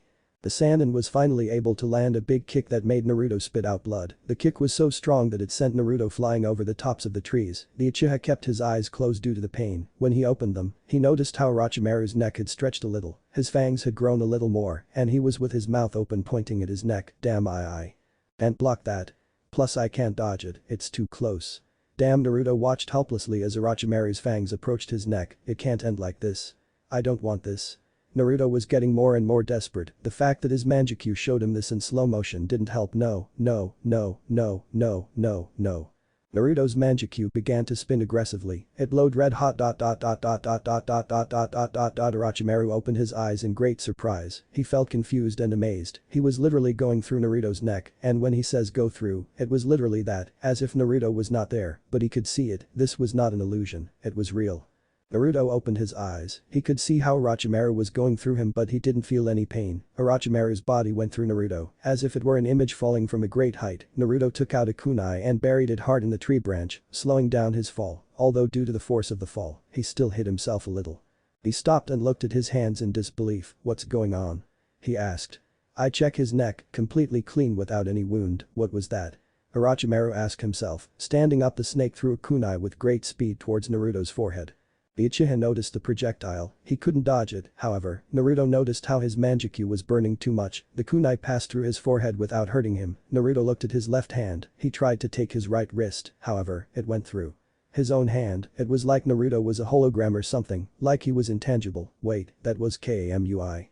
Naruto whispered, impressed. He remembered the description of the ability that was on the Uchiha rock. Kamui, authority of the gods. Kamui is a really strange ability even among Mangekyo users. It is a space-time jutsu capable of giving you access to a pocket dimension which has too many uses. You can send parts of your body to that dimension to become intangible. You can even directly access it to teleport anywhere in the world. The rest of this ability is a mystery. I see, so that was, Naruto said to himself in his mind, and how do I deactivate it? He asked himself, maybe if I think deactivate. Naruto thought that word. He touched a branch of the tree, it didn't go through it. Activate Kamui. Naruto tried to touch the branch again. His body went through the branch completely. This is great, he said to himself, but instantly grabbed his eyes in clear pain as he growled, you shouldn't lose focus, this isn't over yet. I had a great stroke of luck. If it weren't for the Kamui, right now I would be marked by that guy. Naruto said to himself, you just have to win time until Anko and the possible ambush come. Naruto hit his cheeks with his palms, focused his Mangekyo on Orochimaru who looked at him in amazement. What other secrets do your eyes keep? Naruto-kun, said the Sannin. I can only tell you one thing, I don't even know. Naruto and Orochimaru lunged at each other. Orochimaru tried a blow that Naruto easily dodged to his surprise. Naruto countered with an uppercut that he blocked. The taijutsu began to show itself, an exhibition of training and improvisation versus experience and power. Naruto gave a kick that Orochimaru blocked. The Sannin grabbed the Uchiha's leg, lifted the genin into the air and slammed him to the ground. Naruto grunted, but Naruto rested his hands on the ground and attempted another kick at Orochimaru who moved his head. Dodging the attack, Naruto managed to free himself. He made a few turns and sent a series of leg sweeps. Orochimaru backed away to dodge them. Naruto continued spinning, gave a big jump and attempted a roundhouse kick at Orochimaru, who received it all over the face. Naruto landed on the ground and hit Orochimaru in the stomach. The Sannin resisted him without problems. He grabbed Naruto's arm so he couldn't escape and gave a big knee. Naruto doubled over holding his stomach. Orochimaru attempted a roundhouse kick. However, his leg pierced Naruto, he turned intangible to dodge my attack. Orochimaru was taken out of his surprise by a brutal blow to his stomach. The blow was reinforced with chakra. He knew it because he heard something inside him creak, and if it wasn't reinforced with chakra, he would be really impressed by the brute strength of Naruto. Orochimaru stepped back and looked at Naruto for the first time with a serious look.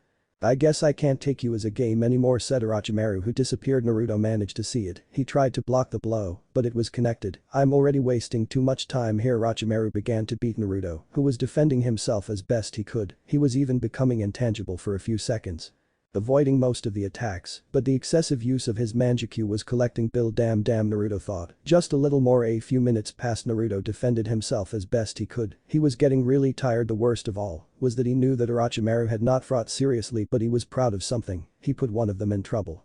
The Sannin, but that was the least important thing to him. Naruto was pushed against a tree branch. The landscape around him was catastrophic, broken branches, and some fire. There were also cut snakes and charred earth. Naruto was breathing very heavily. He had one eye closed, some blood was dripping from his left eye from the shadows, and almost unharmed Orochimaru appeared. "I have to admit that you are really strong, but I won this battle. I may not have fought seriously, but the level I used was enough to defeat any jonin. Well, to be specific, any jonin. Who am I kidding? You really gave me problems." Naruto-kun, heh, what are you laughing at? Orochimaru said, confused. "Haven't you wondered why I haven't done so much ninjutsu?" Naruto said. Orochimaru raised an eyebrow. "I've been gathering chakra for one last attempt." Orochimaru opened his eyes wide. He tried to dodge, but it was too late. Naruto opened his left eye, his Mangekyo glowing. Amateras. Orochimaru was once again enveloped in black flames. There was no other way. Orochimaru changed his body again. Now he had really used up a lot of chakra. He had replaced himself many times, and that jutsu costs him too much. Chakra MMMTSK. Orochimaru frowned for the first time. And that face, are you angry?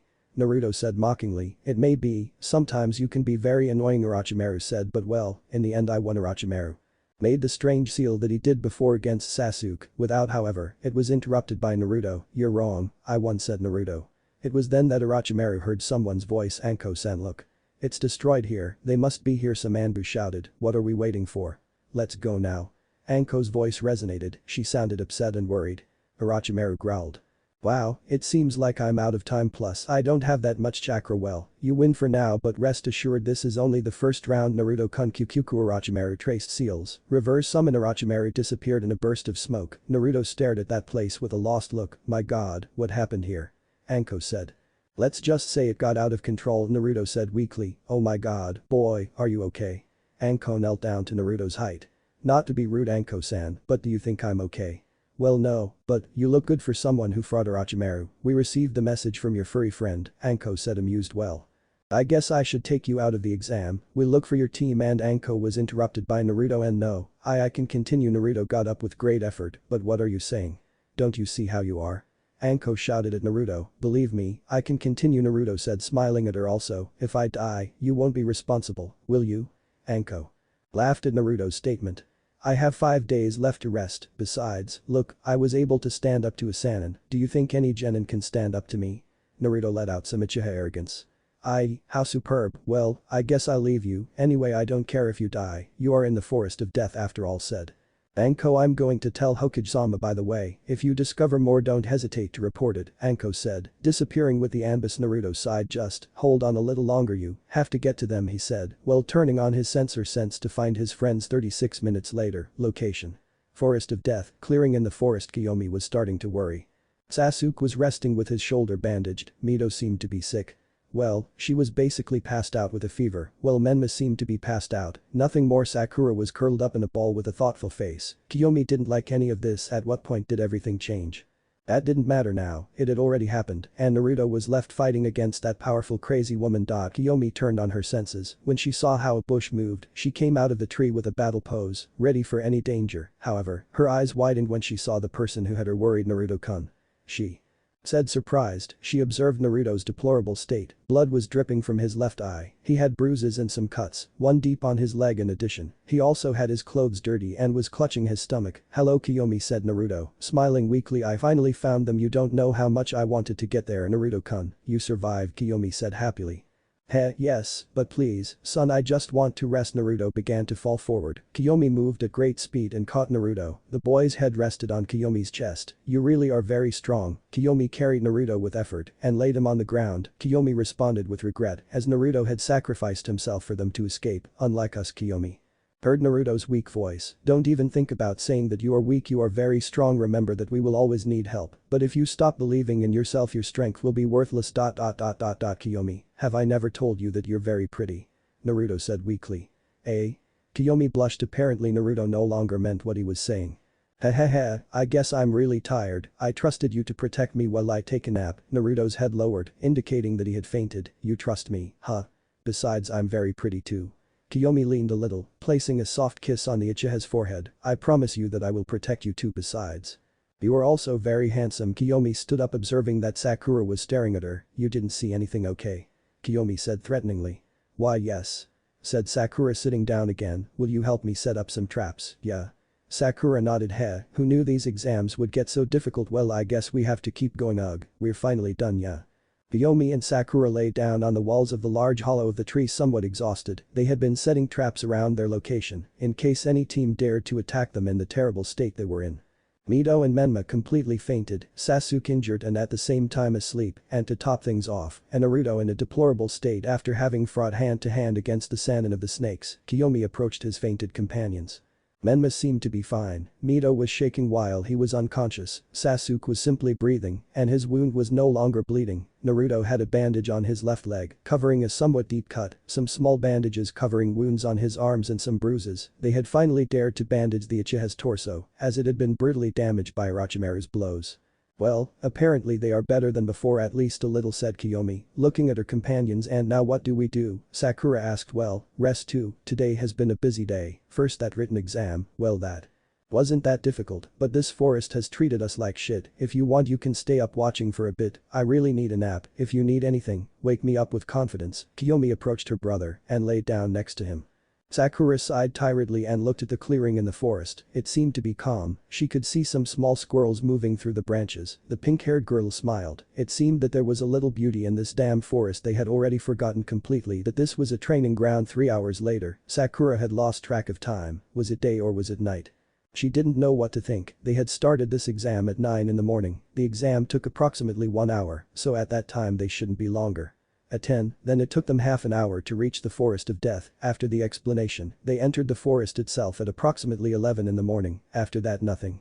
I no longer knew how to locate myself, and I had everything. His mind on surviving in the damn forest. Kiyomi was probably taking the biggest nap of her life. Apparently she was very tired. Sasuke had woken up a couple of times and had talked to her a little before going to sleep again. Another person who had woken up was Naruto, although he hardly lasted anything before fainting again. Menma seemed to be asleep forever instead of fainting, and Mito continued complaining unconsciously.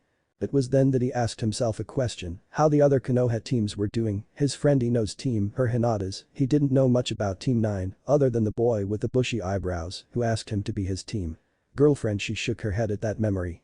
She looked at a small squirrel that was coming towards her. She looked at it tenderly, however she remembered that she had set traps. He threw a kunai near the animal, causing it to get scared and run away from there. Whew, almost, if it hadn't exploded into pieces, said the Haruno. Wow, I thought that would work, a voice whispered from the shadows. Do you think he saw the paper bomb we left on the squirrel? Asked again. No, I don't think it was that. I think we should go closer and find out for ourselves, answered another voice. The sound team was lurking. The boy with the bandaged face, along with his two companions in another part of the Forest of Death. A green spot passed from tree to tree at high speed. It fell hard on a branch, causing the leaves of the tree to begin to fall. If I can catch those 10 leaves before they fall to the ground, then Sakura will fall in love with me. A certain boy in green spandex and unusual eyebrows thought with euphoria. The boy began to jump from branch to branch, grabbing the leaves, hitting himself a little in the process, but for him it was worth it. Finally he fell to the ground, realizing that he was only missing 1 leaf. It can't be. Why? The boy lamented in his mind while he cried comically. Rock Lee left his thoughts when he heard the moans of a small squirrel which was running in circles while fire seemed to come out of its back. The genin jumped against the squirrel, separating it from the paper bomb that it had on its back. You're lucky, little friend, the paper bomb only explodes after a certain time. Rock Lee said, squeezing the paper bomb to put out the fire, preventing its detonation. Who would be capable of doing something so evil with Sakura? The pink-haired girl was nodding off. Was she really getting sleepy? No. She had to be alert, she couldn't fall asleep but suddenly the walls of the tree looked so comfortable, there's someone watching you.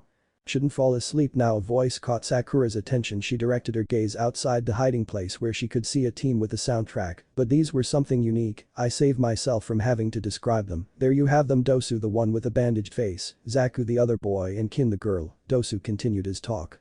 At least you won't have to keep watching. There's no point if we already find them. Now wake up Sasuke or that Naruto guy, we want to fight them. You could never beat them. Sakura took her trembling hand to her kunai bag. What are they looking for here? But what are they really looking for? I already know that Orochimaru is behind them, said Sakura. The sound team opened his eyes wide. Why are you chasing them?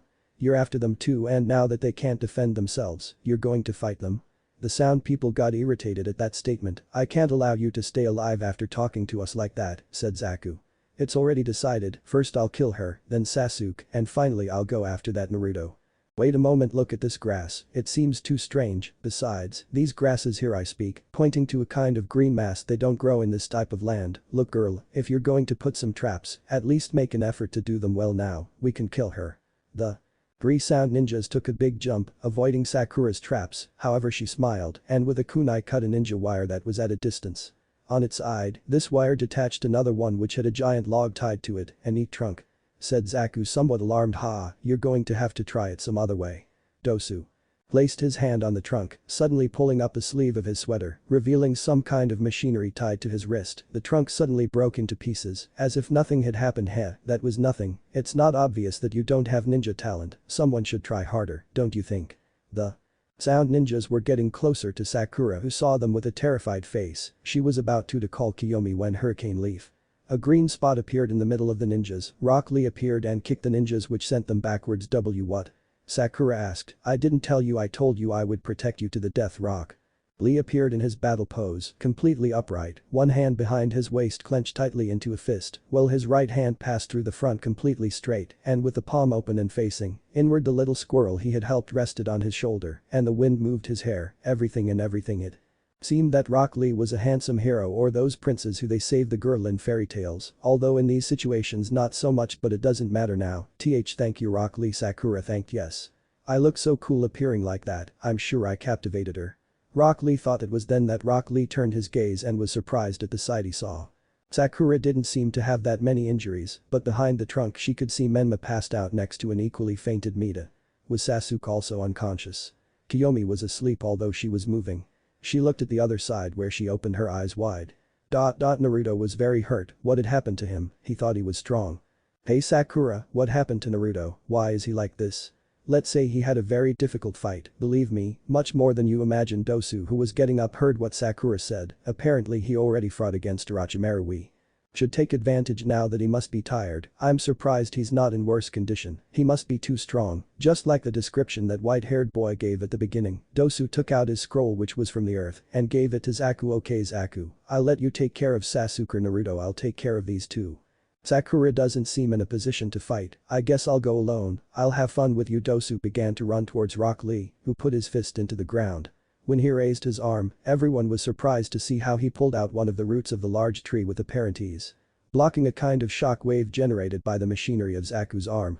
Your attack has already been seen once, so I won't waste time blocking it in every possible way. I find myself at a disadvantage since they are 3 against 1, but that doesn't matter. I will have to go one by one. I will defeat them with my power. Let the flames of youth burn. Rock Lee began to unwrap the bandages that were tied to his arms.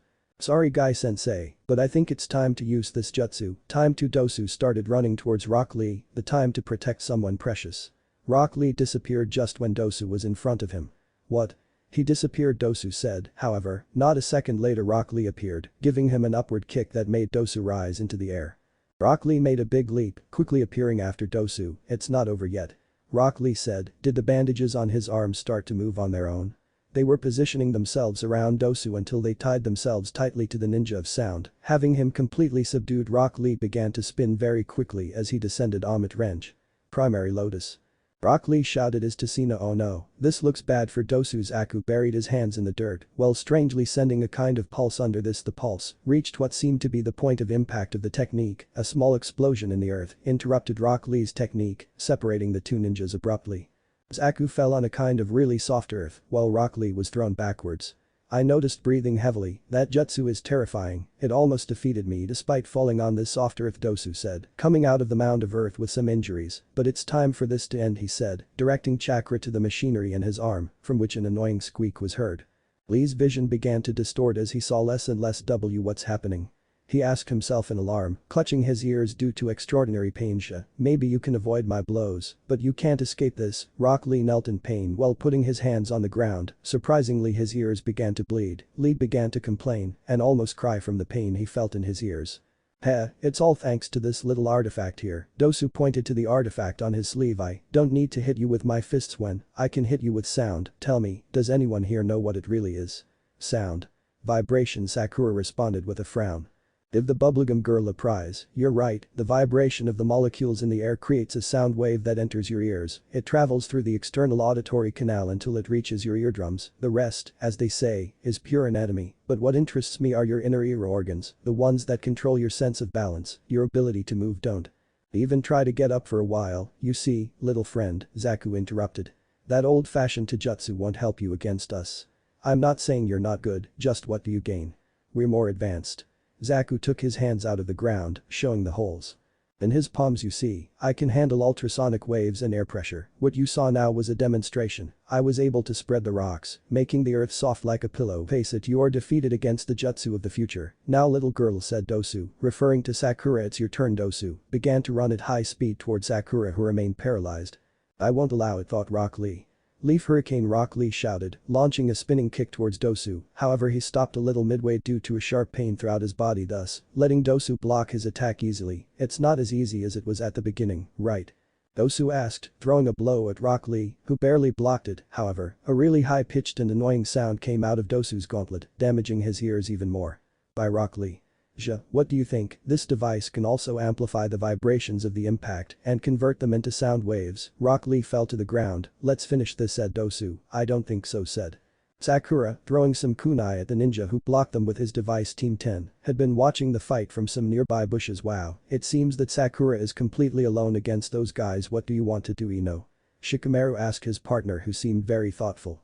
Sakura threw shurikens at her opponents. However, Zaku stood in front of her companions, extended her hands and launched a strong gust of wind, dispersing the projectiles and heading dangerously toward Sakura, who jumped to the side, avoiding the attack. However, he was surprised to receive a kick on his leg, causing him to kneel, a hand aggressively placed on his hair. You know, your hair is much brighter and silkier than mine. If you have so much time to take care of it, how come you don't train? Said Kim, who was the one holding Sakura. Sakura tried to move. Don't move. Kim shouted. You know, Zaku, I have a funny idea. How about we kill Naruto and Sasuke in front of their little friend, right? Sakura opened her eyes. Naruto and Sasuke were now vulnerable. Come on, Sakura, move. Useless attempt. It can't be just look at yourself again, you're a nuisance, Sakura said to herself in her mind, while some tears were about to come out. Again, I can't do anything. After all, I was always behind, while they were ahead. The memories were beginning to overwhelm his mind. The fight between Menma and Mito versus Zabuza. You see how Team 7 rescued them. Naruto versus Aoi, Sasuke and the others versus Ice Girl. How they all fought against the cat bullies. Kiyomi and the others versus Orochimaru, and finally Naruto staying to fight that crazy man just to save them. I knew it, I'm useless, Sakura said to herself in her mind while crying openly. Finally, one last memory came to her, just the one she needed. But you should also know that it is not too late. I know that there is little left before the exams begin, but you can train as much as you can this week. In 1 week you can increase the level that you now have. You must understand in one, you see clearly that you must become strong, not only to pass the exams, but to save your life and the lives of those you love, because now you are a shinobi, protecting is your responsibility. Sakura, I'm just telling you something, show who you are, train, let yourself know that you are more than what you think of yourself, change for the better, and you will see how life will also change. It all starts with yourself. I trusted you, okay? They were the words that Naruto said to him before the exams. That's it, I'm more than I think. Sakura managed to pull out a kunai. She quickly buried the weapon in Kim's leg, who let it go. Immediately Sakura stood up and gave a shake. Kick the girl, taking advantage of her pain. Wow, even I was surprised by what I just wrote. The time has come to change, Sakura said to herself. TSK, damn bubblegum hair. Kim roared, yes, at least my hair is made of gum and not waste, Sakura responded without turning to see her. What did you damn said? Kim, calm down and finish her off, said Zaku. Kim got up and went to Sakura, who was drawing seals. The sound Kunoichi tackled the Konoha girl, however she disappeared in an explosion of smoke, showing a log substitution. Thought the girl surprised Sakura appeared in some bushes and punched Kim's face hard. Sakura started running towards Zaku. The girl took out a bunch of kunai and threw them at the ninja. Heh, you're going to need more than that. Zaku extended his hands and sent another burst of vision, causing the kunai to bury themselves in the girl who replaced herself again. Wow, it seems like someone got serious, but you're not going to take me by surprise. Zaku apparently threw kunai into the sky, however they buried themselves in a Sakura that was descending. Now where will you appear? Zaku said, expecting the girl to appear somewhere else, however he was surprised to see that Sakura did not disappear. What? It's not a substitution. He said. Alarmed, Sakura took out one of the kunai she had buried and with the same kunai she pointed it at Zaku. The least she could do was change the impact zone by putting her arm in front of him. The kunai buried itself tightly, drawing blood from his arm. Gravity made his own, and due to the momentum, Zaku fell to the ground with a Sakura on top. TSK, you'll regret that. Zaku moved his other arm to try to send a blast of air to Sakura, however in a crazy act, he bit the boy's arm so hard that he drew blood. Zaku screamed for him. Pain. Everyone was surprised by Sakura's performance. Hey, leave me already. Zaku began to mercilessly hit Sakura on the head, making her bleed. Zaku managed to free himself from the bite, got Sakura off of him, and jumped towards his companions. Unfortunate. Zaku pointed his hands towards Sakura. However, a strong punch landed on his face. The blow was so strong that he was thrown backwards, crashing into a tree. What the hell? Zaku asked himself, pulling out a broken tooth. I see you managed to get past the traps. After all, it was foolproof. I guess you guys aren't, are you? Everyone opened their eyes. Sakura, what did I tell you what to do if there were problems? The girl scolded Sakura. I should call you, but you look so sleepy. I thought you were very tired. Sakura defended herself. Okay, I appreciate it. I was really tired, but now I have to take care of the garbage. Ego Uchiha going up. Kiyomi prepared to fight the Sound 3. Who is she? Kim asked. She is Naruto and Sasuke's partner. Be careful, said Dosu. So you're the partner of those guys? Well, you don't look too bad, huh? Said Zaku, wiping away some blood. Zaku. Kim shouted. Well, are you jealous? Zaku asked. Of course not, it's just not the time for your nonsense. I shout back. Are you guys going to fight or what? Kiyomi shouted, interrupting the Sound guys. The girl did not wait and launched herself against the Uchiha. The Taijutsu battle did not take long, blows came and went for the Uchiha. It was too easy to dodge the blows. After the Sound girl had a deep wound in her leg, the Sharingan was able to see each one of them. His blows. Kiyomi delivered a direct blow to Kim's stomach, who doubled over. The Uchiha dodged a kind of gust of air. Don't get rid of us, said Zaku. Kiyomi began to dodge the different blasts that Zaku sent. Kaiten. Kikaku no Jutsu. Kiyomi spit out a large fireball. Zaku extended his hands and sent a very strong blast. Seeing that he barely dispersed the fire og, that almost didn't work, he said. Kiyomi appeared behind him and gave a big kick, but suddenly the Uchiha grabbed her ear in pain. It was Dosu with her strange jutsu. Kim took advantage and tried to hit the girl, however a Hurricane Leaf. Rock Lee appeared kicking the girl. The genin quickly crouched down and gave after series of kicks and then jumped and gave one last kick to the girl's face. The attack left her almost out of combat. Kiyomi-san, we have to finish with the bandage boy, apparently the machinery he has, I think I can get an idea of what it does. Thank you for saving me, said Kiyomi. No problem, said the boy, although he grabbed his ears in pain. I think you should still rest, said the girl. Don't worry about my Kiyomi-san, I can always get by. So we have to finish with the device. Kiyomi launched himself against Dosu, starting a Taijutsu battle. The Dosu device did its job, making the vibration of the blows turn into that horrible sound. Even if your device makes that sound, you can't help but hurt yourself, although it seems like you're already very used to it, said Kiyomi. Zaku approached Kiyomi from behind, however Rock Lee intercepted him. You're going with me? Said Lee. Tsk, move away. Let's see how good you are at hand-to-hand. Lee began to fight against Zaku, who could not defend himself from Lee's great taijutsu. Lee. Grab Zaku. Lee heard the Konoha girl scream. Lee nodded, and in a quick movement he stood behind Zaku and grabbed him tightly. The force he used was so much that the crunching of Zaku's bones could be heard, who screamed a little. Dosu attempted a blow to Kiyomi's head. She crouched down and moving quickly grabbed Dosu from behind. The girl focused her eyes on Zaku, who was staring at her Majin. Kasugi, Kiyomi thought. Zaku felt 5 giant stakes stick into his body. The boy screamed as his body weakened. Lee felt the loss of resistance, so he let go of the boy, who fell to the ground. Paralyzed Lee, without wasting time, advanced and punched Dosu's stomach hard. The bandages on Dosu's face were stained with blood. That punch was very strong. The ninja felt great pain in his back. Kiyomi had buried a kunai. Just then a noise was heard coming from the tree. What the hell happened here? Sasuke asked, next to a Naruto looking at his body. Wow, until they finally got up. Kiyomi said happily, I'm glad you're okay, Naruto-san and Sasuke-san. Come on, old man, no suffixes, just call me Naruto, said the aforementioned. And these guys? Sasuke said. They are ninjas of sound, Sakura responded. It was then that Naruto and Sasuke realized their state. Wow, Sakura, are you okay? Sasuke said.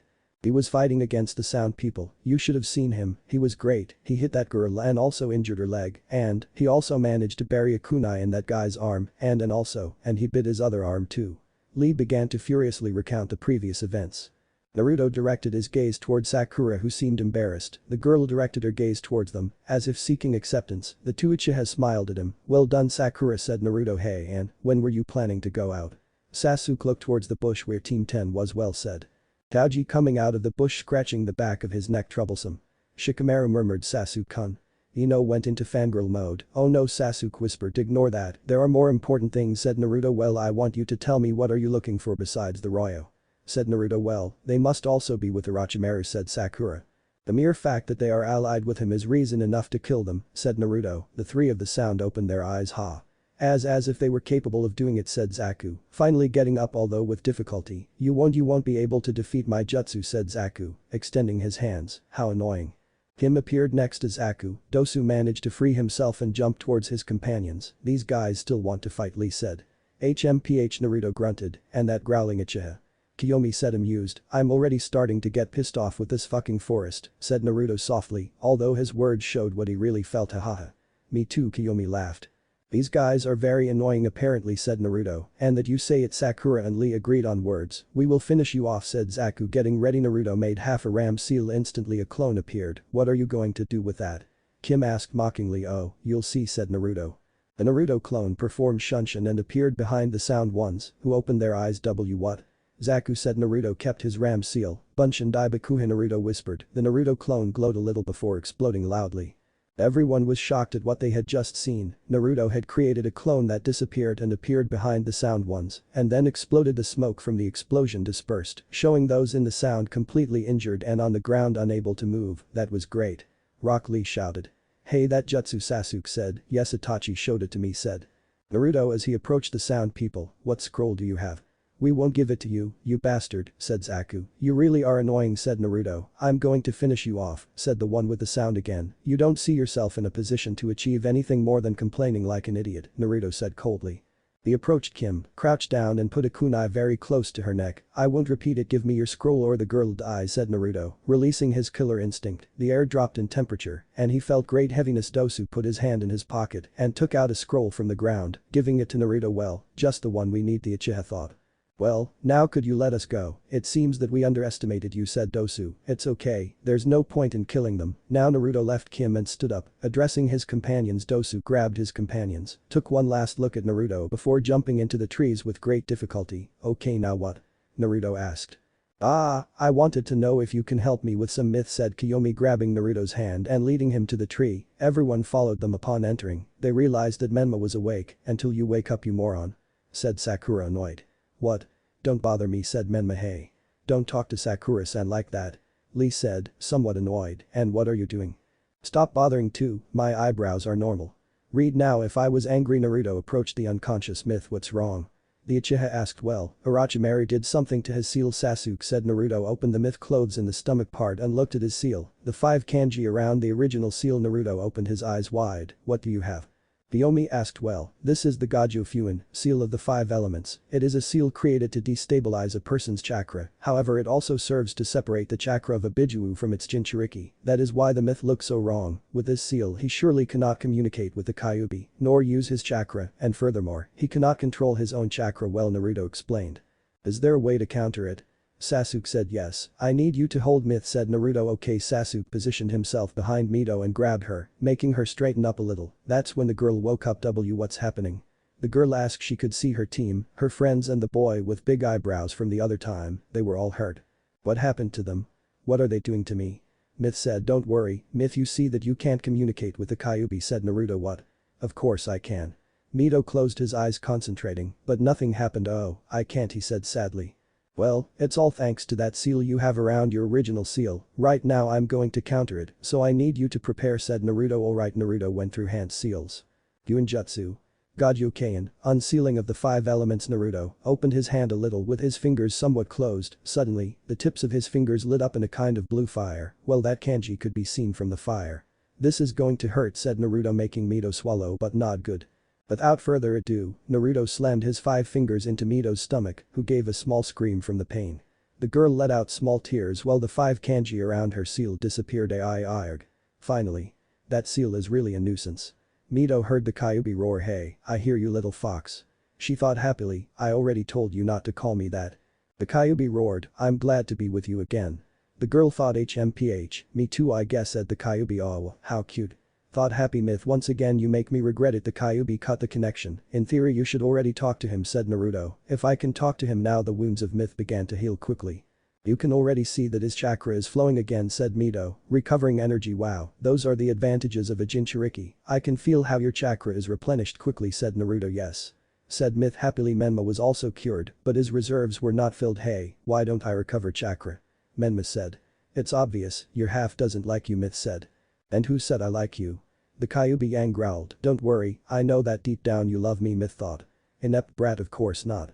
What halves are you talking about? Do they communicate with the Kyuubi? Everyone had forgotten that Rock Lee was there. Shit, everyone whispered after an explanation. Please promise us you won't say anything you heard here, okay? Sure, my mouth is a safe. Said Rock Lee. The 2 teams and Rock Lee came out meeting Team 10. Hello guys, said Chaoji, what are you doing here?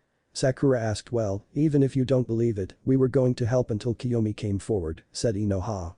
Were you really going to help? Sakura said. Ash, be thankful that at least I was the one with the stupid idea. Said. Ino annoyed, who are you calling a pighead? Sakura responded angrily. The 2 girls started arguing. Well, now what do? We already recovered the scroll we were missing, Sasuke said. I think we should rest, it's already night, and the truth is I'm still a little tired, said Naruto. Well, I guess I'll go back with my team, we still need a scroll, anyway we left a meeting point, said Lee. We also lack parchment, said Shikamaru. Well I don't know what to tell you, Sasuke said. Well, we could show you the big pile of scrolls we left in that place, said Kiyomi. Really? But do you remember where it is? Lee said. Yes, I had my Sharingan on so I remember perfectly where it is, you just have to follow me. Well come on, if possible, let's have the Sharingan on to remember this place, just in case, Sasuke said. A few minutes later. Here it is, Kiyomi said, pointing to a large pile of scrolls from the earth and sky. There were few left, it shows that some teams had taken advantage. Well, you should take advantage, there are few scrolls left, Sasuke said. Yes, although I have a feeling that with our luck, they won't let us have it easy, said Naruto. Guys look. I see a lot of scrolls. Over here, idiots. There are scrolls. A lot of teams appeared from the trees heading towards the scrolls, but there were no longer enough of them, so they started a pitched battle. Kiyomi hit Naruto on the head, you had to open your mouth. Kiyomi said. I knew, you don't have to hit me. Well, the only thing left to do is fight for hours, said Lee, launching into action.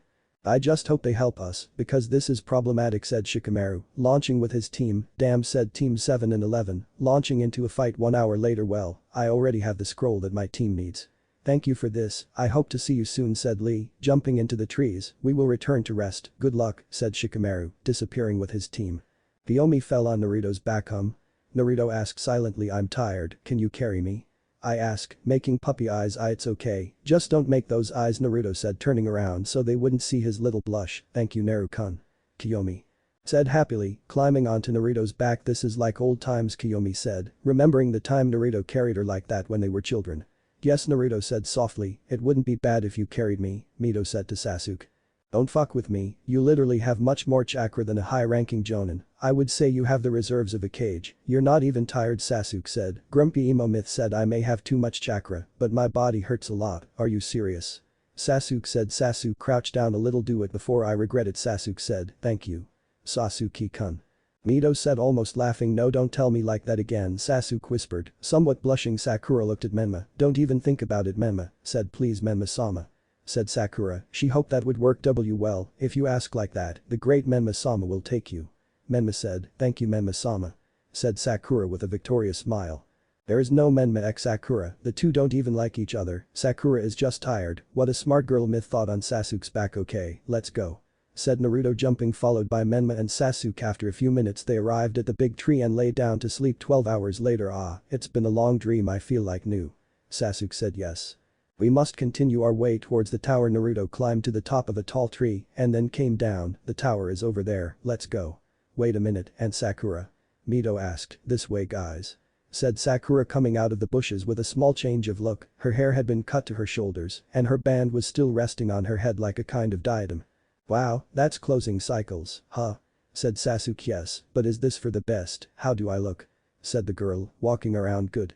Said everyone except Menma. Menma received a hit from his sister. Oh, you look good, Sakura. Menma said in pain. A little later, girl exceptional red eyes straight and shiny red hair light skin and glasses that were on her face. The thing is that this girl was not in the best situation, a gigantic bear had killed her team and now she was its target. The girl stumbled, no it can't be, is it going to end like this? The girl thought. She closed her eyes waiting for her death when a loud knock sounded in the forest of death. Sasuke now.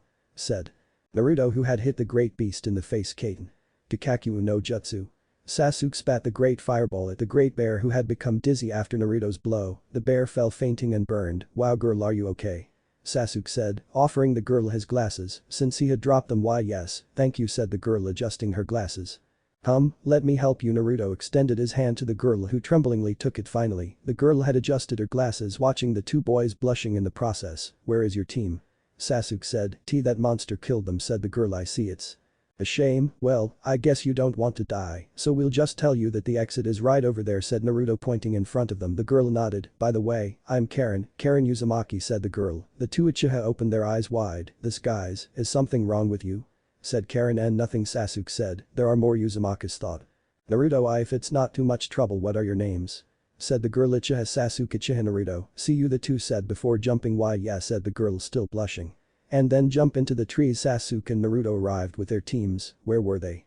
Kiyomi asked, helping a badly injured genin, said Naruto. Wow, now they are good Samaritans, said Myth. It's not funny, let's keep moving, Sasuke said. Mito and Kiyomi returned to Naruto and Sasuke's backs. 1 hour later, did you really have to rest so many times? Menma said. Hey, I'm sorry I don't have as much stamina as you guys, Sakura said, annoyed. Leave it alone, said Myth. Well, we've arrived at the tower, Sasuke said. Finally? Kiyomi shouted. Shhhh, can they hear us, said Sasuke. Oh, okay, Kiyomi pouted. Now what do we do? Myth asked. Well, let's go in, Sasuke said. And the scrolls for what? Said Menma. I don't know, Sasuke responded again. The two teams entered the tower, where they found a kind of battlefield. At the end of it, there was an inscription.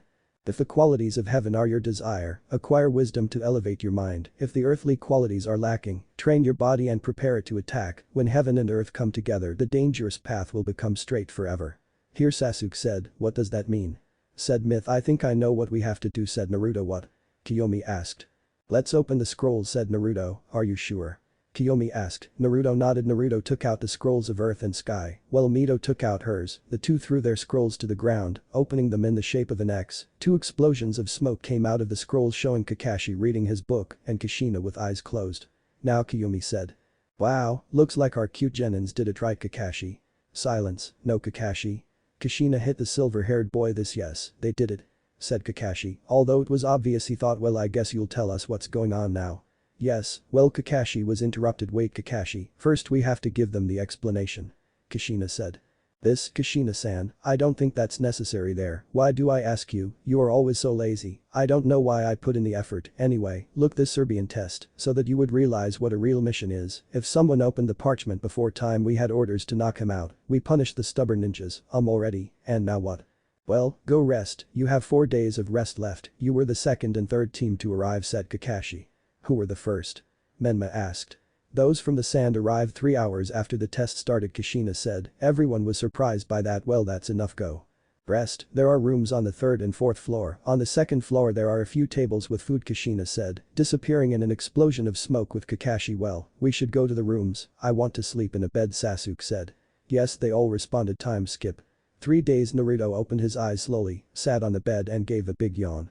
He got up from the bed and looked at the other bed in his room. In that bed Sasuke and Kiyomi were asleep. They decided to sleep together to leave the other bed to Naruto, who would have slept on the floor if it weren't for that offer. Naruto looked a little through the window in his room. He was shirtless. He had left his clothes neatly folded in a corner. They were already washed. This tower fortunately had a laundry, old, but it worked anyway. Who was only wearing his usual dark gray pants with the usual black bandages tied to his ankles. He opened the window of the room. The sinister air of the forest of death greeted him. However, it was air, so it was enough for him. It smells like wet earth, metal, and leaves, he said in almost a whisper. I take a big breath. Yes, it's a very strong smell, he said. Without further ado, Naruto sat on the floor and started doing sit-ups. It was a routine that he did every day. After the sit-ups, a number of 150, he started doing squats. 148, 149, 150 he said before taking position to do push-ups 27, 28, 29, 30 Naruto stopped counting when he felt a weight on his back. Good morning Kiyomi said. Naruto before continuing the push-ups 31, 32, 33, good morning Naru-kun.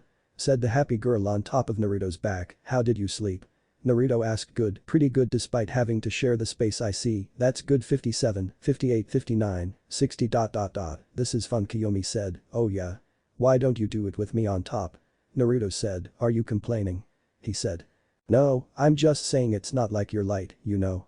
Are you calling me fat? Kiyomi's gaze darkened and not at all, you have a nice figure, said Naruto somewhat nervously.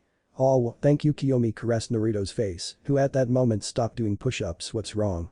Do you like him? Kiyomi continued caressing Naruto's face. I think so Naruto. Was not used to this type of contact, after all he spent training, and the only one who caressed him that way was his mother. Besides, Life Shinobi was receiving hits, not receiving caresses. These moments are special, especially when it comes from someone you love very much. The Uchiha lost concentration, falling to the ground. Ugh Naruto grunted, he had Kiyomi on his back, the girl just started laughing, oh yeah. We'll see, Naruto placed his hands on the ground and got up quickly, getting rid of the girl who fell and hit herself. Ow. The girl complained, Naruto let out a light laugh. Hey. Said Kiyomi, quickly grabbed a pillow and threw it at Naruto's face. Hey, stop that Naruto picked up the same pillow and threw it in Kiyomi's face. No. You stop. Said the girl, throwing the pillow with great force that fell heavily on Naruto's face. His head hit the floor, the pillow rested on his face, covering his face. Hey Naruto. Are you okay? I'm sorry said the girl when she realized that she threw the pillow with a lot of force. The girl approached Naruto. The boy got up quickly. Boo. Said the boy near Kiyomi, scaring her who jumped back. Kaya. The girl screamed. Naruto started laughing a little harder. Hey, that wasn't funny. Said the girl with a pout. Maybe but you should have seen your face Naruto laughed. The girl looked furious at Naruto, however after a while she also started laughing. These moments were so cute. Relaxing a little after. What was the hell of the forest? Naruto stopped laughing to look at the girl laughing in front of him. How can someone who fights so formidable and so dangerously look like this? Such clear and soft skin, silky hair, features and a well-groomed body. What else can I say? His attitude contrasts with mine but it looks so good on her, Naruto said to himself in his mind that without realizing it, he began to blush a little. Kiyomi stopped laughing and looked directly at Naruto. Wow, I have such a good time with him. So many years have passed and I still don't get tired of spending time with him. He's so nice and if that weren't enough he takes care of me and understands me. Kiyomi looked straight into Naruto's eyes. I must admit that I'm getting lost in them, they are black like mine but they look so enigmatic. Her face is very pretty, it's clear and it doesn't seem to have any imperfection. How crazy. And to think that it takes hits fighting so often, it's not normal. Kiyomi looked deeper at Naruto. What can I say? Just look at that, he has an incredible body. Well that can be explained by his arduous training. The eyes of the two met again. They're black, but why do they shine so much to me? Naruto wondered, it's like being in a void that you don't want to leave. Kiyomi thought, wait why do I think this? They both asked themselves, maybe Naruto thought, I'm Kiyomi thought, in love with you? They both asked themselves. A pillow hit their faces hard. Could you at least let me sleep a little more please? I have one day left before the second test ends and I want to rest as much as I can. Said Sasuke. Sure said Kiyomi getting up. Whatever you say Naruto said also stuttering, what's wrong with you two? Sasuke said nah nothing. They both shouted, what's wrong with you? They said to each other at the same time nothing. They synchronized again. Sasuke raised an eyebrow, are they okay? They're red. Sasuke said Roha, me? I don't believe it. Kiyomi said, it must be your imagination said Naruto, calming down a little. Well I have to go to the bathroom. Kiyomi quickly left the room. Naruto started doing the push-ups he needed. How strange Sasuke said, settling down on the bed in the bathroom. What the hell was that? Kiyomi looked at herself in the mirror, her face blushing, but the strangest thing was, her Sharingan was active, she didn't know when it had activated, but why? He said, was it a bad feeling or was it a good one? Sharingan I have feelings. 30 minutes later. Naruto went up to the 4th floor, it was the last floor of the tower, he was wearing his black long-sleeved shirt, he was not going to fight, he was going to a small meeting, with the Hokage, and certain other people. Naruto reached the floor and walked down a small hallway to a door, which he knocked 3 times forward. Naruto opened the door finding the Hokage behind a desk, next to him was Kushina, Kakashi, Anko, and also Ibiki. I'm ready Hokage-sama said Naruto, bowing slightly. Well, Naruto, you are here to tell me about your meeting with Orochimaru. Naruto nodded and began to relate the facts in great detail. I see, so I separate you from your team.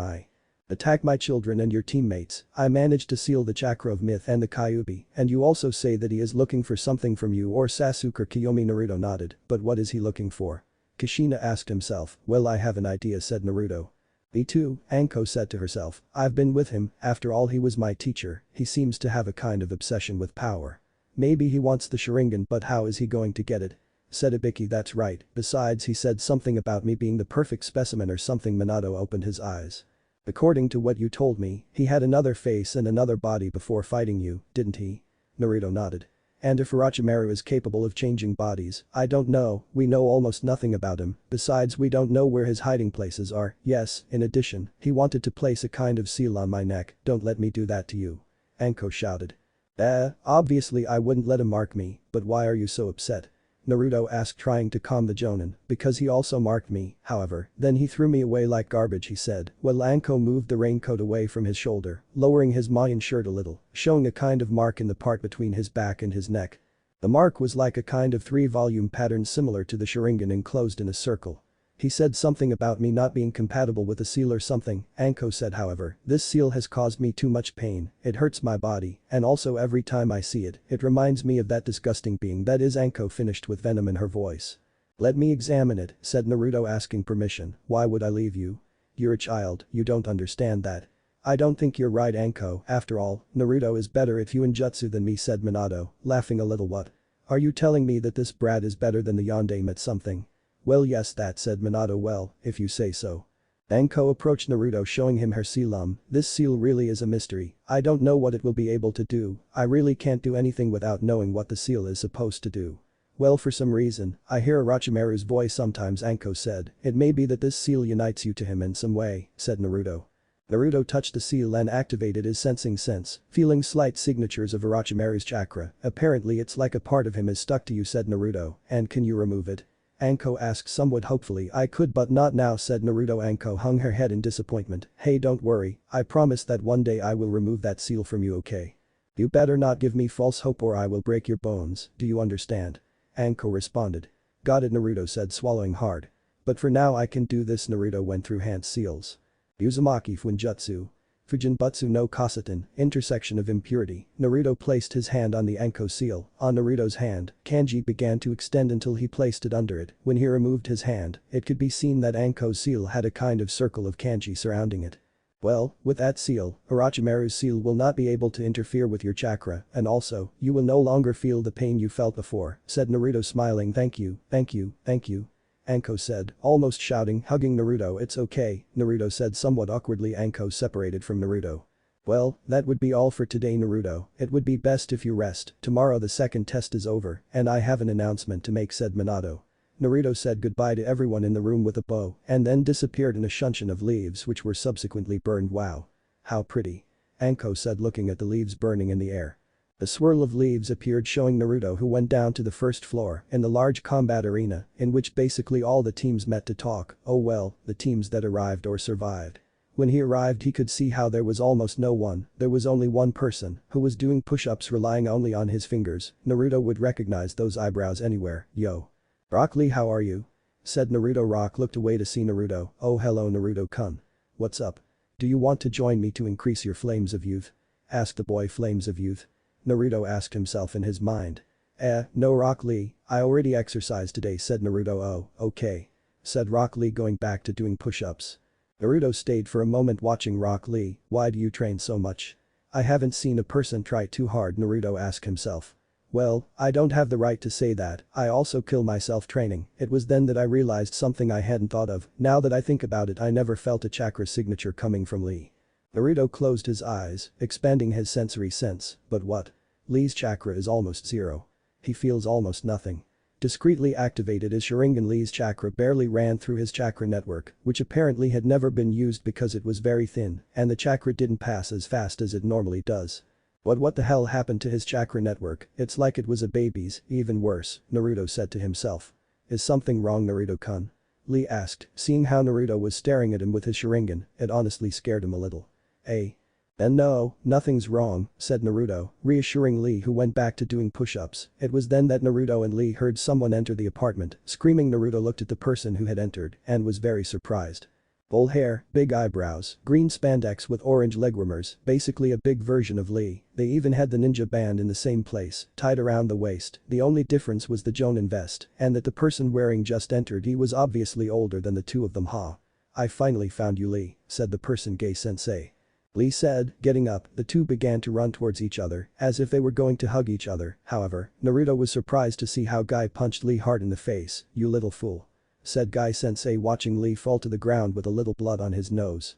"I found out that you used the primary lotus in the second test of the Chunin exams. What were you thinking that I told you about the conditions to use that technique?" Gai said, reprimanding Lee. But Gai-sensei, it was to protect a loved one, I swear."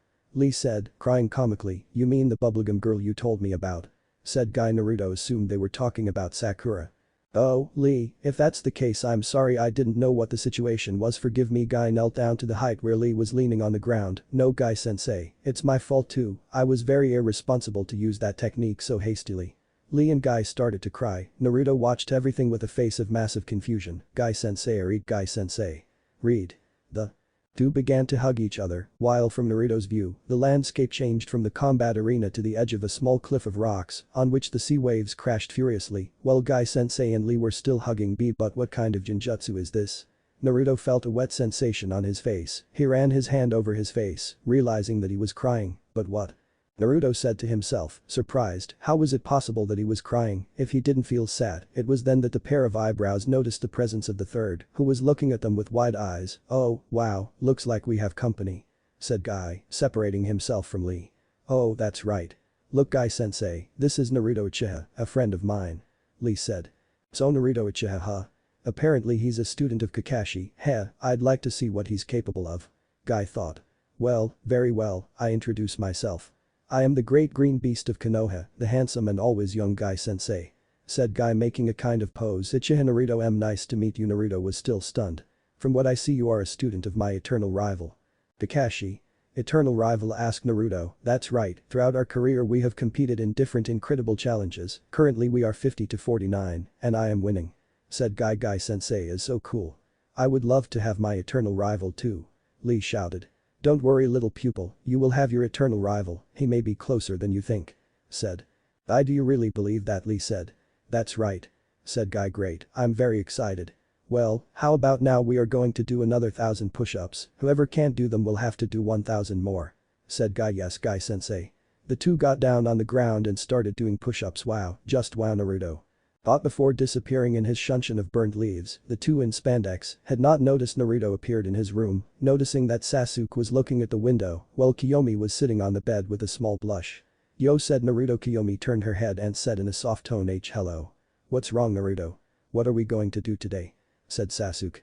"Well, I don't know, I guess it's the same, training or maybe resting. After all, tomorrow the second test ends and there may be preliminaries. I have a sneaking suspicion that too many teams qualified thanks to our little mistake," Naruto said. "Yes, you're right." Sasuke remembered the pile of scrolls they had left lying around.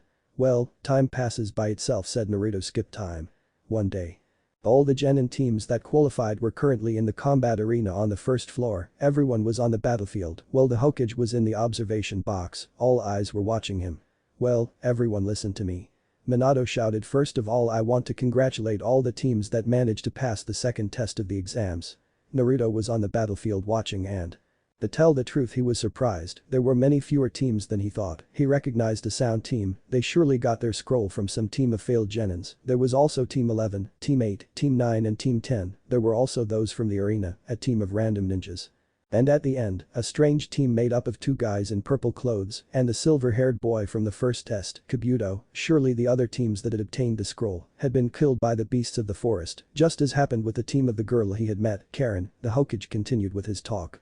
"Well, I want to let you know that despite the small number of teams that passed, we still consider that there are too many teams, so, before the final test of the exams, there will be some preliminaries." Naruto was right, he knew something like this would happen.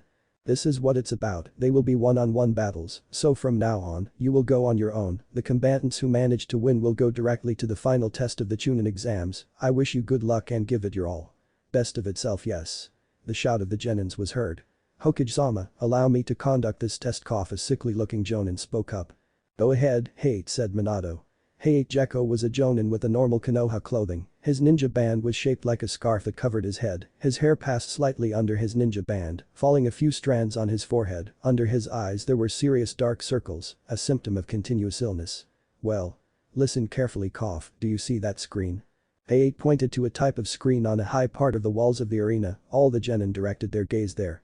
Well, random names will appear on the screen cough, the names that appear will be those of the genin who will face each other, while the others will go to the box, however before starting, we give the opportunity for those who do not, if you feel fit to compete, you can retire. Don't worry, you can try again next year. I'm not going to continue, I just arrived today, and I have no chakra left, Kabuto raised his hand, scratching his head.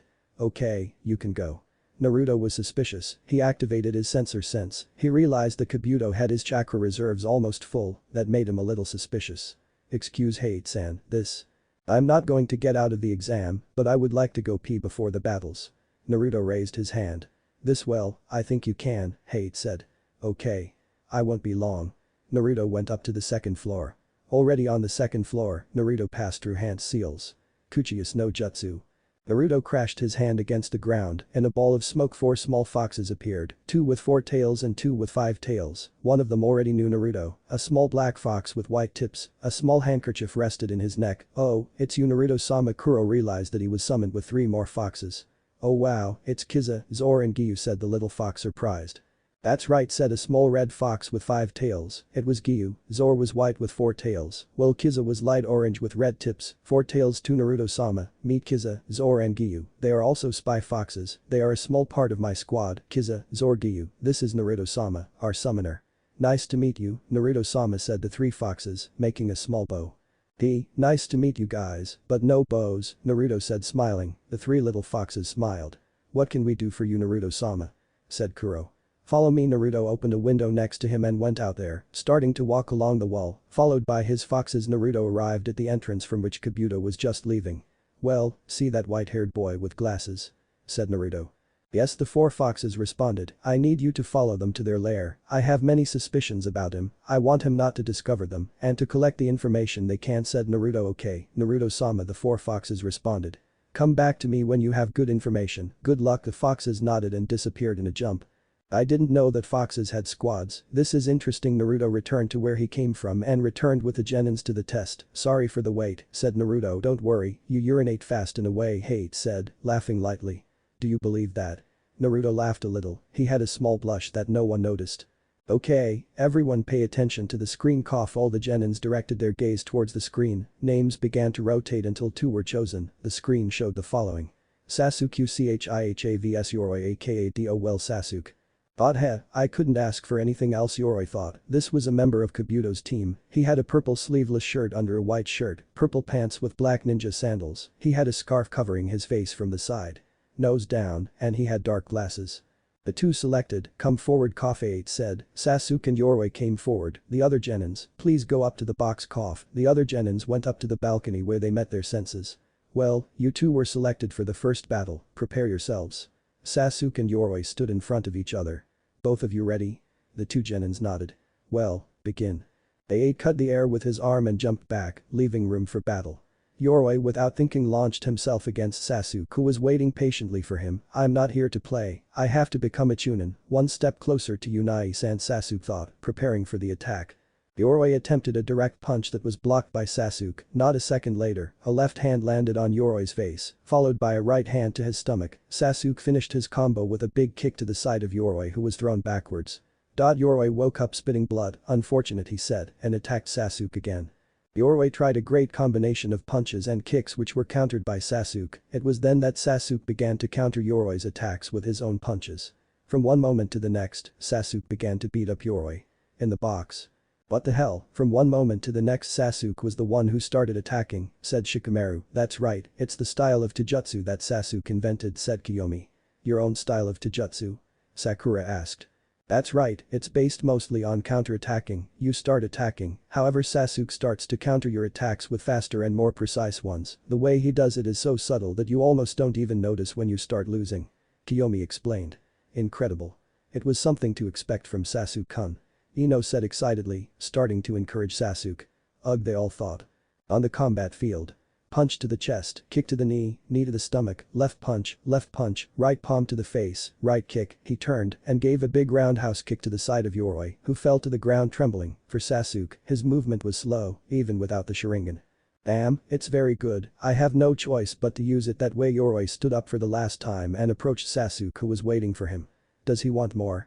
Sasuke asked himself mentally as he lowered his guard a little. From one moment to the next, Yoroi jumped toward Sasuke, who received him with a blow to the stomach. However, Yoroi grabbed Sasuke's arm with his left hand.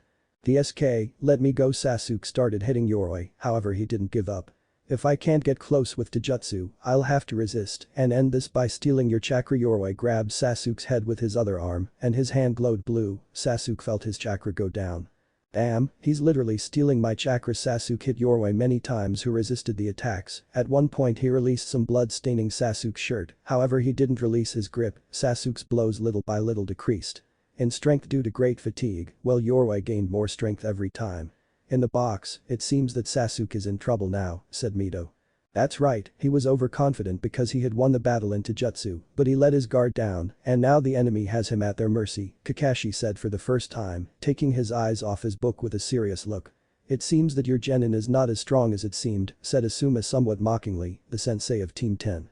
"You shouldn't underestimate him, after all, Sasuke is the second best in the academy, a prodigy, and besides, I am his sensei," said Kakashi, grinning. "PSSSS, how arrogant," said Asuma, looking at the battle. "On the battlefield, grrrr, get away from me." Sasuke gave a big kick to Yoroi's stomach, sending him away. He got up with some difficulty while breathing deeply. "This guy stole at least half of my chakra," Sasuke said to himself. "Haha, I'm stuffed," said Yoroi, launching himself against Sasuke again, trying to hit his face, but Sasuke dodged it. "I'm sorry, but I'm not defeated yet." Sasuke gave Yoroi a big kick, sending him away. The Uchiha passed through hand seals. Kaiten. Hasenketsu Nabeni. Sasuke took out several shurikens from his seal. He blew a little, launching a small sphere of flames. Simultaneously he launched the shurikens. The projectiles lit up on fire, heading dangerously towards Yoroi, who tried to dodge them all. However, due to the speed of one of the projectiles, it stuck in his leg and the other in his shoulder, causing too much damage. The cut plus first degree burns, quickly becoming second degree if he didn't remove the shurikens. Yoroi screamed in pain and tried to remove the shurikens, however, Sasuke appeared in front of him. The Uchiha crouched back and gave a big upward kick, sending Yoroi into the air. The Uchiha jumped quickly and reached the height of his opponent. He gave a big blow to his face, turned in the air and punched with his other arm while finally giving a big kick that sent Yoroi hard to the ground. The ninja spit out blood, and finally, he received the final blow. Raken. Sasuke's fist released lightning bolts, falling on top of Yoroi, giving a big punch to his stomach. The ninja screamed in pain, while small cracks formed under his body. Sasuke jumped back as he took a deep breath. Hayate approached Yoroi to see if he responded, however he did not respond anymore. He approached his body and checked his pulse. He was still alive, but unconscious. "The winner of the fight is Sasuke Uchiha." Hayate announced the winner, who smiled satisfied. Sasuke went up to the participants' box. "Well done, Sasuke." Hyomi said, congratulating her brother, who nodded. "You were overconfident, but you responded well," said Naruto. Yes, I get it," Sasuke said. He looked towards Kakashi, who smiled and gave him a thumbs up. "Well, pay attention to the next fight." Hayate caught everyone's attention. The names began to rotate again on the screen. Shino Aburameves. Zaku Abmi. Who is that loser? Zaku said confidently. Shino alone went down to the battle arena slowly and silently. The two contestants positioned themselves in front of each other. "Well, you have been selected for the second battle, are you ready?" "Sure," Zaku said confidently. Shino just nodded. "Okay, start." Hayate jumped back. "I will make small summaries of the battles that are not those of the protagonists." At the beginning of the battle, Zaku tried to compete with Shino in Taijutsu, which although he was not so good in this area, he managed to defend himself decently. After a while, Zaku finally attacked with his air blasts, sending Shino to the ground. Crawling on the ground, however, Shino got up with relative ease. However, he had small wounds, but Zaku was surprised to see that quite a few insects were coming out of Shino's body. Shino explained that they were rare species of beetles that attacked his prey in packs, in addition to the fact that they are capable of absorbing people's chakra and that he has the ability to control them. The insects had absorbed part of Zaku's chakra, reducing the strength of his jutsu. Zaku looked back, realizing that hundreds, if not thousands of insects were coming. Shino gave him the option to surrender. Zaku extended his hands and prepared his biggest blast. However, his arms began to bleed and hurt too strongly. Zaku looked at his hands, realizing that of too many insects came out of the holes in his palm. Zaku cursed and tried one last move. Damn you. Zaku tried to hit Shino, however he disappeared in incest. The real Shino appeared behind Zaku. If one beam up your sleeve is good, two is better. Shino punched Zaku hard in the face, who fell to the ground in pain, complaining about the great pain he felt. Hayate approached Zaku, who did not get up and just complained of pain. It was a somewhat disgusting landscape. Zaku had holes in his arms from which insects came out. I guess I can call this battle over. The winner of the fight is Shino Aburam. Hayate announced the winner. Shino silently climbed onto the box, while Zaku was taken on a stretcher to a nursing room. Congratulations, Shino, you had the fight in your favor, Naruto said, congratulating his friend. Shino just nodded. Shino was congratulated by his classmates, and his sensei, Menma, was the only one who did not congratulate him, besides those from Sand and Sound. Okay, let's continue with the third fight. Cough, the names began to swirl. Sabaku no Kankuro vs Misumi Tsuguri he. It's finally my turn. Kankuro went down to the field, Misumi went down without saying anything. Summary. The battle was somewhat quick. Kankuro had untied his bundle of bandages, warning Misumi to surrender. He did not listen and attacked Kankuro with a strange jutsu that allowed him to dislocate his joints and caught Kankuro, threatening to break his neck if he did. He did not give up. Kankuro refused and Misumi broke his neck. However, he was surprised to see how Kankuro's head bent until he was staring at him. It turned out that the Kankuro he had caught was a puppet that the real Kankuro who was wrapped in the bandages controlled. With chakra threads. The puppet took out 6 arms and hugged Misumi tightly until breaking his bones. He finally gave up. Heh, that was very easy, said Kankuro. The winner of the third battle is Sabaku no Kankuro. Hayate announced the winner. Kankuro went up to the box and Misumi was taken to the infirmary. Okay, let's continue with the fourth cough battle. Everyone turned their attention to the screen where the names rotated, stopping at Sakura Haruno vs. Ino Yamanaka. Sakura Haruno and Ino Yamanaka come down to the battlefield. Please cough. The two Kunoichis went down to the battlefield and prepared for combat. Super summary. I'm too lazy to summarize this battle, understand its author Sama. The battle was summarized into jutsu combats, in which the two demonstrated their lack of training and opted for a kind of street combat. There were moments in which the two would stare, as if they were remembering things. It remains to say that it's not almost she wins the fight. If it weren't for Sakura's great renewed spirit, the battle was a draw, the only significant thing. Sakura was no longer fighting to impress Sasuke, she was fighting to surpass herself. Oh, and Ino also cut her hair. Well, since the two shinobi cannot continue, I declare this a tie, so both of them are disqualified. Hayate announced the result. Wow, what a shame, Kiyomi said. At least Sakura is getting over herself, said Naruto. Troublesome, I was betting that Ino would win, said Shikamaru, receiving a nod from Choji. Well, it's obvious that you're not good at betting, you lazy person, Mito said, and Shikamaru growled. Shut up, you troublesome blonde, said Shikamaru. Repeat that.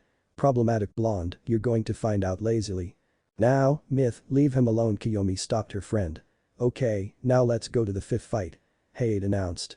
Shikamaru Nara vs Kim Tsuchi. Both contestants please come down to the battle arena. Cough. Shikamaru came down sighing, while Kim came down with a confident look. This battle is short and I love it, so I will tell it more or less. Well, Kintsuchi and Shikamaru Nara, are you ready? The two nodded. Come on, you can do it, Shikamaru. Ino shouted. When did he become so enthusiastic? Choji thought. Begin. Hey jumped back. Shikamaru knelt while making a seal similar to that of the rat. Shadow possession jutsu, he said, so that then his shadow extended towards Kin, who mocked. Do you only know how to do that?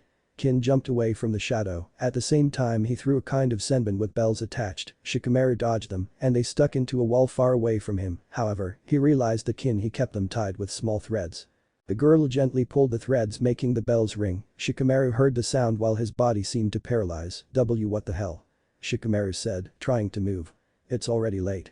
Kin shouted and threw senbon that luckily stuck in Shikamaru's shoulder due to his attempted movement.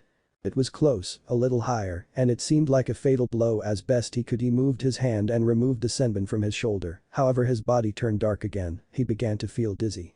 What's wrong? Shika fell to his knees while clutching his ears. In the box. What's wrong with him? Ino said, almost shouting. Whatever it is has something to do with those bells, said. Naruto, what makes you sad? Choji asked. Well, they are sound ninjas, it would be normal for them to use techniques related to that. What kind of things could sound make? Choji, sound are vibrations that reach your brain. With the help of sound you could even blind a person's senses and even confuse the brain, like a genjutsu, Naruto explained. I see. Everyone continued to watch the battle. Are you feeling good, little man? Kim said mockingly, I see that you are confused, you see, this bell sends a peculiar sound vibration that travels through your external and internal ear directly to your brain. First comes the paralysis, and then you will see illusions. Shikamaru looked up seeing how Kim seemed to multiply. But because of the explanation, he knew that they were illusions created by his confused brain. Admit it, you're toast.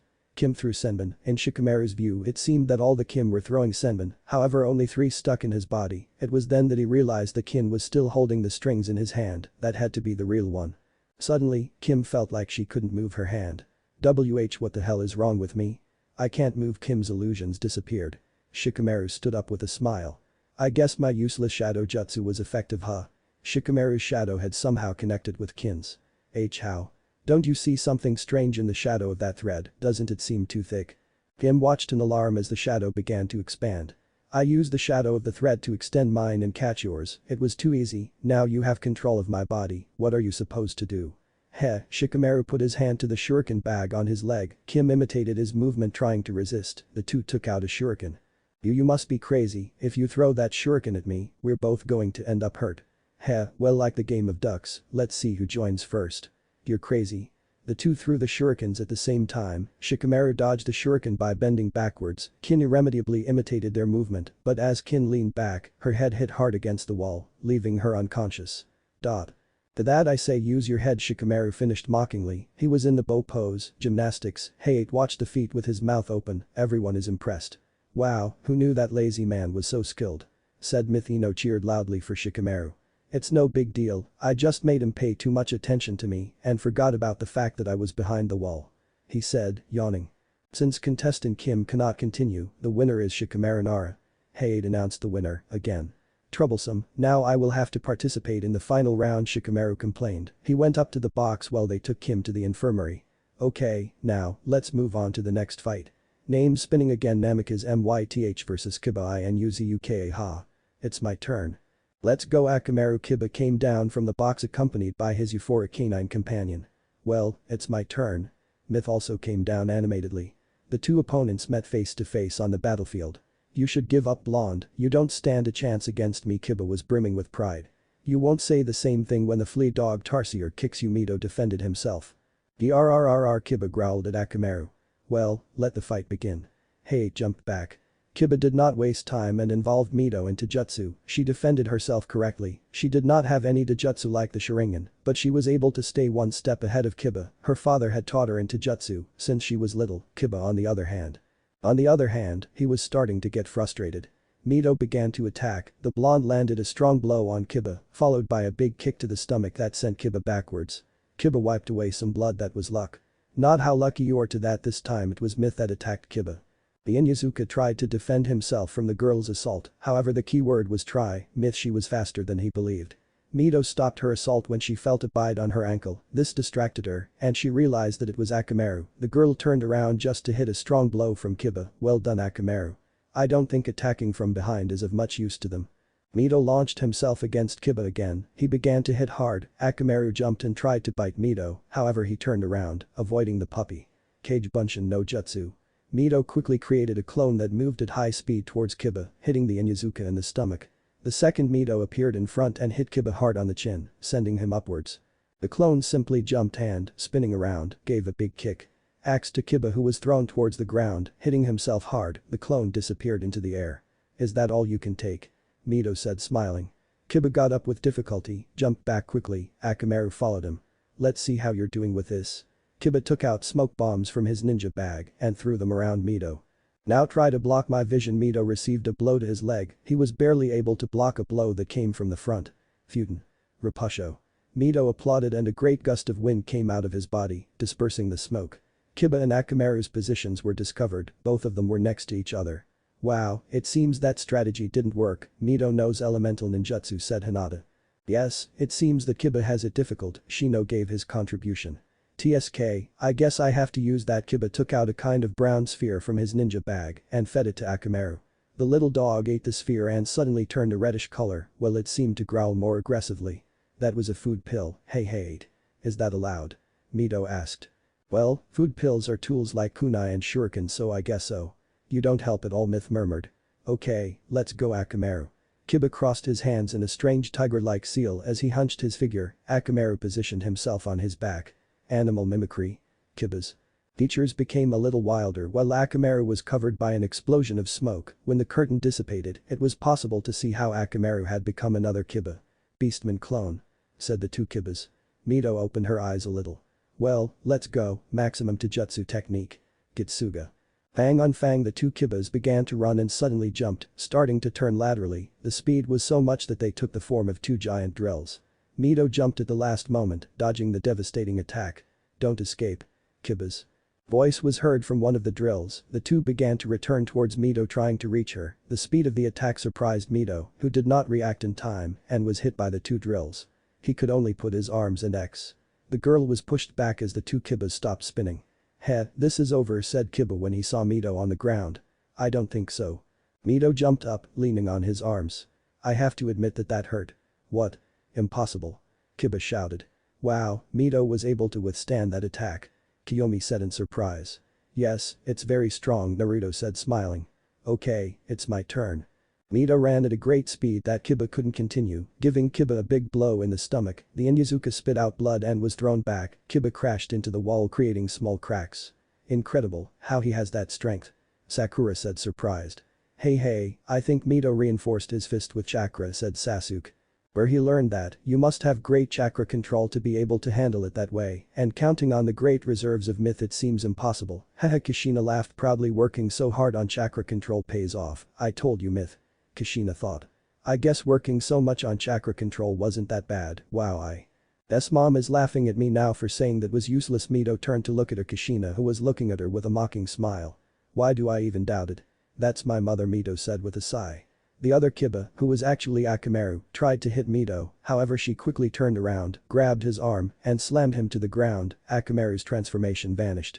Kiba stood up, rubbing his stomach. That really hurt, he said to himself. He could feel like something had broken. What are you saying, do you give up, puppy? Mito said. This angered Kiba. TSK, motherfucker. I would never give up on someone like you. Kiba began to run despite the pain. Akamaru was out of combat, so only he and his Taijutsu remained, since he had no Jinjutsu and no elemental ninjutsu.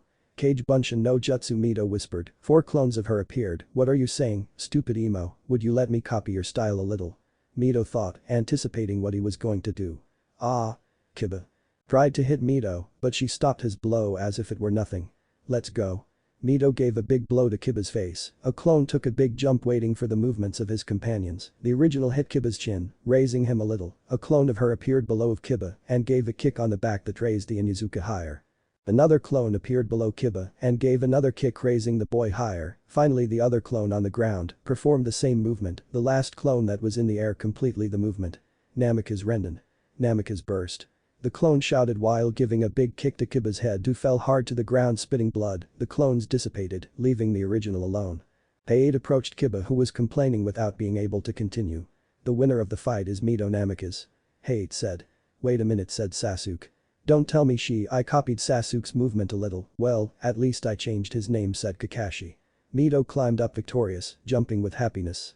Congratulations, Mito, said Kiyomi. Thank you. Thank goodness you beat that brat, he was very unbearable, said the Kyuubi. Right. Mito laughed. Well, let's continue with the next battle. Name spinning. Hinata Hyuga vs Neji. Hyuga, please. Both opponents go down to the arena. Hinata and Neji came down from the box. This is bad, Kurenai said. Why? What's wrong? Kakashi asked. Well, I don't know if Hinata can do anything. I don't doubt her strength, but she would never be able to hurt a person, especially if it is someone in her family. Kakashi didn't say anything and just watched the fight. Summary.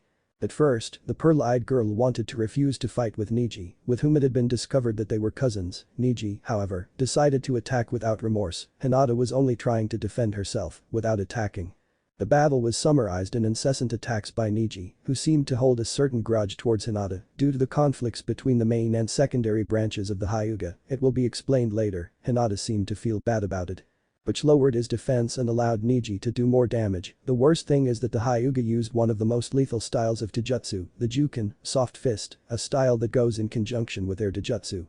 Byakugan, this Taijutsu allowed them to see through things and at long distances, but its most lethal function was to see the enemy's chakra network in great detail. being able to see the 361 chakra points that make up the body, the Jukin, was a type of blow with great force, capable of closing the chakra points. The Hyuga are the only ones capable of doing this, thanks to the ability of their eyes. The two cousins separated. Niji took advantage of the moment to tell Hinata that she was not fit to be a genin, or even a ninja, due to her gentle and kind personality. She would not be able to kill a fly in the box. That unfortunate man, how dare he talk to you like that? Myth shouted. I can't help it if he makes me angry. Sasuke said he had been in interactions with Hinata and had to admit that he liked her.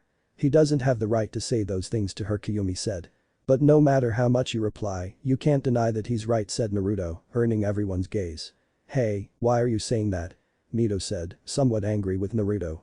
Niji is right, Hinata is very gentle and kind, she can't stand hurting anyone, and the fact that her family practices a posture that causes so much harm fills her with insecurities. Ninjas, we have the obligation to hurt if necessary. Necessary, for the good of the village, and I just can't imagine how Hinata will feel when yes I know what you're referring to. Sasuke's gaze darkened at the memory of his first death. Mito and Kiyomi, even Menma were quiet and serious, however, in a strange way the Retides seemed restless. Admit it, you will never be able to surpass yourself, Hinata. Niji sentenced his words. Hinata's look was painful just to describe, she seemed shocked and sad under her gaze, and small tears began to appear from her sweet pearl eyes, but suddenly, something that no one expected happened. Hey, are you seriously going to let me talk to you like that? Don't fuck with me. You're getting on my nerves. You don't know how angry it makes me to admit that he's right. Why are you here then? Show him that you can do more. Stop standing there. I know you've trained. Show it. Menma stood up and screamed angrily. The contestant's box remained silent. Maybe this must be a joke. I think something is wrong with the world. Brat Myth was interrupted by her nine-tailed tenant. You must be joking, Kiyomi said. Something tells me that. Our time has come, Sasuke gave his opinion. Naruto just smiled strangely, it seemed like Menma didn't just show negative emotions. Hinata widened her eyes in surprise. Is he supporting me? Hinata went through a series of memories. Mini flashback. Naruto, Uchiha and Menma Namikaze come forward. Hinata watched an 8-year-old Naruto and Menma in front after that, she watched the quick way the battle ended. The winner is Uchiha Naruto. Naruto-kun is so cool, the girl's usual chorus sounded. TSK, next time I'll beat you, you'll see. He said. 8 years past. Uchiha Naruto and Namikaze Menma come forward. The battle between Menma and Naruto was repeated, with the Uchiha winning. Naruto-kun is amazing. Hinata watched as a stoic Uchiha retreated from the arena while an angry Menma stood up. I'm sure I'll beat you next time. Menma stood up and pointed at Naruto, who turned around and gave him a smile. After that day of school, Hinata followed Menma, who seemed to be training hard. I'm sure next time that Uchiha will be at my feet crying out for mercy. I just have to be stronger so I can overcome myself, and eventually I will overcome him. Dadabeo. He had forgotten the suffix for so long. Hinata looked at Menma in amazement. Didn't he give up? He had already lost a few times against Naruto. Why didn't he just give up? Did he really believe he could beat him? She knew that Naruto also trained very hard. After all, he had saved him from his kidnapping attempt. Hey. I know you're there. Get out already. Oh, he discovered me. A shy Hinata came out from her hiding place. What were you doing spying on me? Menma said somewhat angrily. Hinata was cut off. Come on, answer at once. Menma shouted. Hinata lowered her head. Menma realized that his attitude made her more nervous. She had to calm down if she wanted answers. The Redeed took a breath. Hey, I'm sorry for yelling at you, but could you please tell me why you were spying on me? Menma asked, now calmer. What happens is that whenever you lose against Naruto-kun, you leave angry and I wanted to know where you were going. I see, but why? I already answered you, I was just curious, huh? Well, you know where I'm going, so I guess you're going to go praise that Uchiha again, right? And no, I'm not like that, you know. He's just my friend, I don't like him. Then, what are you going to do? Do you mind if I stay here? It's a nice place. Menma doubted if the place where she was nice. It was just a part of the forest, but she saw no problem in the girl staying. It's okay, but don't bother me. Hinata nodded. The girl watched as the Redeed trained hard, doing push-ups and basic exercises, but apparently his stamina was not enough to do a 1.5-minute plank. Menma fell to the ground without moving.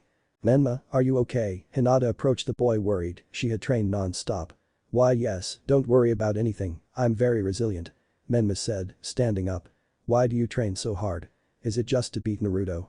Well, yes, basically it's one of the reasons, not all of them, but one that I have very much in mind. I want that Uchiha to realize that I'm better than him. Menma's Eyes shone with anger, everyone in the academy always idolizes him, I even hear the people in the village talk about him, as if he were a prodigy born every I don't know how many years. Ridiculous. But people also praise you Menma, I would say even more than Naruto said Hinata. Yes, but it's partly because I'm the Hokage's son, and also because Menma. Stopped, I don't think she has to know that I keep the Kyuubi under control, that was Menma's thought. I want them to see me as someone with their own strength, they only see me because I am the son of the Hokage, I am more than that, I am Menma Namikaze. And I will overcome my limits as many times as I need to let them see who I am Dadabeo. Hinata looked at Menma in surprise, she was also recognized for being the heir of the honorable Hyuga clan, but was she really suitable for that? Why could she be recognized, but for her that did not matter now, she had someone so determined in front of her, he liked that, he blushed without realizing it. Well, I would like to be there when you are very strong and everyone recognizes you. Hinata said softly, Menma barely heard her. Oh, thank you he. Menma mentally scolded himself for stuttering. But hey. You should go home Menma said, getting up. Do you think you could come with me? And no I don't think I'm busy and yes, okay, I understand, busy getting strong good luck, Menma-kun Hinata said goodbye with a soft voice. I don't need it, I'll be the strongest, but thank you wow, I've never said that word said Menma. This is without a doubt one of my favorite scenes, and flashback. He is supporting me, even if I try to hide it, so Hinata started going through hand seals I will also fight to prove, I will not back down from what I say that. Is also my ninja path, moving forward without looking back, is the best way to show who you are. Hinata stopped making seals with the tiger seal held up by Akugan the veins around Hinata's eyes stood out, while her eyes seemed to gain a slight almost invisible pupil. So you're going to get serious, I don't think it will help you much, but since Niji made the tiger seal alone.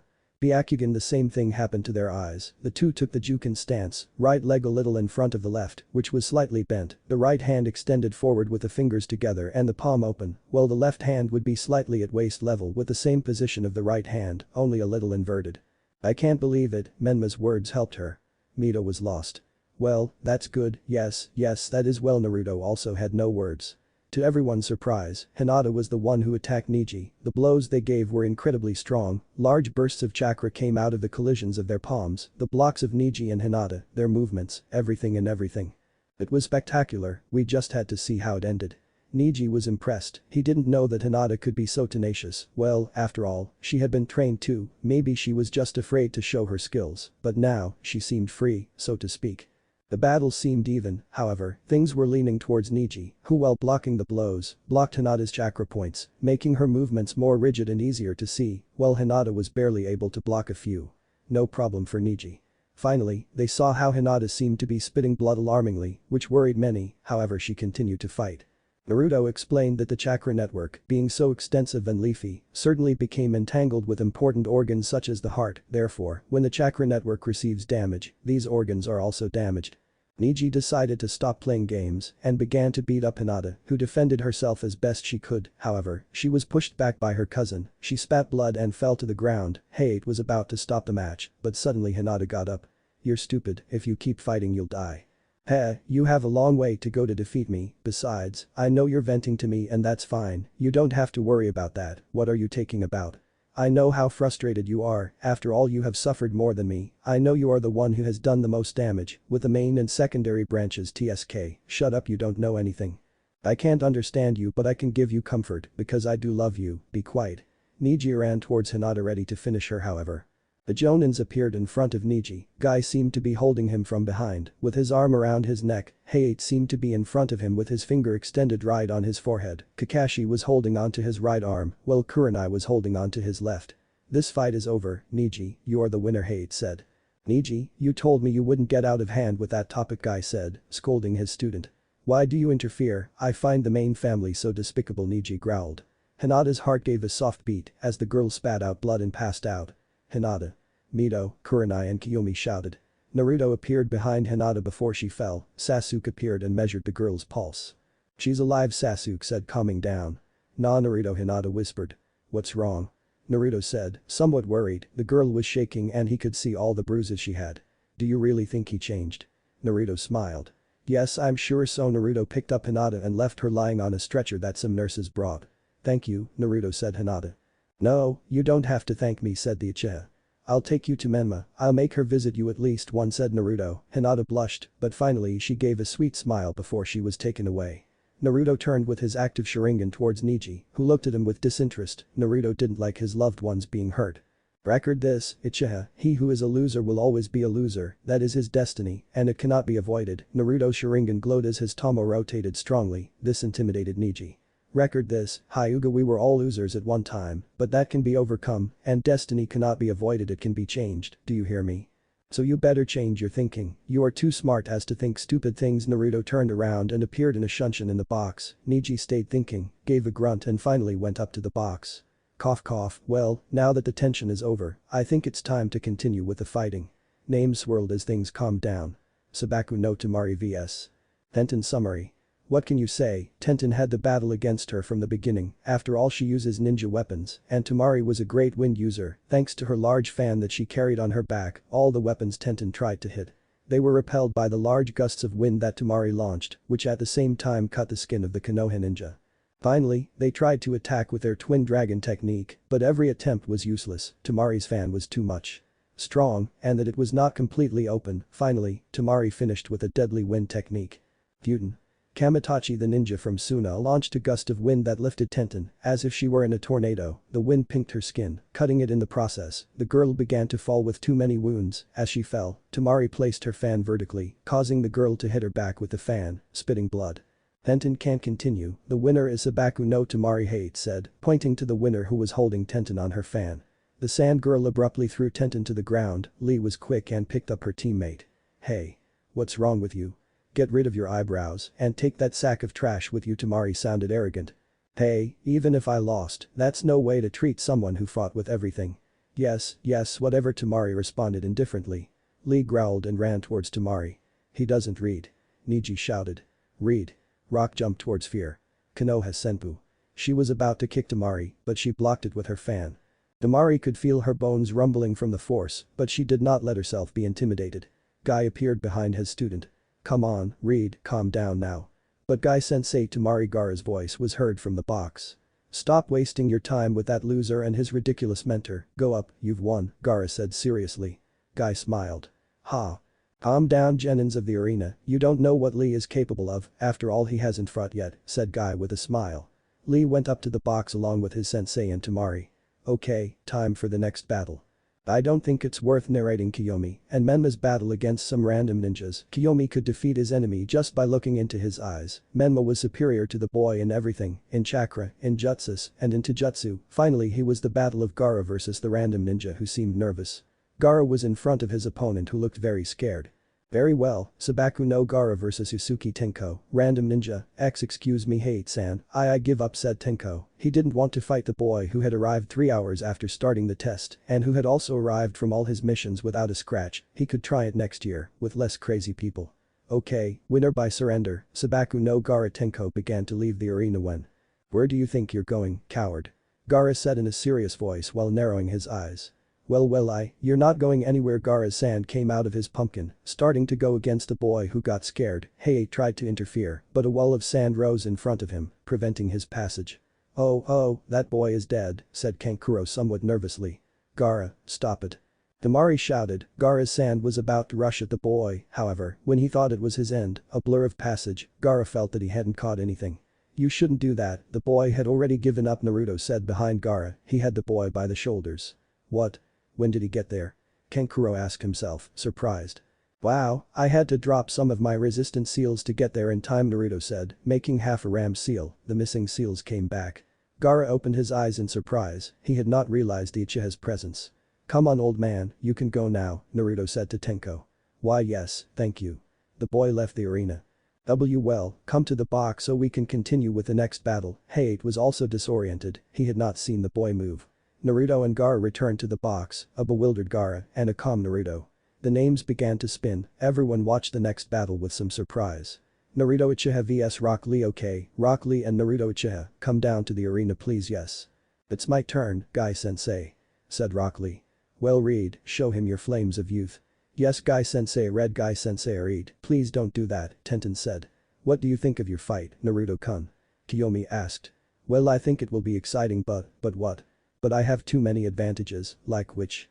The Sharingan, my jutsus, what do you mean by jutsus? Rock Lee does not have the ability to do jutsus what?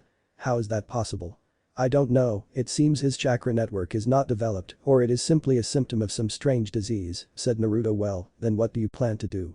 Well, Naruto started to think until I have an idea. Naruto smiled and went towards Rock Lee. Hey Lee, said Naruto. What's wrong, Naruto-kun? What do you think? Today I woke up hungry for challenges, so I propose something to you. What is it? How about I fight with only Taijutsu, no ninjutsu, Jinjutsu or bloodline, do you think? Lee opened his eyes like everyone else who heard Naruto's proposal. What are you saying? It's a fair fight, without tricks as you say, said Naruto. What? Seriously, of course. Lee said, raising his fist. Hahaha. Lee, it seems that you have found someone with a fiery spirit like yours, you finally have your eternal rival. Why you think, Guy-sensei? Of course. Brilliant.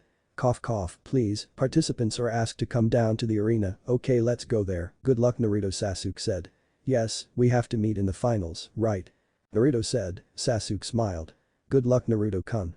Kiyomi shouted. Naruto blushed from embarrassment. Hey, that's not fair, he has the support of a girl, Lee said with a cloud of depression.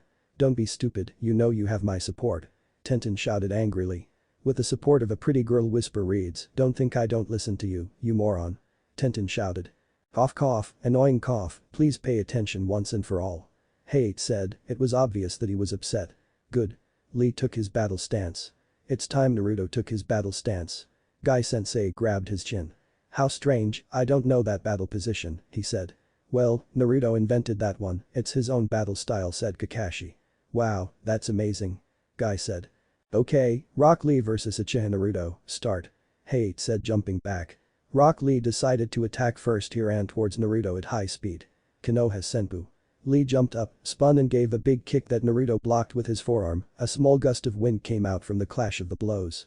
Naruto opened his eyes at Lee's strength, he felt like his forearm was shaking. Lee continued giving a series of kicks that Naruto blocked. Once the spandex boy placed his feet on the ground, Naruto began to counterattack with a series of blows. That Lee blocked, it was then that Lee tried to throw punches too. Wow, Lee is keeping up with Naruto in Taijutsu. Hahaha. I didn't expect anything less. Said Guy. Lee tried a direct blow at Naruto, he crouched down and tried an uppercut that was blocked. Lee's other arm tried to give a backhand blow to the Uchiha, who easily blocked it. The two raised their knees at the same time, causing them to collide. The two separated and looked into each other's eyes, they smiled. Lee advanced forward again, he was not surprised to see that Naruto was waiting for him. He attempted a blow, Naruto tilted his head to the side, dodging the blow. He quickly punched Lee in the stomach, who did not seem to have been affected that much. Lee continued attacking without remorse. Naruto dodged them all thanks to his great speed. Lee gave spinning kicks that Naruto blocked or dodged. Naruto grabbed Lee's kick and pushed him, making him spin. This time it was Naruto who attacked. He gave a hook. Lee evaded by crouching and trying to sweep. Naruto lost his balance, however, managed to stay on his two hands and sent a great combo of kicks. He bent his wrists, making his body spin. Lee took steps backwards while he grabbed with his palms the heels of his feet. Naruto lowered his arms in such a way that his back collided with the ground. Naruto turned and rested his palm on the ground, stretching his arm with great force. His foot gave a big kick to Lee's chin. He gave another spin, and a kick landed on his side. With a great acrobatic movement, Naruto finally stood up and tried a big blow to Lee's face, but he recovered in a great way and blocked the blow. There was a small they exchanged blows before Lee managed to land a blow on Naruto's shin. This opened Naruto's defense a bit, or at least that's what Lee thought. The spandex boy ducked and attempted an upward kick. Great rise of the blade. However, Lee was surprised to see that Naruto blocked him with ease. Don't think I let my guard down so easily. Naruto grabbed Lee's foot and began to spin around. Naruto grunted as he picked up Lee. The spandex boy closed his eyes to avoid getting dizzy. Finally the Uchiha let go of Lee, who came out. Shot towards a wall. Lee managed to stabilize himself in the air while spinning. He rested his feet on the wall. He started to run a little on the wall and took a big jump directed towards Naruto. He directed a strong kick with the help of gravity. Naruto put his arms in X. Lee's kick hit Naruto's arms hard and he closed his eyes, growling. However, he did not allow himself to be controlled by the pain and grabbed the boy's leg again and threw him into the air again. The strength he has is incredible, plus his resistance is amazing. He takes my blows like it was nothing, thought Naruto. Lee took out a bunch of kunai and shurikens from his ninja bag, which he threw at Naruto from the air. Naruto unsealed a kunai and blocked the projectiles while doing acrobatic spins. Lee landed and headed at high speed towards Naruto, who dropped the kunai and waited for the boy. Lee gave a right blow that Naruto blocked with his left hand. He attempted a right blow blocked by Lee's left hand. The two began to measure the strength of the other. It's amazing how they fight. Sakura said openly. Yes, it's amazing. Said Ino. The others watched the battle in silence, but they were quite surprised to see how Lee kept up with Naruto. Naruto released his fist and attempted an elbow. Lee crouched down and gave Naruto a big elbow. The Uchiha endured the pain and kicked Lee. He also endured the pain. They began to exchange blows in a frantic manner. Lee crouched, and he tried a series of sweeping kicks. Naruto retreated with backward twists. The two stood up. Lee extended his arm to hit. Naruto turned sideways and grabbed Lee's arm. He pushed him over him and slammed him into the ground. Lee he was not left behind due to the pain. He tried to kick Naruto even on the ground. Naruto barely blocked the kicks. Lee turned back and got up easily. He tried another blow. Naruto again grabbed his arm, but this time he jumped, wrapping himself around him. Of Lee's body, he performed a lock with his arm, pulling Lee, causing him to crash against the ground again, finishing off with another blow to Lee's stomach. This time the boy released a little saliva. Lee defended himself with a blow to Naruto's face. Naruto blocked it, but it was only a distraction, so that his knee landed hard on Naruto's stomach. He managed to kick Naruto away from him. Naruto gave a couple of acrobatic moves backwards. Lee is very good, he manages to keep up with Naruto-kun, said Kiyomi. That's right, Lee has concentrated too much on his strength and endurance, giving him a great ability to ignore pain, but Naruto-kun is also very good. I see that his taijutsu style adapts quickly and has a great variation of movement, even acrobatics. He knocked Lee down a couple of times, said Guy, excited by the great battle. I knew that Uchiha was strong, but that boy, Gaara thought. Lee was surprised to see that Naruto took the lead. Naruto sent a blow to Lee, who dodged it. However, Naruto fell forward and rested his hands on the ground, grabbed Lee's head between his 2 feet, and with great force, pulled him forward to collapse him. However, Lee noticed the movement in time and managed to stand firmly on his feet. The spandex boy grabbed Naruto's feet and in a great demonstration of strength, he lifted Naruto up next to him and he threw the Uchiha into the air. Naruto took out a kunai and threw it towards Lee's side. No one understood that, but they did not notice the second projectile that hit the kunai that changed its course directly towards Lee, who blocked it with his own kunai just right. On time. Wow, he has great skill with weapons, said Asuma, surprised by what he had just seen. I haven't seen anything, Jiji, Kiyomi thought. Naruto landed on the ground. He was surprised to see how Rock Lee suddenly appeared in front of him. Quickly. Naruto thought, barely blocking the blow. Lee continued hitting, trying to break the Uchiha's defense. Lee gave a kick that dragged Naruto back. The spandex boy advanced and tried to hit Naruto, however he retreated. When Lee's fist retracted to throw another, Naruto took advantage and at high speed, sent a low kick with his left leg, making Lee bend a little, quickly. The Uchiha gave a low kick with his right leg in a demonstration of skill. Naruto hit another kick in the ribs with the same leg to finish with a big kick in Lee's face. Everything had been with the same right leg, like Yuji Itadori's triple kick in JJK. Lee stepped back, clutching his face, suddenly lowering his guard. Naruto wasted no time and landed a left spinning kick, quickly ending with an uppercut that sent Lee flying a little into the air. However, he stabilized and landed on a statue with tiger seal shape. Lee was breathing heavily while Naruto didn't look that tired, he only had a few scratches. It's too good. Rock Lee thought, wiping the sweat from his chin with his fist, trying to regulate his breathing. Incredible, Naruto's attack is very varied. I can see the Uchiha Interceptor's movements in it, but there are also counter-attack movements, boxing, even kickboxing like the one he just did, Guy thought, analyzing the Uchiha. Okay, keep it up, Naruto-kun, said Kiyomi. She no longer had to embarrass Naruto. She knew that he didn't like being yelled at in battle, although she didn't hear him. It's incredible, they both resist very well, and they are also very skilled. Everyone had their opinions, but everyone's thought stopped at Guy-sensei's shout. Lee. Take them off. Everyone was taken aback by this statement. But Guy-sensei, you said I could only take them off when I had to protect an ally from the blade or in special situations. This is an exception. Guy gave Lee a thumbs up along with a bright smile. Great. He sat on the statue and began to pull down his leg warmers, showing some kind of weights tied to his ankles. Weights huh? Said. Kakashi, so he's going to take them off, said Sakura. PFFF, you really think that removing some weights will change things, said Tamari. Kankura laughed. Gaara only remained silent. Lee finally took off the weights, stood up holding the tools in his arms. Yosh, I feel much better now. Said Lee. He dropped the weights, causing them to fall.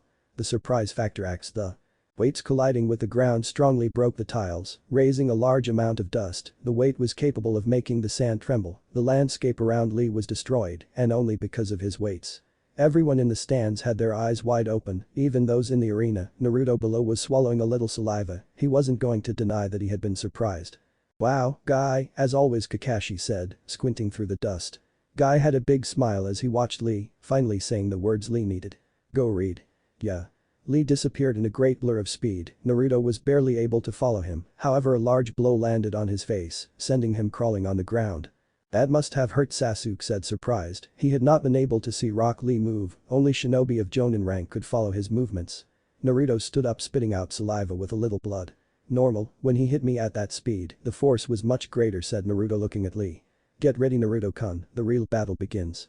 Lee disappeared in another blur. Naruto raised a block to his left, but he wasn't fast enough. The blow landed on his face, sending him dragging again.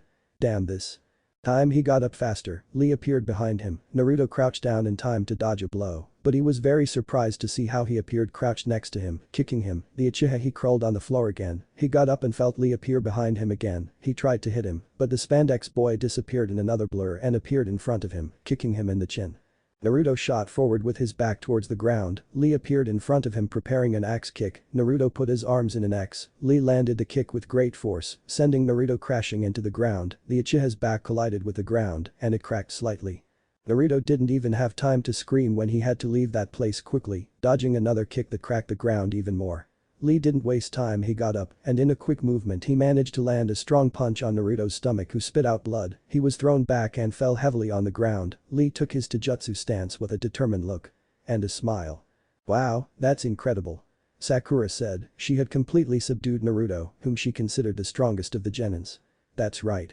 Not being able to use ninjutsu or jinjutsu, we have focused all his time, strength and determination on taijutsu. Lee has the potential to be the greatest taijutsu specialist in the entire world. Said. I with pride. Wow Kakashi, it seems like your genin is lost, Asuma said mockingly. No, I don't think so, Naruto hasn't shown what he's capable of doing yet. There please, that's what Guy said before. Asuma said. Maybe, but believe me, Naruto is someone who can cause problems for most of the jonins in the village, even me, said Kakashi, surprising Asuma. I don't think so, that can't be possible. Although the boy promised not to use the ninjutsu or jinjutsu he possesses, I don't think he can continue with taijutsu. The boy has already proven to be superior, sensei. Just watch. Shikamaru said that Uchiha is more troublesome than he thinks. Naruto got up. Wow, Lee, you're really great, Naruto said, wiping away some blood. Yes, but you'd better give up. I don't think you can match my speed. Lee allowed himself to be somewhat arrogant. In fact, he thought of throwing a low blow. Admitted, you won't be able to beat me without the help of your eyes. Magical. Ooh, that was low, Sasuke said. HMPH, Kiyomi groaned. Ha ha ha ha, everyone heard Menma's laughter. Wow, Lee, it seems like you're getting carried away, but there's a reason why I don't cheat, and that's because I always have something up my sleeve. Naruto performed half a ram seal. Everyone raised an eyebrow except the team. 7. Gravity seal, resistant seals. Kai the Uchiha whispered those words. Naruto's body began to glow slightly and then returned to normal. Well, I hope you're ready. Naruto disappeared in a blur of speed. Everyone in the stands, even Minato who was watching the fighting, opened their eyes. Lee looked back but there was no one. He looked up to the sides. He couldn't see anything. He only heard Naruto's steps, which were very fast. Lee received a powerful blow to his chin and was thrown upwards. The jonins were able to follow Naruto's path. They watched as he disappeared and appeared on the wall. He disappeared in another blur and appeared above Lee. Naruto gave a strong blow to Lee's stomach. Read that he fell hard to the ground. I told you, Asuma, Kakashi said mockingly. Asuma grumbled. Naruto landed in a corner of the arena while Lee stood up. Why, you're great, Naruto-kun, just as I expected from my eternal rival. Lee shouted with tears of emotion. Sure read, eternal rivals. Naruto felt chills. Okay, let's continue. Lee said, disappearing in a blur followed by Naruto. The frenetic taijutsu battle was not long in coming. In the view of the genins, Naruto and Lee were nothing more than blurs that appeared and disappeared. In the view of the jonins, the speed was similar to what they drove, Kiyomi and Sasuke. They could easily follow them thanks to their active Sharingan. The only one of the genins who could see a little more was Neji and Mito. Naruto and Lee disappeared and appeared on the wall. They continued exchanging blows. They disappeared again and appeared on the ceiling. Everyone watched the battle fascinated. It was really addictive. Disappearance again. Where are they? Sakura asked. Look over there, said Kiyomi, pointing to the corner of the battlefield. There were Naruto and Lee exchanging blows. Lee and Naruto appeared in the center of the battlefield. The two gave each other a big blow that sent them backwards. They came together again. Lee gave combos of blows that Naruto dodged. The Uchiha counterattacked with another combo of blows that he eyebrows blocked. Finally the two separated. Naruto had scratches and some bruises and was breathing a little hard, while Lee had scratches and bruises a little heavier and was also breathing very hard. He was not a Senju. He did not have as much physical resistance. A great disadvantage in hand-to-hand combat. Read attack on Naruto. Konoha Senpu. He tried to kick, but Naruto elbowed his leg, making it hurt too much. Naruto gave a left kick to Lee's chin, followed by a quick right in the same place. The Uchiha gave a small jump, turned and landed a big direct kick to the stomach of the ninja with big eyebrows, sending him crashing hard against the wall. Lee was breathing badly, he was starting to get tired more than he should. Reed, give up now, if I continue hitting pressure points hard, I'm afraid I'll hurt you more than I want. So that's what his taijutsu is about, no wonder Lee looks more agitated and in pain, Nietzsche thought. What are these pressure points? Ino asked. Well, basically they are points on the body that, if manipulated in some way, can cause great pain or even other effects, such as dizziness or even burning. Naruto hits them hard, apparently he knows very well where they are, and reads when receiving such damage, he is experiencing more pain than normal. Right now Lee's body must feel very sore and tired, with possible dizziness. Kakashi explained. Wow, that's deadly, said Ino. I'm not going to give up, Lee said, coming out of his hole. Naruto remained silent. I'm sorry Guy-sensei, but I've gone too far, I want to continue, so I have no choice. Lee began to unwrap the bandages on her arms. Sakura opened her eyes knowing what she was going to do. He's going to do that thing he hurt the sound guy a lot with, he thought. Lee ran at high speed towards Naruto and began to circle around him. What are you going to do, Lee? Naruto thought cautiously, he didn't have his Sharingan active, so he couldn't predict from one moment to the next. Naruto was hit on his chin, sending him upwards. Lee appeared behind him, touching his back. Leaf Shadow Concealment Jutsu. What are you planning to do? Wait a moment, or not. Lee's bandages wrapped around Naruto, causing him to be trapped. Amit Range. Lee and Naruto began to spin as they descended. Naruto and Lee collided with the ground, generating a large explosion. Lee appeared spinning in the air and landed in a crouch. Oh, Naruto, Sasuke said. Lee, do you think he's okay? Kiyomi asked worriedly. I don't know, that attack looked devastating, he said. Guy, maybe you, said Kakashi, looking seriously at Guy. What did you want me to do? He can't use ninjutsu or jinjutsu, he had to exploit it in the best way, plus he learned them safely, that doesn't stop him from being a dangerous guy, Kakashi said seriously. Lee was breathing very heavily. I hope that was all, Lee said. Ouch, was heard from the crater. That hurt me, said Naruto. He was spinning on the ground, his muscles hurt like hell, and he used chakra to reinforce them. The Uchiha stood up trembling, however he managed it. I'm not going to fall for that, Lee. I know that movement, it's the primary lotus, to achieve it you have to open the first internal door, right? What are the inner doors? Said Sakura. The 8 inner gates are specific points in a person's chakra circulatory system, which limit their overall chakra flow. Although the entrances make the ninja weaker in battle, they limit the body's functions by preventing it from expiring before time. By opening these doors, the user has the ability to exceed their own physical limits at the cost of extreme damage to their physical body. Kakashi explained. Everyone was surprised at that. Lee. Naruto spoke with a serious voice. Give up, the internal doors are a dangerous resource, it's not worth using them, no. I promised myself that I would not back down. Ever. I worked hard for this, I will never back down, not as long as my motivation remains standing, as long as the flames of my determination remain active, Rock Lee, will not give up and will keep going. That's my Nindo. Lee placed his arms in an X shape. Lee, don't do it. Naruto shouted. Too late, I will win this battle, said Lee. Kaiman, Kai. Second door, door of rest, open. Seiman, Kai. Third door, door of life, open. Lee's body was surrounded by a green chakra aura, his body began to turn an eye color due to how fast his veins were pumping, which began to stand out. The rocks around him trembled and began to levitate slightly. Shoman, Kai. Fourth gate. Gate of pain, open. A burst of chakra escaped from Lee, the aura around him intensified, his hair stood on end and his pupils disappeared. Toman, Kai. Fifth door. Closing door open. Another explosion of chakra, apparently Lee left his position. Oh no, Kiyomi was worried, this was too much for a normal genin battle. If Lee hit Naruto like that, he might not tell 5 doors. Guy. Kakashi caught the attention of Guy, who looked serious. If you're willing to give it your all, I won't stop you, my little ward. Guy thought. Now what will Naruto do? Sakura said. Naruto looked at Lee in that state, he did nothing but smile. Is that idiot crazy? Sakura shouted. Wow, Lee, you're impressive, but I'm sorry, I can't lose this battle, normally I would use other things, but I promised only to jutsu, so I have no choice, said Naruto, placing his arms in X. Kaiman, Seiman, Shoman, Toman, Kai. Naruto exploded in chakra, a silver aura with hints of blue, the pupils of his eyes disappeared, his skin was a reddish color somewhat paler than Lee's, and his veins stood out, just a little less. What? Kakashi shouted. Wait, you didn't know your student knew how to do that? Kurenai asked. No. Kiyomi, Sasuke, did you know? The two Uchihas denied. "He never told me about that," said Kiyomi. Lee looked at Naruto in surprise. "It seems Hade is too shocked to stop the battle. How about we finish this?" Read. Naruto's pupils had also disappeared, his high-necked shirt was tearing, it was not made to withstand such pressure. "We'll see who wins this," said Naruto, taking a position.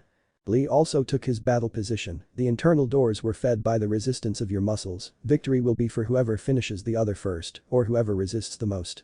Lee and Naruto disappeared. Kakashi had to uncover his Sharingan to even follow them a little. The speed they used was such that strong gusts of air were released from each of their movements. The pressure generated by the two was so great that some genins were shocked. They were kneeling, both emitting great heat.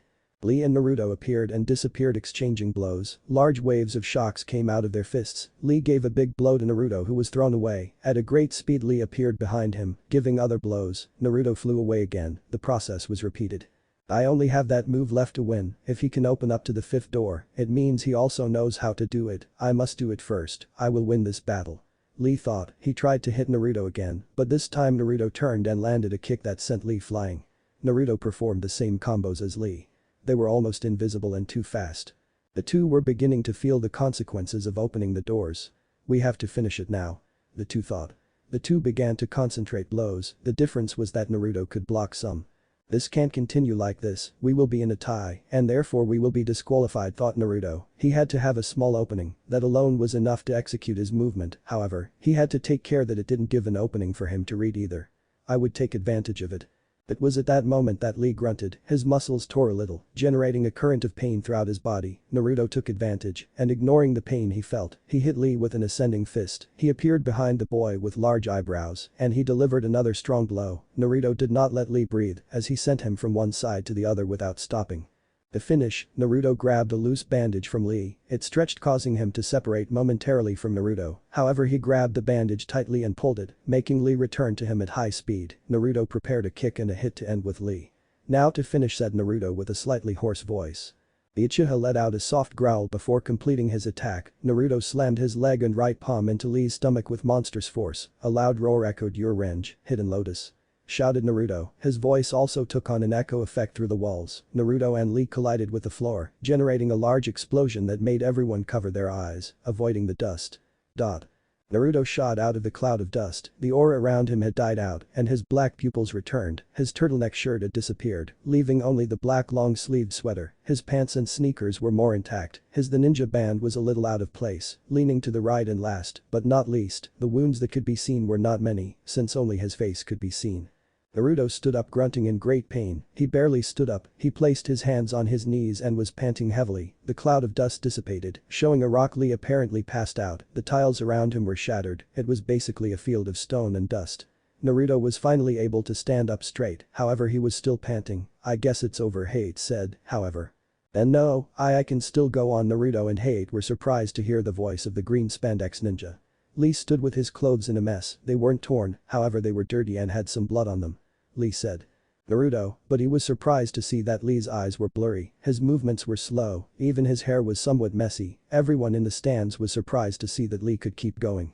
After that blow, however, Naruto, the Jonins, the Hokages, Anbis, and even the Hokage himself knew that was not the case. Naruto approached Lee and grabbed him by the shoulders. Lee seemed unfazed. "Now Lee, you fought too well, you've given me more problems than anyone here could have given me, at least in Taijutsu." Lee seemed not to hear his words, but he didn't move either. "You can rest now," Naruto whispered. Instantly, Lee leaned forward. Naruto grabbed him. Lee's head rested on Naruto's shoulder. What happened?" "Lee seemed ready to continue," said Ino. "No, Ino, Lee was actually fainted, but, apparently, his determination was so great that his body refused to give up, even though he couldn't do anything else," Kakashi explained, covering his Sharingan. "Wow, that's so." Sakura didn't know how to describe what she just saw. Applause was heard. It was Sasuke who applauded. Kiyomi followed him. No one noticed when everyone started applauding. Lee had earned their respect, well, almost everyone's. Niji and those in the arena did not applaud. Guy came down from the box and approached Naruto. "Naruto-kun, thank you for this," Guy said with a sad smile, but he seemed really grateful. Naruto nodded and helped Guy place Lee on the stretcher that the doctors had brought. "Naruto Uchiha is the winner of the match," Hade announced, making Naruto's victory official. The nurses took Lee, followed closely by Guy-sensei, and Tenten. Naruto went up to the box and leaned against the wall. He was tired, he felt how his muscles ached, at least his chakra reserves were full. Kiyomi knelt down and landed a big blow on Naruto's head. Hey, why is that? Naruto asked, rubbing himself.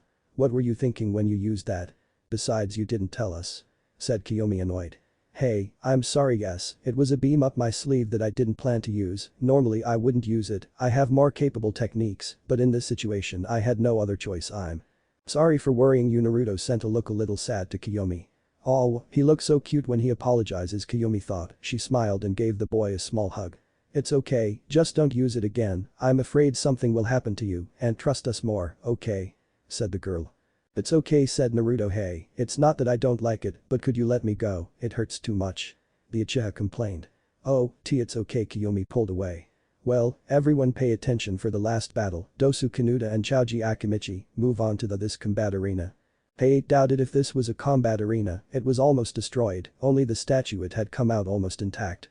Summary. This was the shortest fight. Choji tried to crush Dosu with his expansion jutsu, but he easily dodged it. Choji was defeated by a sound wave that caused him to crash into the wall, leaving him unconscious. Okay, all the winners, I want you to stand in a row in front of me. Hey, it said. Sasuke, Kiyomi, Naruto, Menma, Mito, Dosu, Shikamaru, Temari, Gaara, Kankuro and Neji came down and stood in front of Hade. Okay, now, Anko will pass a bag with different numbers, I want you to tell me the numbers you draw and based on these, it will be decided who you will fight against. Sasuke. 1 Kiyomi. 5 Naruto. 10 Menma. 9 Myth. 6 Dosage. 11 Shikamaru. 7 Temari. 8 Gaara. 4 Kankuro. 3 Neji. 2 Well, the finals fights are Sasuke vs Neji, Kankuro vs Gaara, Kiyomi vs Mito, Shikamaru vs Temari, Menma vs Naruto. And Dosu is a wild card, so he will go to the second phase. Well, please listen to me. Said Minato. The third phase will be carried out in 1 month, use that time to strengthen yourself and perfect your skills, I wish you good luck to the future generation of shinobi. Said Minato. A month, eh? It seems like it will be a good thing, I already have the complete Hiraishin, I just have to practice, besides, it's enough time to see what Orochimaru is doing here, I just hope that Kabuto gives me more information than I think, who you know, Naruto thought. On the other side of Konoha. Ah, a sigh was heard here again, it's never bad to see you, Konoha. Well, since I'm here, I can go visit Minato, and the others. A white-haired man was entering the doors of Konoha. Well, I don't think you'll mind if I go and investigate a little first. The man's cheeks turned red, oil kanji on his ninja band, he disappeared in a blur, straight to the Konoha hot springs. And here I will wrap up this story and see you in my next video, so until then, wait for my next video and goodbye everyone.